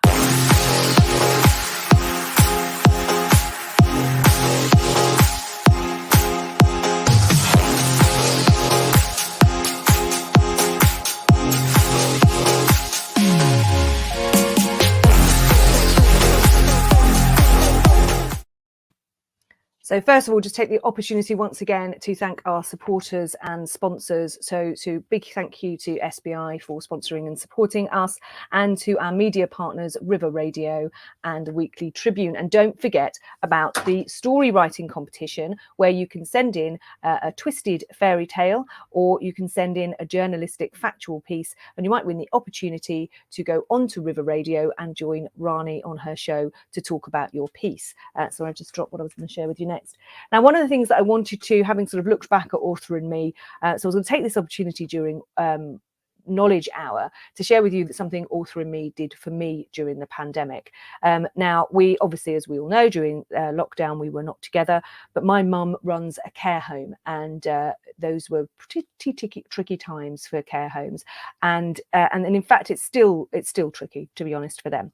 So obviously during the pandemic, and even post pandemic, when perhaps more people had more availability to get back together, we still didn't see very much of my mum, so she didn't get to see her grandchildren. But my mum's a bit of a writer at heart, and she's always written. I always remember her writing poems, and whenever she had to write a letter into school, it would always be some ridiculous poem that I'd be handing it in going, oh God, it's my mum. She hasn't just written like a normal letter to the teacher. It would have been a poem or something silly. So during the pandemic, because she couldn't see the grandchildren, she decided that she would write them stories and that I could read them to her. And she decided to write them effectively about herself. So she wrote some stories called about Nanny Fran. because her name is Frances, and she wrote this book called Nanny, Fran and the Frogs. And so what Author in Me did for me is I then sent it to them and said, look, my mum's written this book. Can you turn it into a physical book for her and for the children? And as you can see, there's a little introduction into Nanny Fran there and what she was doing, and the grandchildren there and their message. And they turned this into this beautiful picture book. All I did was send them the words. They did all of the lovely illustrations, and then I shared it with. Now, something I didn't do, which I wish I'd done, but when I obviously when I shared it with, when I gave the physical copy to my mum, she was almost in tears. So it was incredible. And the children said, does this mean Nanny Fran is famous? And I was like, yes, it does. It does mean that Nanny Fran is definitely famous. So it's just one of the things that you can do, which we're going to tell you a little bit more about later. There's some other bits and pieces that Author in Me offer as their services. But for me, that was something that was really special. And another thing that we have been working with Author in Me is because I'm an audiobook narrator and a voice actor. So we've been exploring ideas of how to turn some of the children's books into audiobooks, because children's audiobooks are expanding. It's quite difficult now to do obviously children's picture books, but you can still create something with sounds and everything. So I'm going to play you a little excerpt from one of the books written by Anya, and which I then recorded as a little audiobook. So I'm just going to play you that. The sound of fireworks feel as if someone is shooting my earlobes with a gun. It seems they're trying to kill me and sends shivers down my spine. The only way to feel better is to hide in a quiet and dark corner. So that's a lovely story which was written, which was about fireworks and how they affect animals and pets. And so we've turned that into a little audio piece. So that's another thing that Author and Me are going to be offering going forward, are ways to turn pieces into audio as audio is growing. Now I'm just going to bring Ekka back in, because we're going to, hello, you're back. So we're now going to share something from Jessica, aren't we? Is that right? Yeah, now you can hear me. Yes, we're going to share something. Jessica, so Author in Me has obviously expanded into offering publishing service for grown-ups, and I was the first one to publish my own book here, and The Voice of Kali. And Jessica has been instrumental in bringing the book together, because she was my editor, and I thought it was very important for people who are looking to publish their books to understand the importance of editing, and knowing that this is a very unmissable subject, that, you know, a process, a step that you must take. Even though I had written the book and I worked on it for many years, I still found it so helpful. And that's why I had this very special chat with Jessica and really wanted her to come, because now as we are expanding and opening our submission lines for grown-ups to publish their books, it's important for them to understand what it takes to actually edit a book. Mm-hmm. So I'm just going to put it here.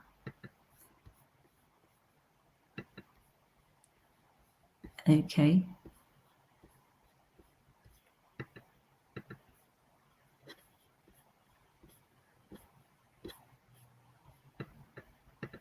The technology. I'll just do some hold music. La la la. I'll take it down. My name is Ekta. I'm the author of the book The Voice of Kali and the co-founder of Author in Me. Every time that I do these inspiring conversations, I leave myself even more inspired by the guest I interact with, and with the insightful, deep conversations that I have. And today I'm very delighted to introduce to you to Jessica Crate-Brown, who also happens to be the editor of my own book, The Voice of Kali. And I couldn't have found a better person to speak about this topic on editing a book other than Jessica. Now, while I was writing my book, and at that point, I didn't know the importance of this integral part of writing for every writer, the editing as an integral part of writing, how important it is. Because looking back, I can see the draft that is published as a book. The first is I think 1/3 of what I had actually written. So that is what editing does to you. It kind of polishes what you write. It kind of enhances it. And if you are a social media freak, it kind of gives you the right filter to your pictures. Well, thank you so much for having me. It's such a pleasure. So as Ekta said, my name is Jessica Kate Brown and I'm a non-fiction editor. So most of the authors that I work with are purpose-led women or men, but most of my authors do tend to be women who are writing a book, usually along the lines of self-help or personal development, sometimes memoirs, because they have a message that they want to share and basically they want to help other people. So that's what I do, and those are the kind of people that I work with. Fabulous. So when did you start this journey, Jessica? How did it start for you? So I had quite an unconventional route into editing. So initially my first career was in the military. I served for 13 years with the Royal Air Force, which is quite different to an editing job. But my academic background is modern language studies. So I've always been really fascinated in the power of words and how people use language. So when after I had my children and I decided to leave the military, I decided to pursue that passion further. So I did some training. I retrained with the Chartered Institute of Editing and Proofreading. And then my first paid work was with a publishing house, editing non-fiction books for them. So it just kind of has led on from there, really. And I haven't looked back. Wow. And starting with the career in military, I mean, obviously you must be always connected to books to be able to think of this as a leading career. Was this love of reading, or were you always writing that led to this, or just your love for words? So I've always, even as a child, I was always an avid reader. As I think probably a lot of editors are the same, but I do remember my childhood always being full of books. But at the time, I didn't really consider having a career that was related to books. And I joined the military, which was absolutely amazing. And it certainly has given me a lot of skills, which I've been able to transfer into my editing career in terms of communication and time management and all these kind of skills which have transferred over in a different kind of way. But I certainly feel now much more fulfilled in kind of my purpose, doing something that I'm really passionate about and being able to help other people put those words out into the world, because I'm not a writer, and I have so much admiration for people like yourselves, Ekta, who have this amazing mind and can share those words and really make a difference to people's lives. So being just a small part of that is really wonderful. I find that very amazing. And sometimes I've heard many editors say that to me, that I'm not a writer. And I often wonder, I mean, you are the people who actually help writers bring the best books out, bring the work that you kind of polish is so beautifully done. And you love to read and you love books. Why is that not many editors are writers? I somehow don't understand that equation. It's interesting. Yeah, it's interesting. There's some are. I do know some that do both. However, I think writing and editing are two very different processes. And I think they use different parts of your brain when you're doing that. I think writing is a very creative process and editing is almost a little bit more analytical. Technical, yes. Yeah. And it's really hard to edit your own work because you're so close to your own writing, which is why an editor can come in with that objective view and point out things that perhaps you wouldn't have considered or seen just because you're so close to your own work. Yes. So, but it's an interesting insight, and I suppose for both writers and editors, what you need is and especially for editors, I suppose you need a larger perception. You need to understand each writer in their own way, why they have written it. So this process must be very challenging, especially when you have to play the devil's advocate and tell them, this is not working, maybe you need to do this. And especially if the writer's really attached to their work, which generally writers are. How do you manage that? Yeah, so that is one of the challenges of being editor, is to communicate your advice in a constructive way. And most of the authors I've worked with have been really wonderful and really receptive to any guidance that I've given them. But I think you do have to be really sensitive to the fact that this is a writer will have spent and invested an awful lot of time and energy in their book, and you have to be sensitive to that fact. So yes, obviously objective, but you have to communicate that in a way which is not, is going to come across that you're trying to do it for the greater good, to make it the best that you can, because at the end of the day, that's all we want for you, is for your words and for your book to be the absolute best that it can be. So yeah, it can be a challenge, but I think that's why it's important to form, a good relationship with each other. It's a two-way process. And I always say when I give my feedback, I say, this is my suggestions, but that's all they are. They are suggestions. It's your book.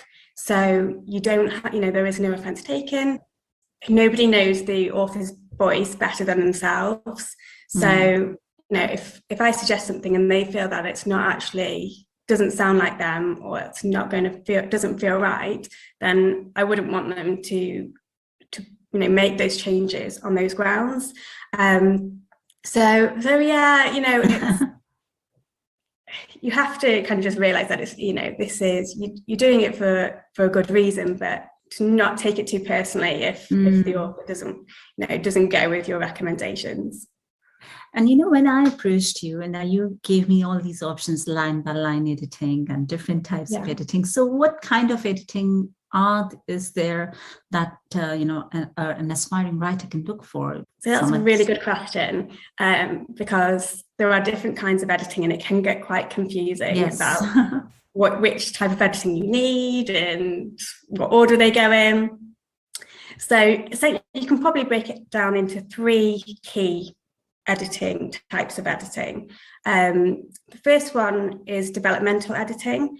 So this would be done before you've got to your final draft, so throughout while you're still forming your book. So it looks at the bigger picture aspects. So things like structure. If it's a fiction book, then it would look at your character development and your plots and that kind of thing. But for non-fiction, it would look at things like structure, how much information you're giving, are you answering all the questions that, are you going to meet your reader's needs, and that kind of thing. So it works on a much bigger picture level. And there are developmental editors that you can hire who will help you kind of hone that down so that you can, get your book in a shape that you're really happy with. Not everybody needs it, because if you have a really clear idea in your mind of how that book's going to look, then not everybody needs the help of a professional developmental editor, but they can really, really help you get to your final draft if you need that support. Once you've got your final draft and you're pretty much, you feel like you've done everything that you can do on your own, then you would move on to line or copy editing. So these 2 terms are used quite interchangeably. I just lump it under copy editing just for simplicity. So you would look for a copy editor, which is where we met at this stage. Yes. So this is when you've got your final draft, and like I said, you feel like you've gone as far with it as you can on your own, and you need somebody that's going to take a really close look at it. So like you said, line by line, and just make sure that your words are working the best that they can. So making sure that everything flows beautifully, so that what you're saying is what you mean to say. So it's that objective view, because sometimes we know what we mean, but when someone else reads it could be taken different ways. And so that's really important. And they'll look at things like grammar and spelling and that kind of thing, just tighten all that up for you if it needs to be done. Depending on what kind of book you're writing, they might do a bit of fact checking for you. They'll look out for things like inclusive language and those kind of things, and consistency issues as well, to make sure that your book is really is consistent all the way through. So you're using the same spellings and it's being presented and in a logical and structured way. In a way, you're like the second brain of the writer's second brain, the one that's more logical, the ones that's more technical, isn't it? Because the writer can I think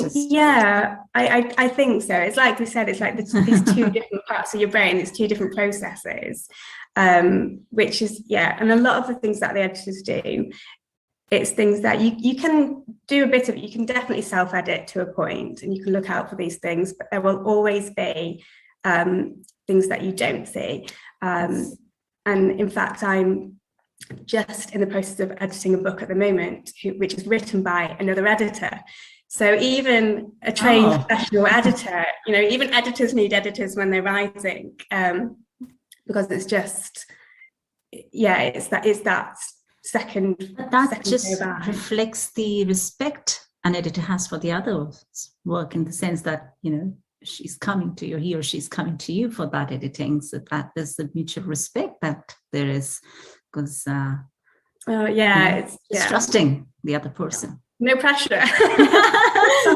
No pressure. Not everyone likes to edit the work. They love to write the books, but they don't like to edit. There's a certain section of people who actually absolutely love it. So what is it that they must look out for? How do they start this career? If you can advise them. Yeah, I mean, I think always read, just keep on reading. And especially when you know what kind of books that you want to edit, get really familiar with that genre, because then you can see what's working, what different things are happening in industry, and how is that genre evolving, what are the new trends, what works, what doesn't work, and so that you can then pass on that knowledge and implement that in your own practice. So keep on reading throughout, obviously from day one, but even once you're working, it's still really important to really keep that at the forefront of your mind. And then, later on down the line, get some training. There are lots of courses that you can do on editing. It's not a regulated profession, so anybody could say that they're an editor without any qualifications. Okay. So it's really important to have that for your own confidence, but more importantly, because your authors, they deserve to have that training as well, and benefit from it. So I would say those two things. And if, we're talking about children and students, then see if you can get some work experience, because there is publishing houses and, freelance editors that would be more than happy to have a chat or show them around, or, have certain work experience programs. So that way they can see if that's really something that they want to pursue as a career. How interesting. I just want to again touch base on one thing, because of internet, there are a lot of apps that are coming in that, you can edit your work here, you can just get on with it.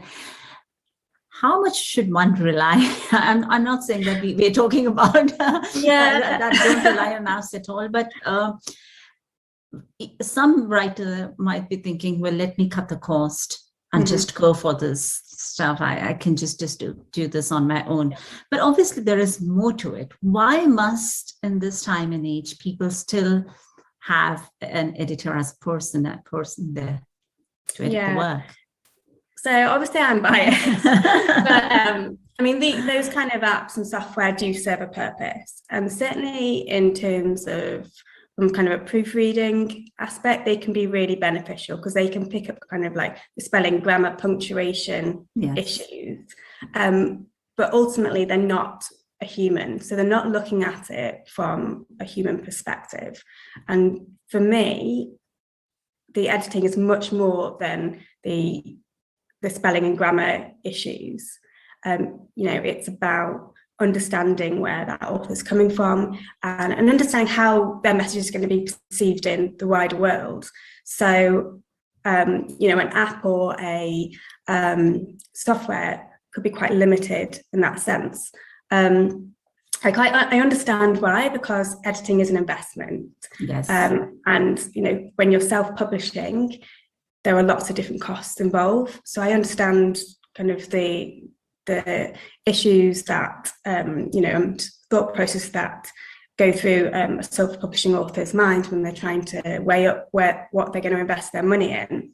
So I understand why, but I would at least urge them to perhaps have a chat with a few editors and just see, so they could understand what they might bring to their book and how they could help them improve it. It makes sense, because then you're speaking to a person, and then it gives you, obviously you're writing for people to read it, isn't it? And you want a person to read it and give you a better understanding. I certainly would say that if there's a book that you guys have written, anyone's looking to publish a book, they should just invest in this very essential step. So Jessica, just tell me, if someone's coming to you, is interested in getting their work edited with you, what's the process like? Although I have many different kinds of genres in my portfolio, I've done history books and books on aviation, obviously, because of my RAF background, but predominantly non-fiction works. And really, I guess the first step would just to be get in touch so that we can have a little chat and make sure that we're a good fit. Editing process and how that works. And sometimes, I'll have people that contact me and their book won't be quite ready for me. So I can then advise on that and maybe suggest ways that they can meet other people they could work with to get it to that point. It's really a case of, we have a little chat about their style preferences and kind of who their book is for, so they can get a real understanding of the whole book in itself. Yeah, exactly why they've written the book. I think that's the first question that you probably would be asking. That's what you asked me: why have I written this book? Yeah. Who am I talking to? Yeah, I think that's really important to understand the author that you're working with, and the kind of, especially with a lot of the books, they're written for a reason, for a purpose, and who are you writing this for? Because that's going to really help with the editing process. And then typically, an author will send me their draft manuscript. I'll do my edits. It will then go back to them to make any changes, any revisions, and then they'll look through it again for a final check. So I'll look at all the changes that they've made and just make sure that they're happy with the final draft before it goes forward for proofreading and printing. But I really think it's important to keep the author in the loop. So once you've got their manuscript, to let them know, how the edit's going, and if there's nothing worse than sending your pride and joy in your work to somebody and then hearing nothing and it's radio silence and thinking, oh my goodness, what have I done wrong? What's happening? What have I written? Like I said, I was saying that with my own book, The Voice of Kali, I had requested Jessica to work with me for the 2 weeks, because I only had that window to send the book to the printer. Yeah. And even though it was COVID time and we were not able to meet, I was very impressed by the fact that you didn't leave the book until it went to the printer. I kept sending you the drafts again and again. This is why I'm sending you to the printer, and there was always a very quick response from your side, and that kind of gave me the confidence that my work out there that has sent out, that I've invested in, that I've put my heart and soul in, has already passed one level of it being presentable, because you want to present it in the best possible way, isn't it? Yeah, it's peace of mind, isn't it? It's knowing that, because I think a lot of the time you have these time frames that I've set, like you had your publishing, your printing date, and it's really important to respect that as somebody that's being trusted to work on that. And finally, Jessica, how can people find you? What's your email or your website? So my website is www.jessicakatebrown.com. that's just my name. And my email is jessica@jessicakatebrown.com. Fabulous. So thank you so much, Jessica. One, for being such a fabulous editor to my own book, which is such a huge step in my own journey. It's a dream for many people to have their books published, but I think you are one of those who would just give them the direction where to maneuver and how to just go out of this whole forest of publishing books. That's really indescribable. lovely. No, I can say Thank that you. because Voice of Kali has won awards, and I can only always say gratitude to you for your huge contribution in that work.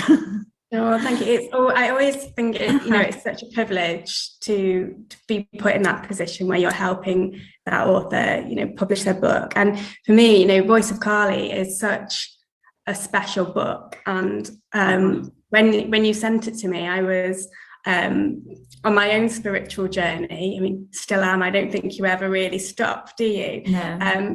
So it really touched me on a personal level as well as a professional one. So yeah, it is such a special book, and it was such an honor to work with you on it. Thank you so much, Jessica, and always a pleasure to speak to you. Thank you again. Oh, thank you.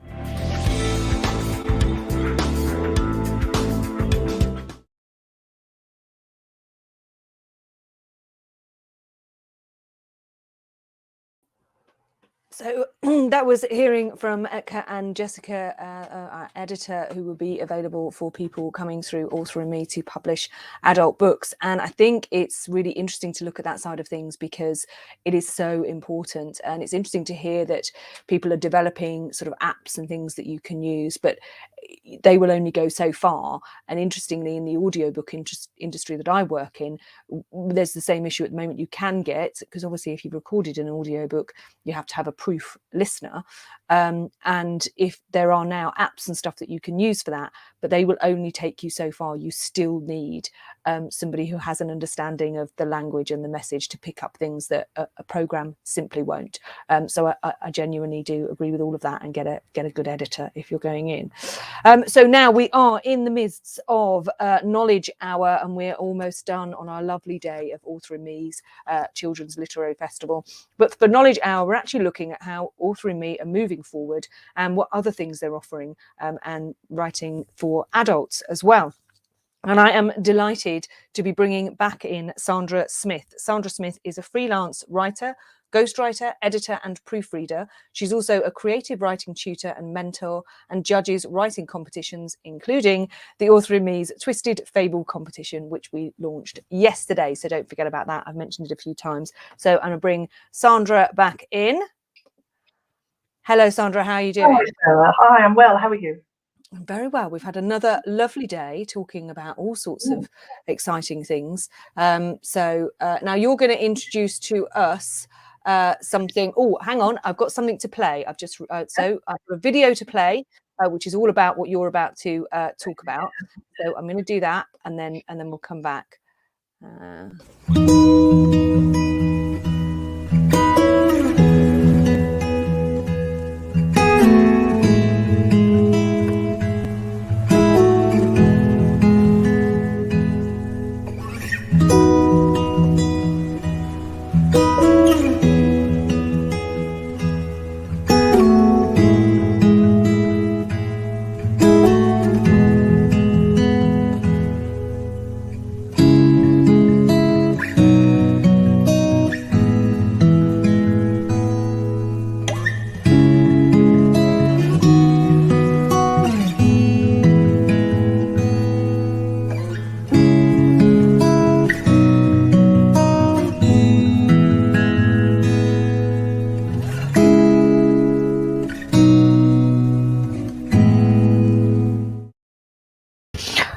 Gosh, that almost had me welling up there. That's very it's quite an emotional thing to talk about, isn't it? Reading those words and seeing those pictures, I was like, oh gosh.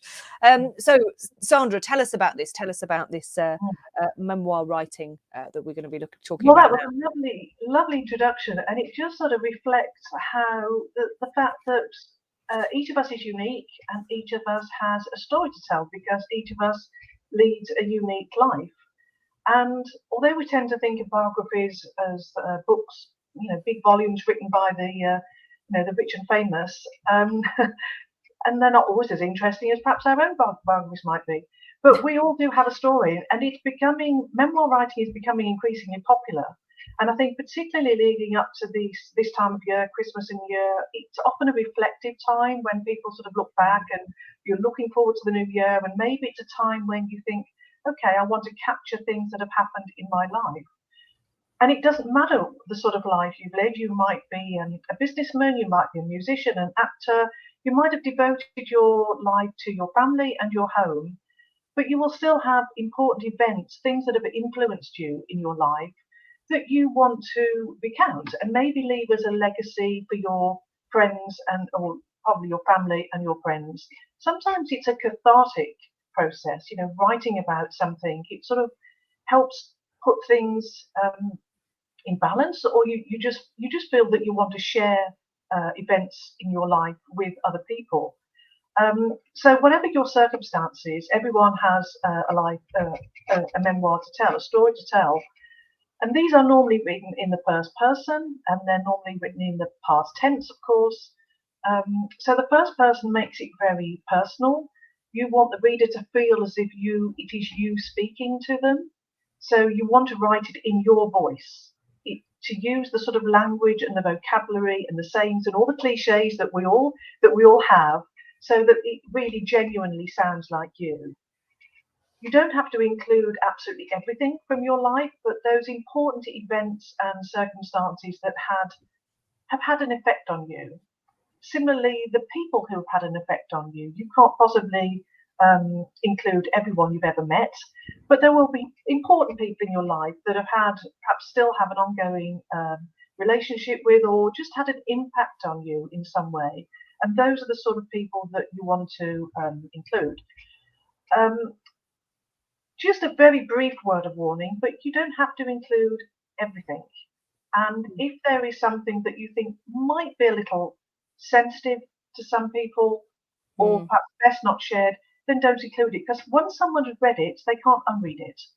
So if you feel that it might in any way, it's something that perhaps your children or your grandchildren wouldn't want to hear, then there is no obligation to include it.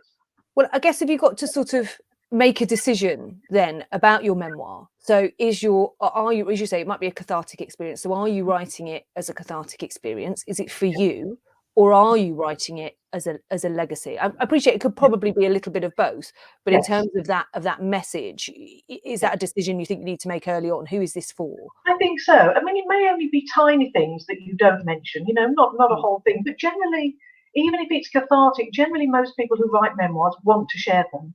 Yeah.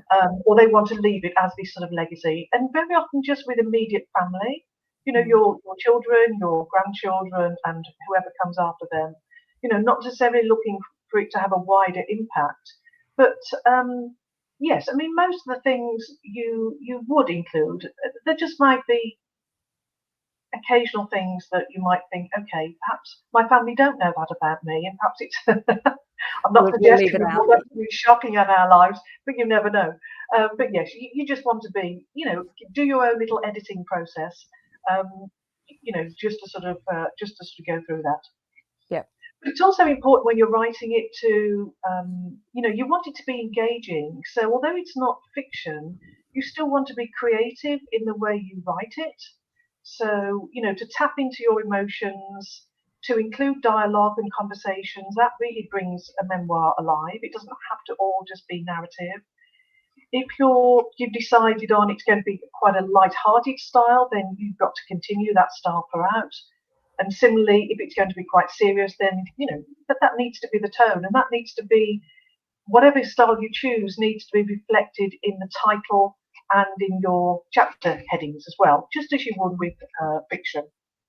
But the most important thing is it's capturing your voice. It is you that is sharing your story, and you've got to show the passion that you've had in your life and why things are important to you.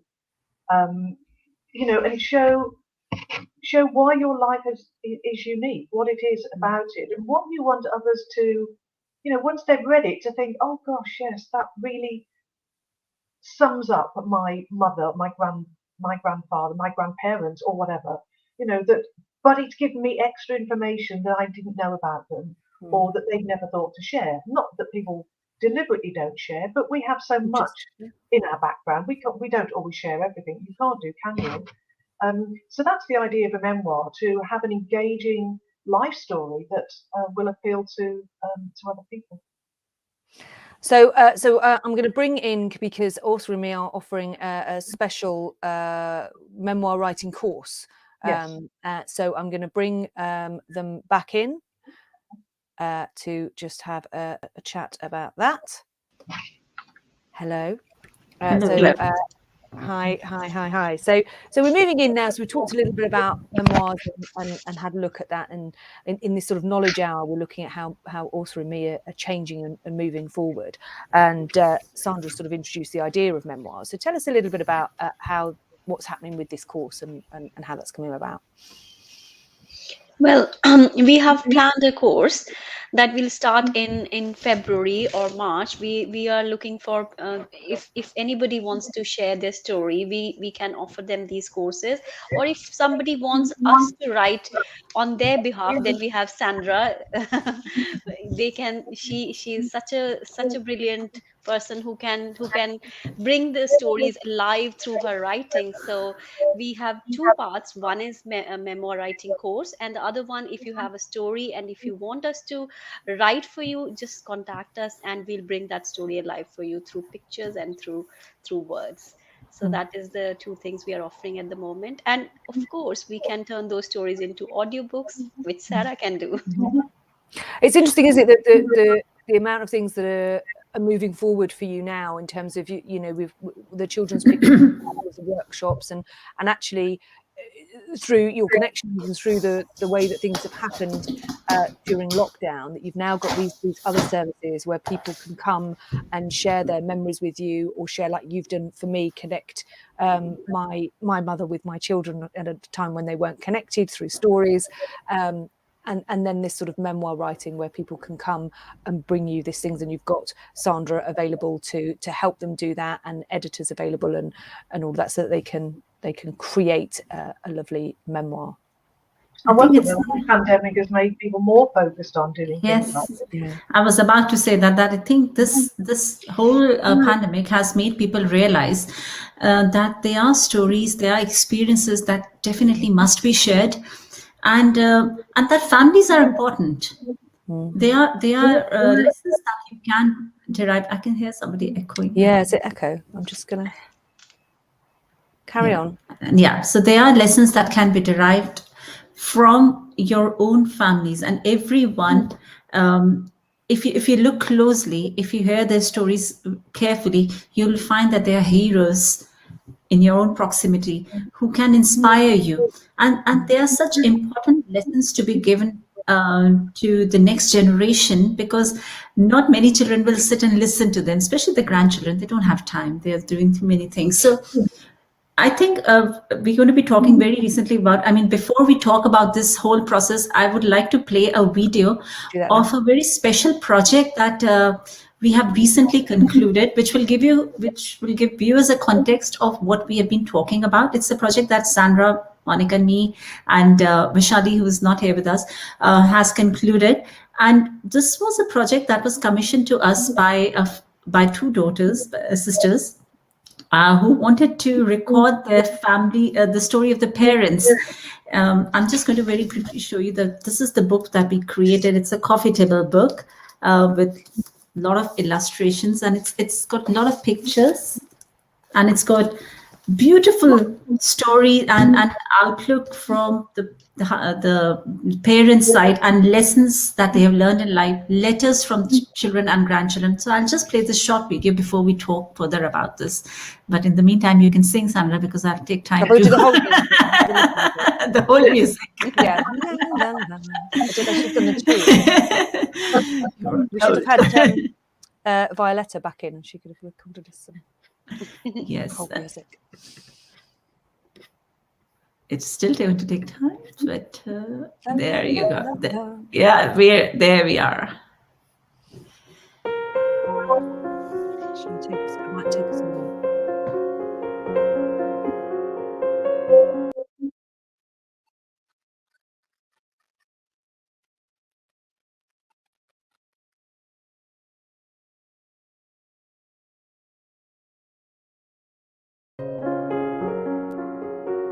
बन जाए वो कोई मुश्किल पड़ जाए तुमसे न मेरा तो मेरा ओ नमवाद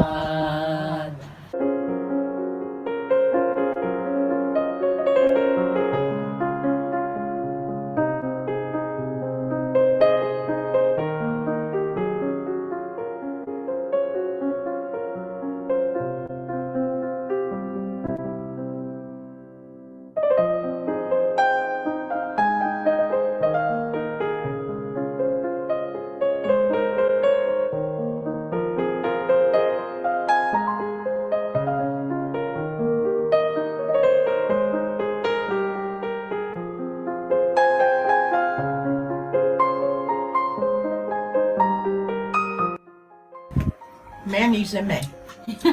In our life, we always used to think man is money-wise. He thinks about future, of education, about the housekeeping, about saving, everything. It's his job. I never interfere. It's only recently he shows me. I never used to ask how much money we have got in our account. Nothing. Because we trust each other.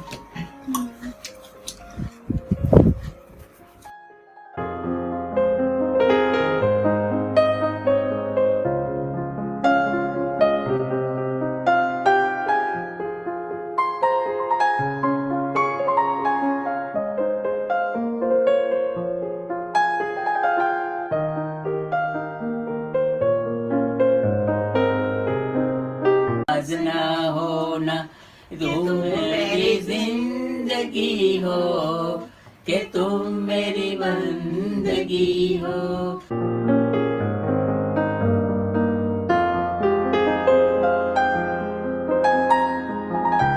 Sharing your story. Yeah, I don't mind. Yeah, at least मेरे पीछे वाले जो मेरा family है वो तो कोई तो पता लगेगा कि मैं पहला क्या काम करता था, what I struggle, how did I reach to this up to the level.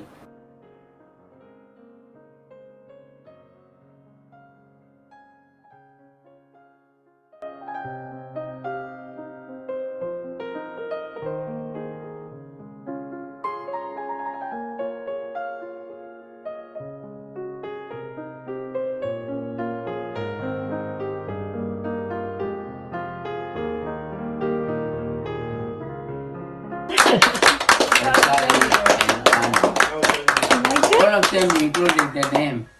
Yes, you Very good, Anja. Thank you. It is lovely. Very good memory, Ekta and Monica. We wouldn't have got You worked so hard Uncle, it's your blessings. to make it this one. I don't think the photographer or the people who take the video, they can work like you do. You've done the very, very good work. Our grandchildren will make their parents proud of things. I'm very proud of you and I'm To very... your parents?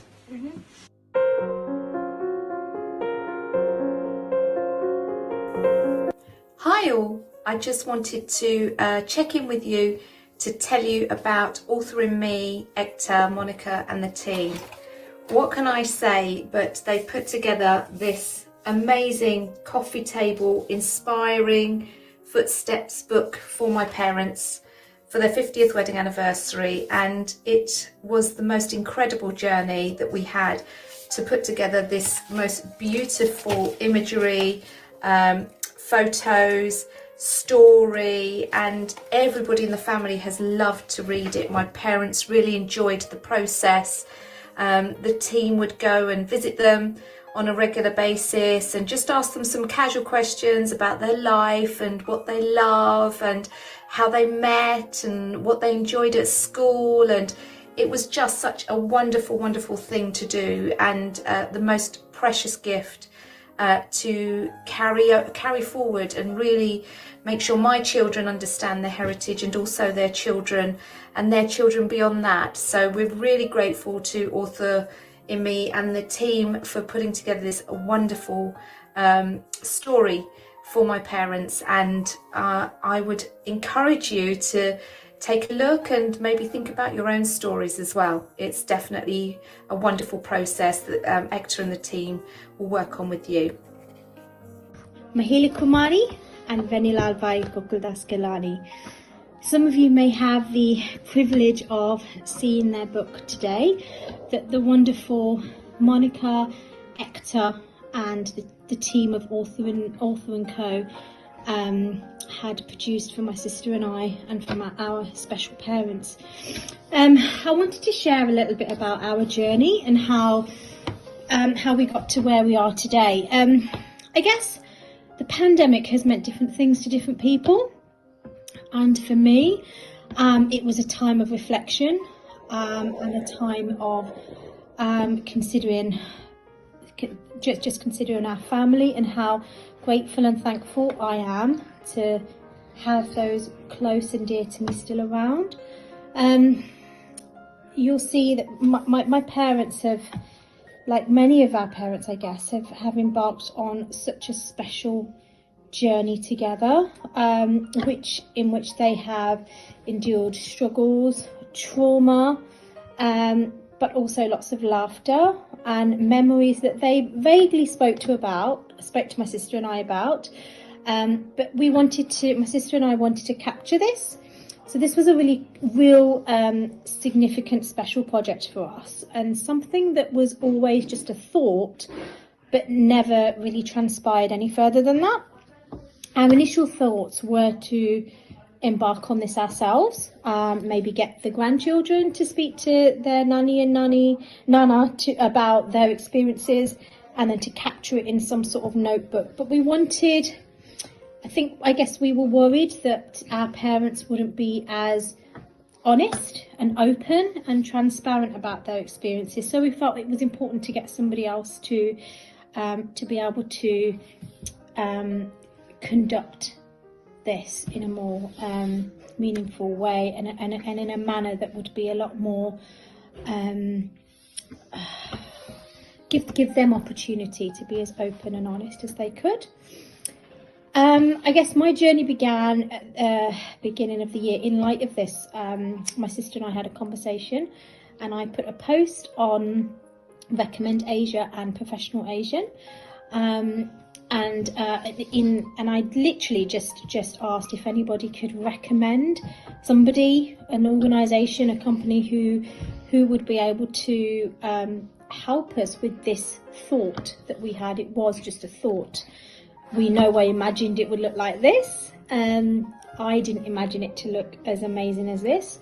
And Ekta particularly was recommended by several people. And within her recommendations, I was advised that Ekta would be really considerate of my parents' needs, really caring in terms of her approach. She's a very spiritual person, and for me, for my sister and I, and our values and upbringing, and particularly our parents' values, that was really important to us. And so I contacted Ekta and kind of put this proposal to her, and Ekta was just fantastic. She listened really careful. My sister and I had very specific requirements. There were very specific things that we wanted to capture in this book, and wanted Ekta to capture, which they have, and more. We had several conversations before. The timings were always, and the setup of these meetings were always convenient to my sister and I. We lived geographically hundreds of miles apart, but it was never an issue. I just felt that the entire journey was just so smooth and felt so, I guess if I had to put an analogy to it, I would say it almost felt like they were like swans. I knew that there was lots of work that was going on behind the scenes, because obviously this project, they were also under a very tight deadline, because we wanted to present this to our parents for their 50th anniversary, which was the end of October. So we so it was a very tight deadline, therefore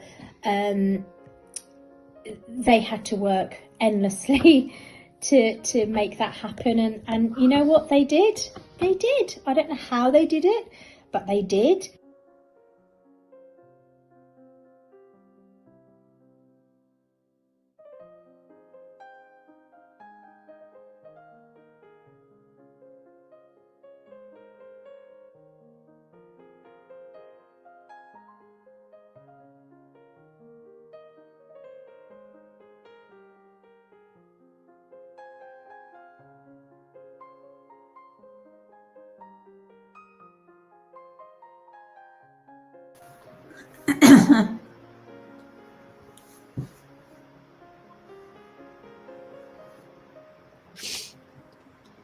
Oh, well, I don't know about anybody else. I'm slightly broken after that.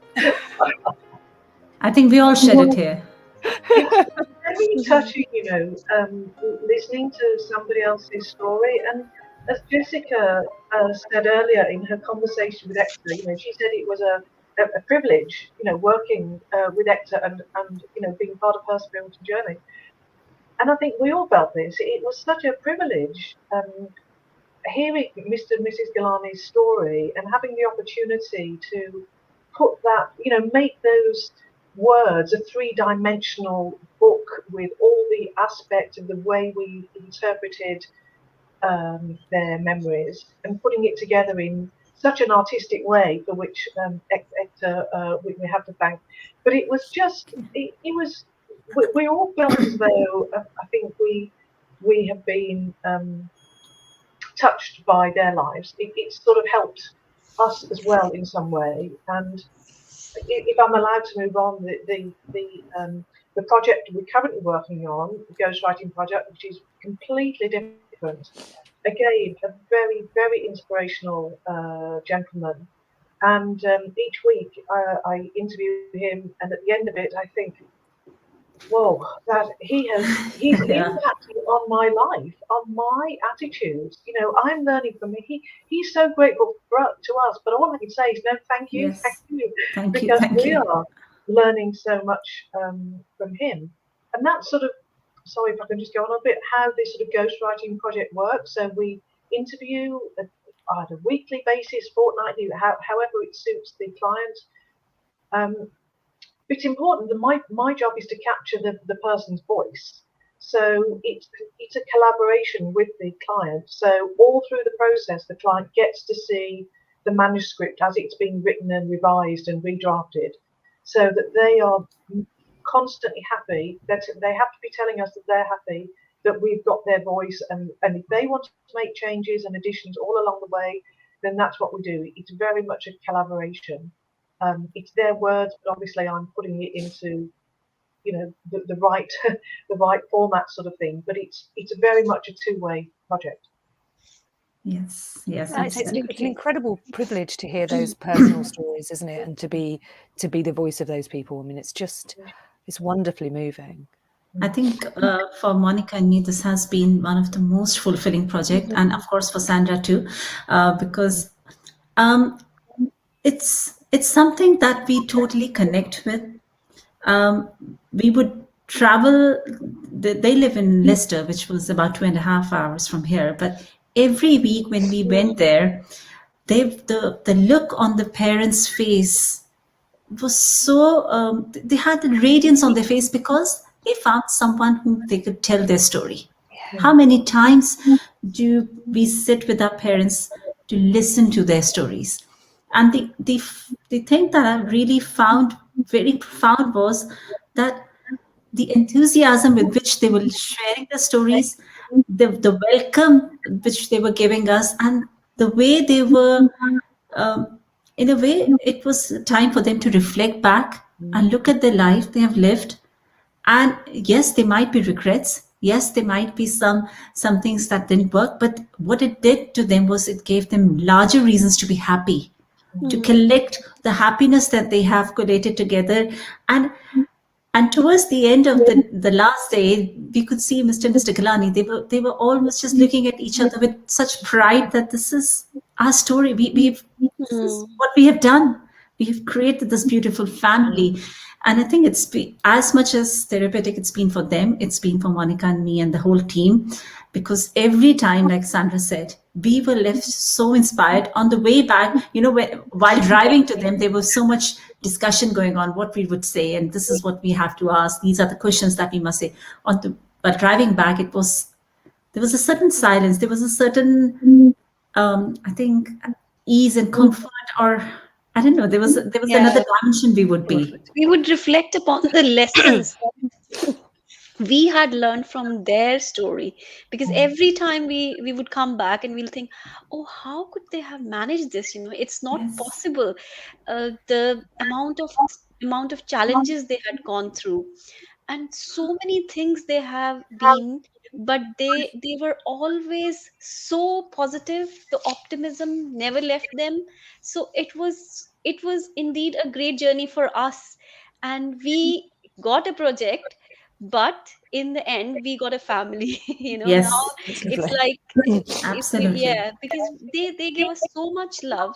We learned a lot from them, and it was an incredible journey. Most gratifying project I think we have ever done, isn't it, Ekta? But it's incredible to have that service, because I think you can create a photo album book, can't you? Or you could do it online, and that's that's okay. But to have somebody come and interview you and turn your thoughts and experiences and your story into write what is essentially a memoir for you. I mean, I remember my nan, before she died, she talked and talked and talked about writing a memoir, and she wrote loads of things down and collated loads of pictures and never did it. And had she had the opportunity to have someone come in and do that for her, we might now have that as an actual book, and we don't, because as you get to a point where you decide to write that, it then becomes a bit too big a task, for anyone, even so to have that personal contribution and interviews is an amazing offer. And I think Sandra has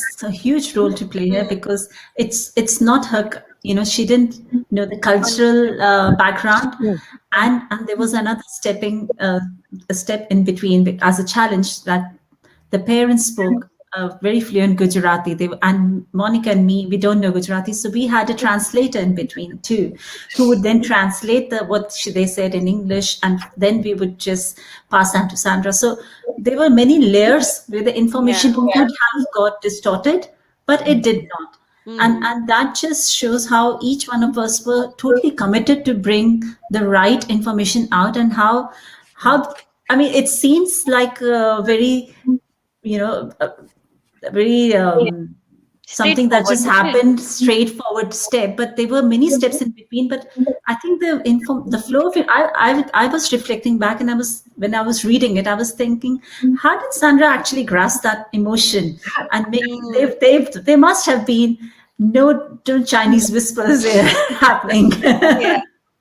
But it's not lost in, it wasn't lost in translation. You brought out the essence of the story so beautifully. When I was reading it, I was so captivated. And although I have heard their story so many times, but when I was reading it, I wanted to read again. I wanted to read as if it's presented in a new way to me, and keeping that essence, keeping those emotions in that writing. It was incredibly beautiful. Monica suggested, mentioned earlier that we're going to be doing a course as well. So for people who do want to write their own memoirs, we'll be giving guidance, writing techniques, and general advice, and all that sort of thing. Because very often people, it may well be the first thing someone's ever written. It's not the sort of thing you go around doing all the time. So the course will be, very much helpful, holding your hand and guiding your way through, and capturing your own voice which sounds rather, that might even sound as though I'm contradicting myself, but it's okay. We all speak, but not all of us write, and not all of us write about ourselves. But you don't want it to sound stilted. It's still got to sound like you. So we can help people. That's what the course would be about if people want to do their own writing.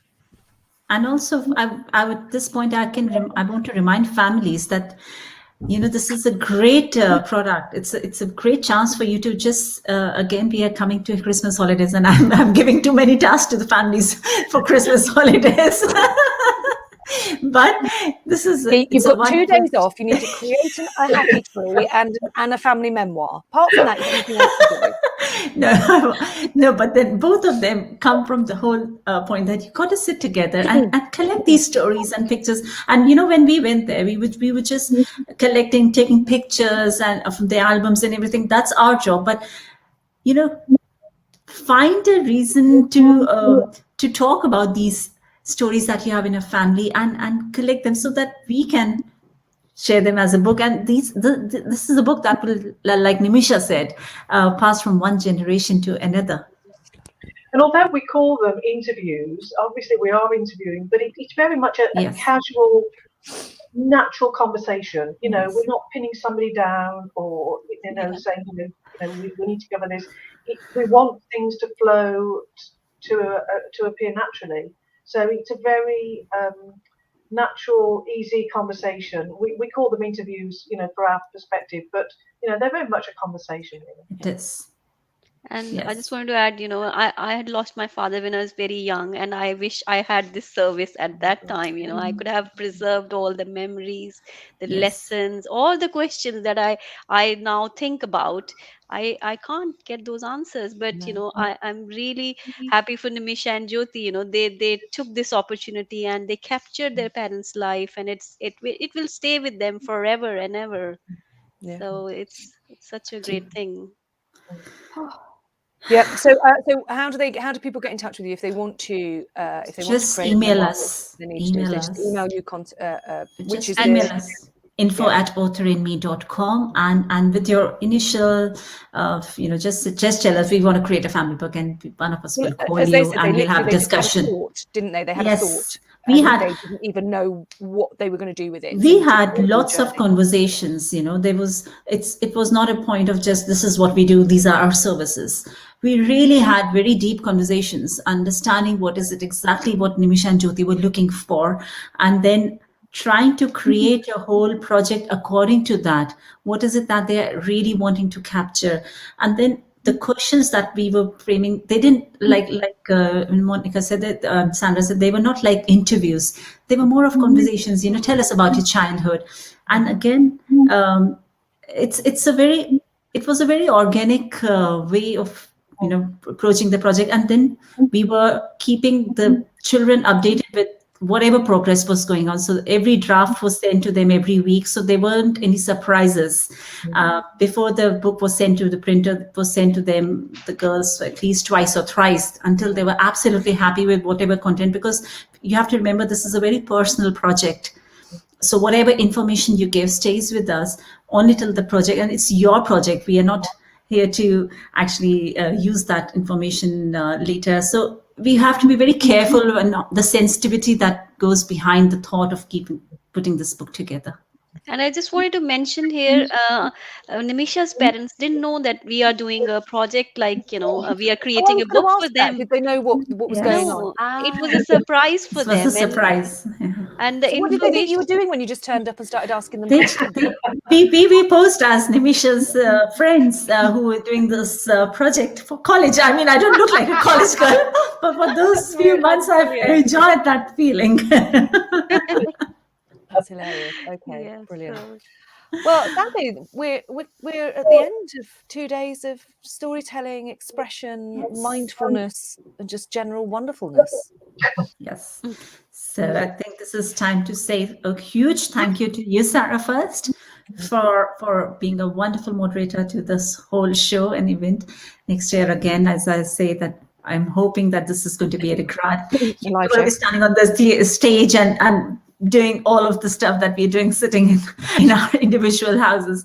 And huge thank you to all the speakers, everyone who has contributed in making this festival alive. Shruti, our backbone, who has been handling all the social media and all the other work, admin work, she's been really active. So the whole Author in Me team is really grateful to each one of you, all children, all parents, everyone. And you guys for putting it together, because it's been such a lovely lineup, with some incredible guests, and then all the children sharing their stories and stuff. I think it's genuinely been an inspiring couple of days. So well done for putting it all together. It's really, really cool. A big round of applause for everybody. And you've got something to share with us now. We're going to close with something. Is there another? So we're going to be again playing the podcast after the. Yeah, and we'd like to thank you, our supporters, State Bank of India, as sponsors, and we like to thank you, River Radio, Marlo, and Weekly Tribune for being our social media partners. And let's not forget the competition. Oh yes. And there's a competition that the closing date is 29th of January, which is Saturday. Send us your stories and non-fictional journalistic, so there's a twisted fable part to it, and the journalistic element, which and don't forget that River Radio has invited the winner to come and talk about this on the radio. So there is a huge chance for the winner to go on the radio and be broadcasted. So there'll be more details of that to follow in social media, and so keep an eye on all of that information that comes out. Thank you all very much. And before I go again, the inspiring conversations that we do, these are very insightful conversations with some very people who have such deep knowledge of their subject. So these are all posted on our YouTube channel. Please do subscribe. They are posted very regularly. Author in Me YouTube channel. Please spread the word about what we are doing, and let's have more and more children and families come together and express themselves and empower themselves through stories. Because everyone has a story to share, isn't it? It's very, very true. Well, what I'll do then, whilst you're lining up, we'll say bye-bye. I will remind us all about Author in Me again while you line up the podcast, and we'll say bye-bye. And thank you to everyone who's been involved, contributed, and generally been wonderful for the last 2 days. So I will just do that and remind us all about Author in Me, and we'll say goodbye for this year. Bye. Bye. Bye, Sarah. Bye. Thank you. Bye, Thank you, Sarah.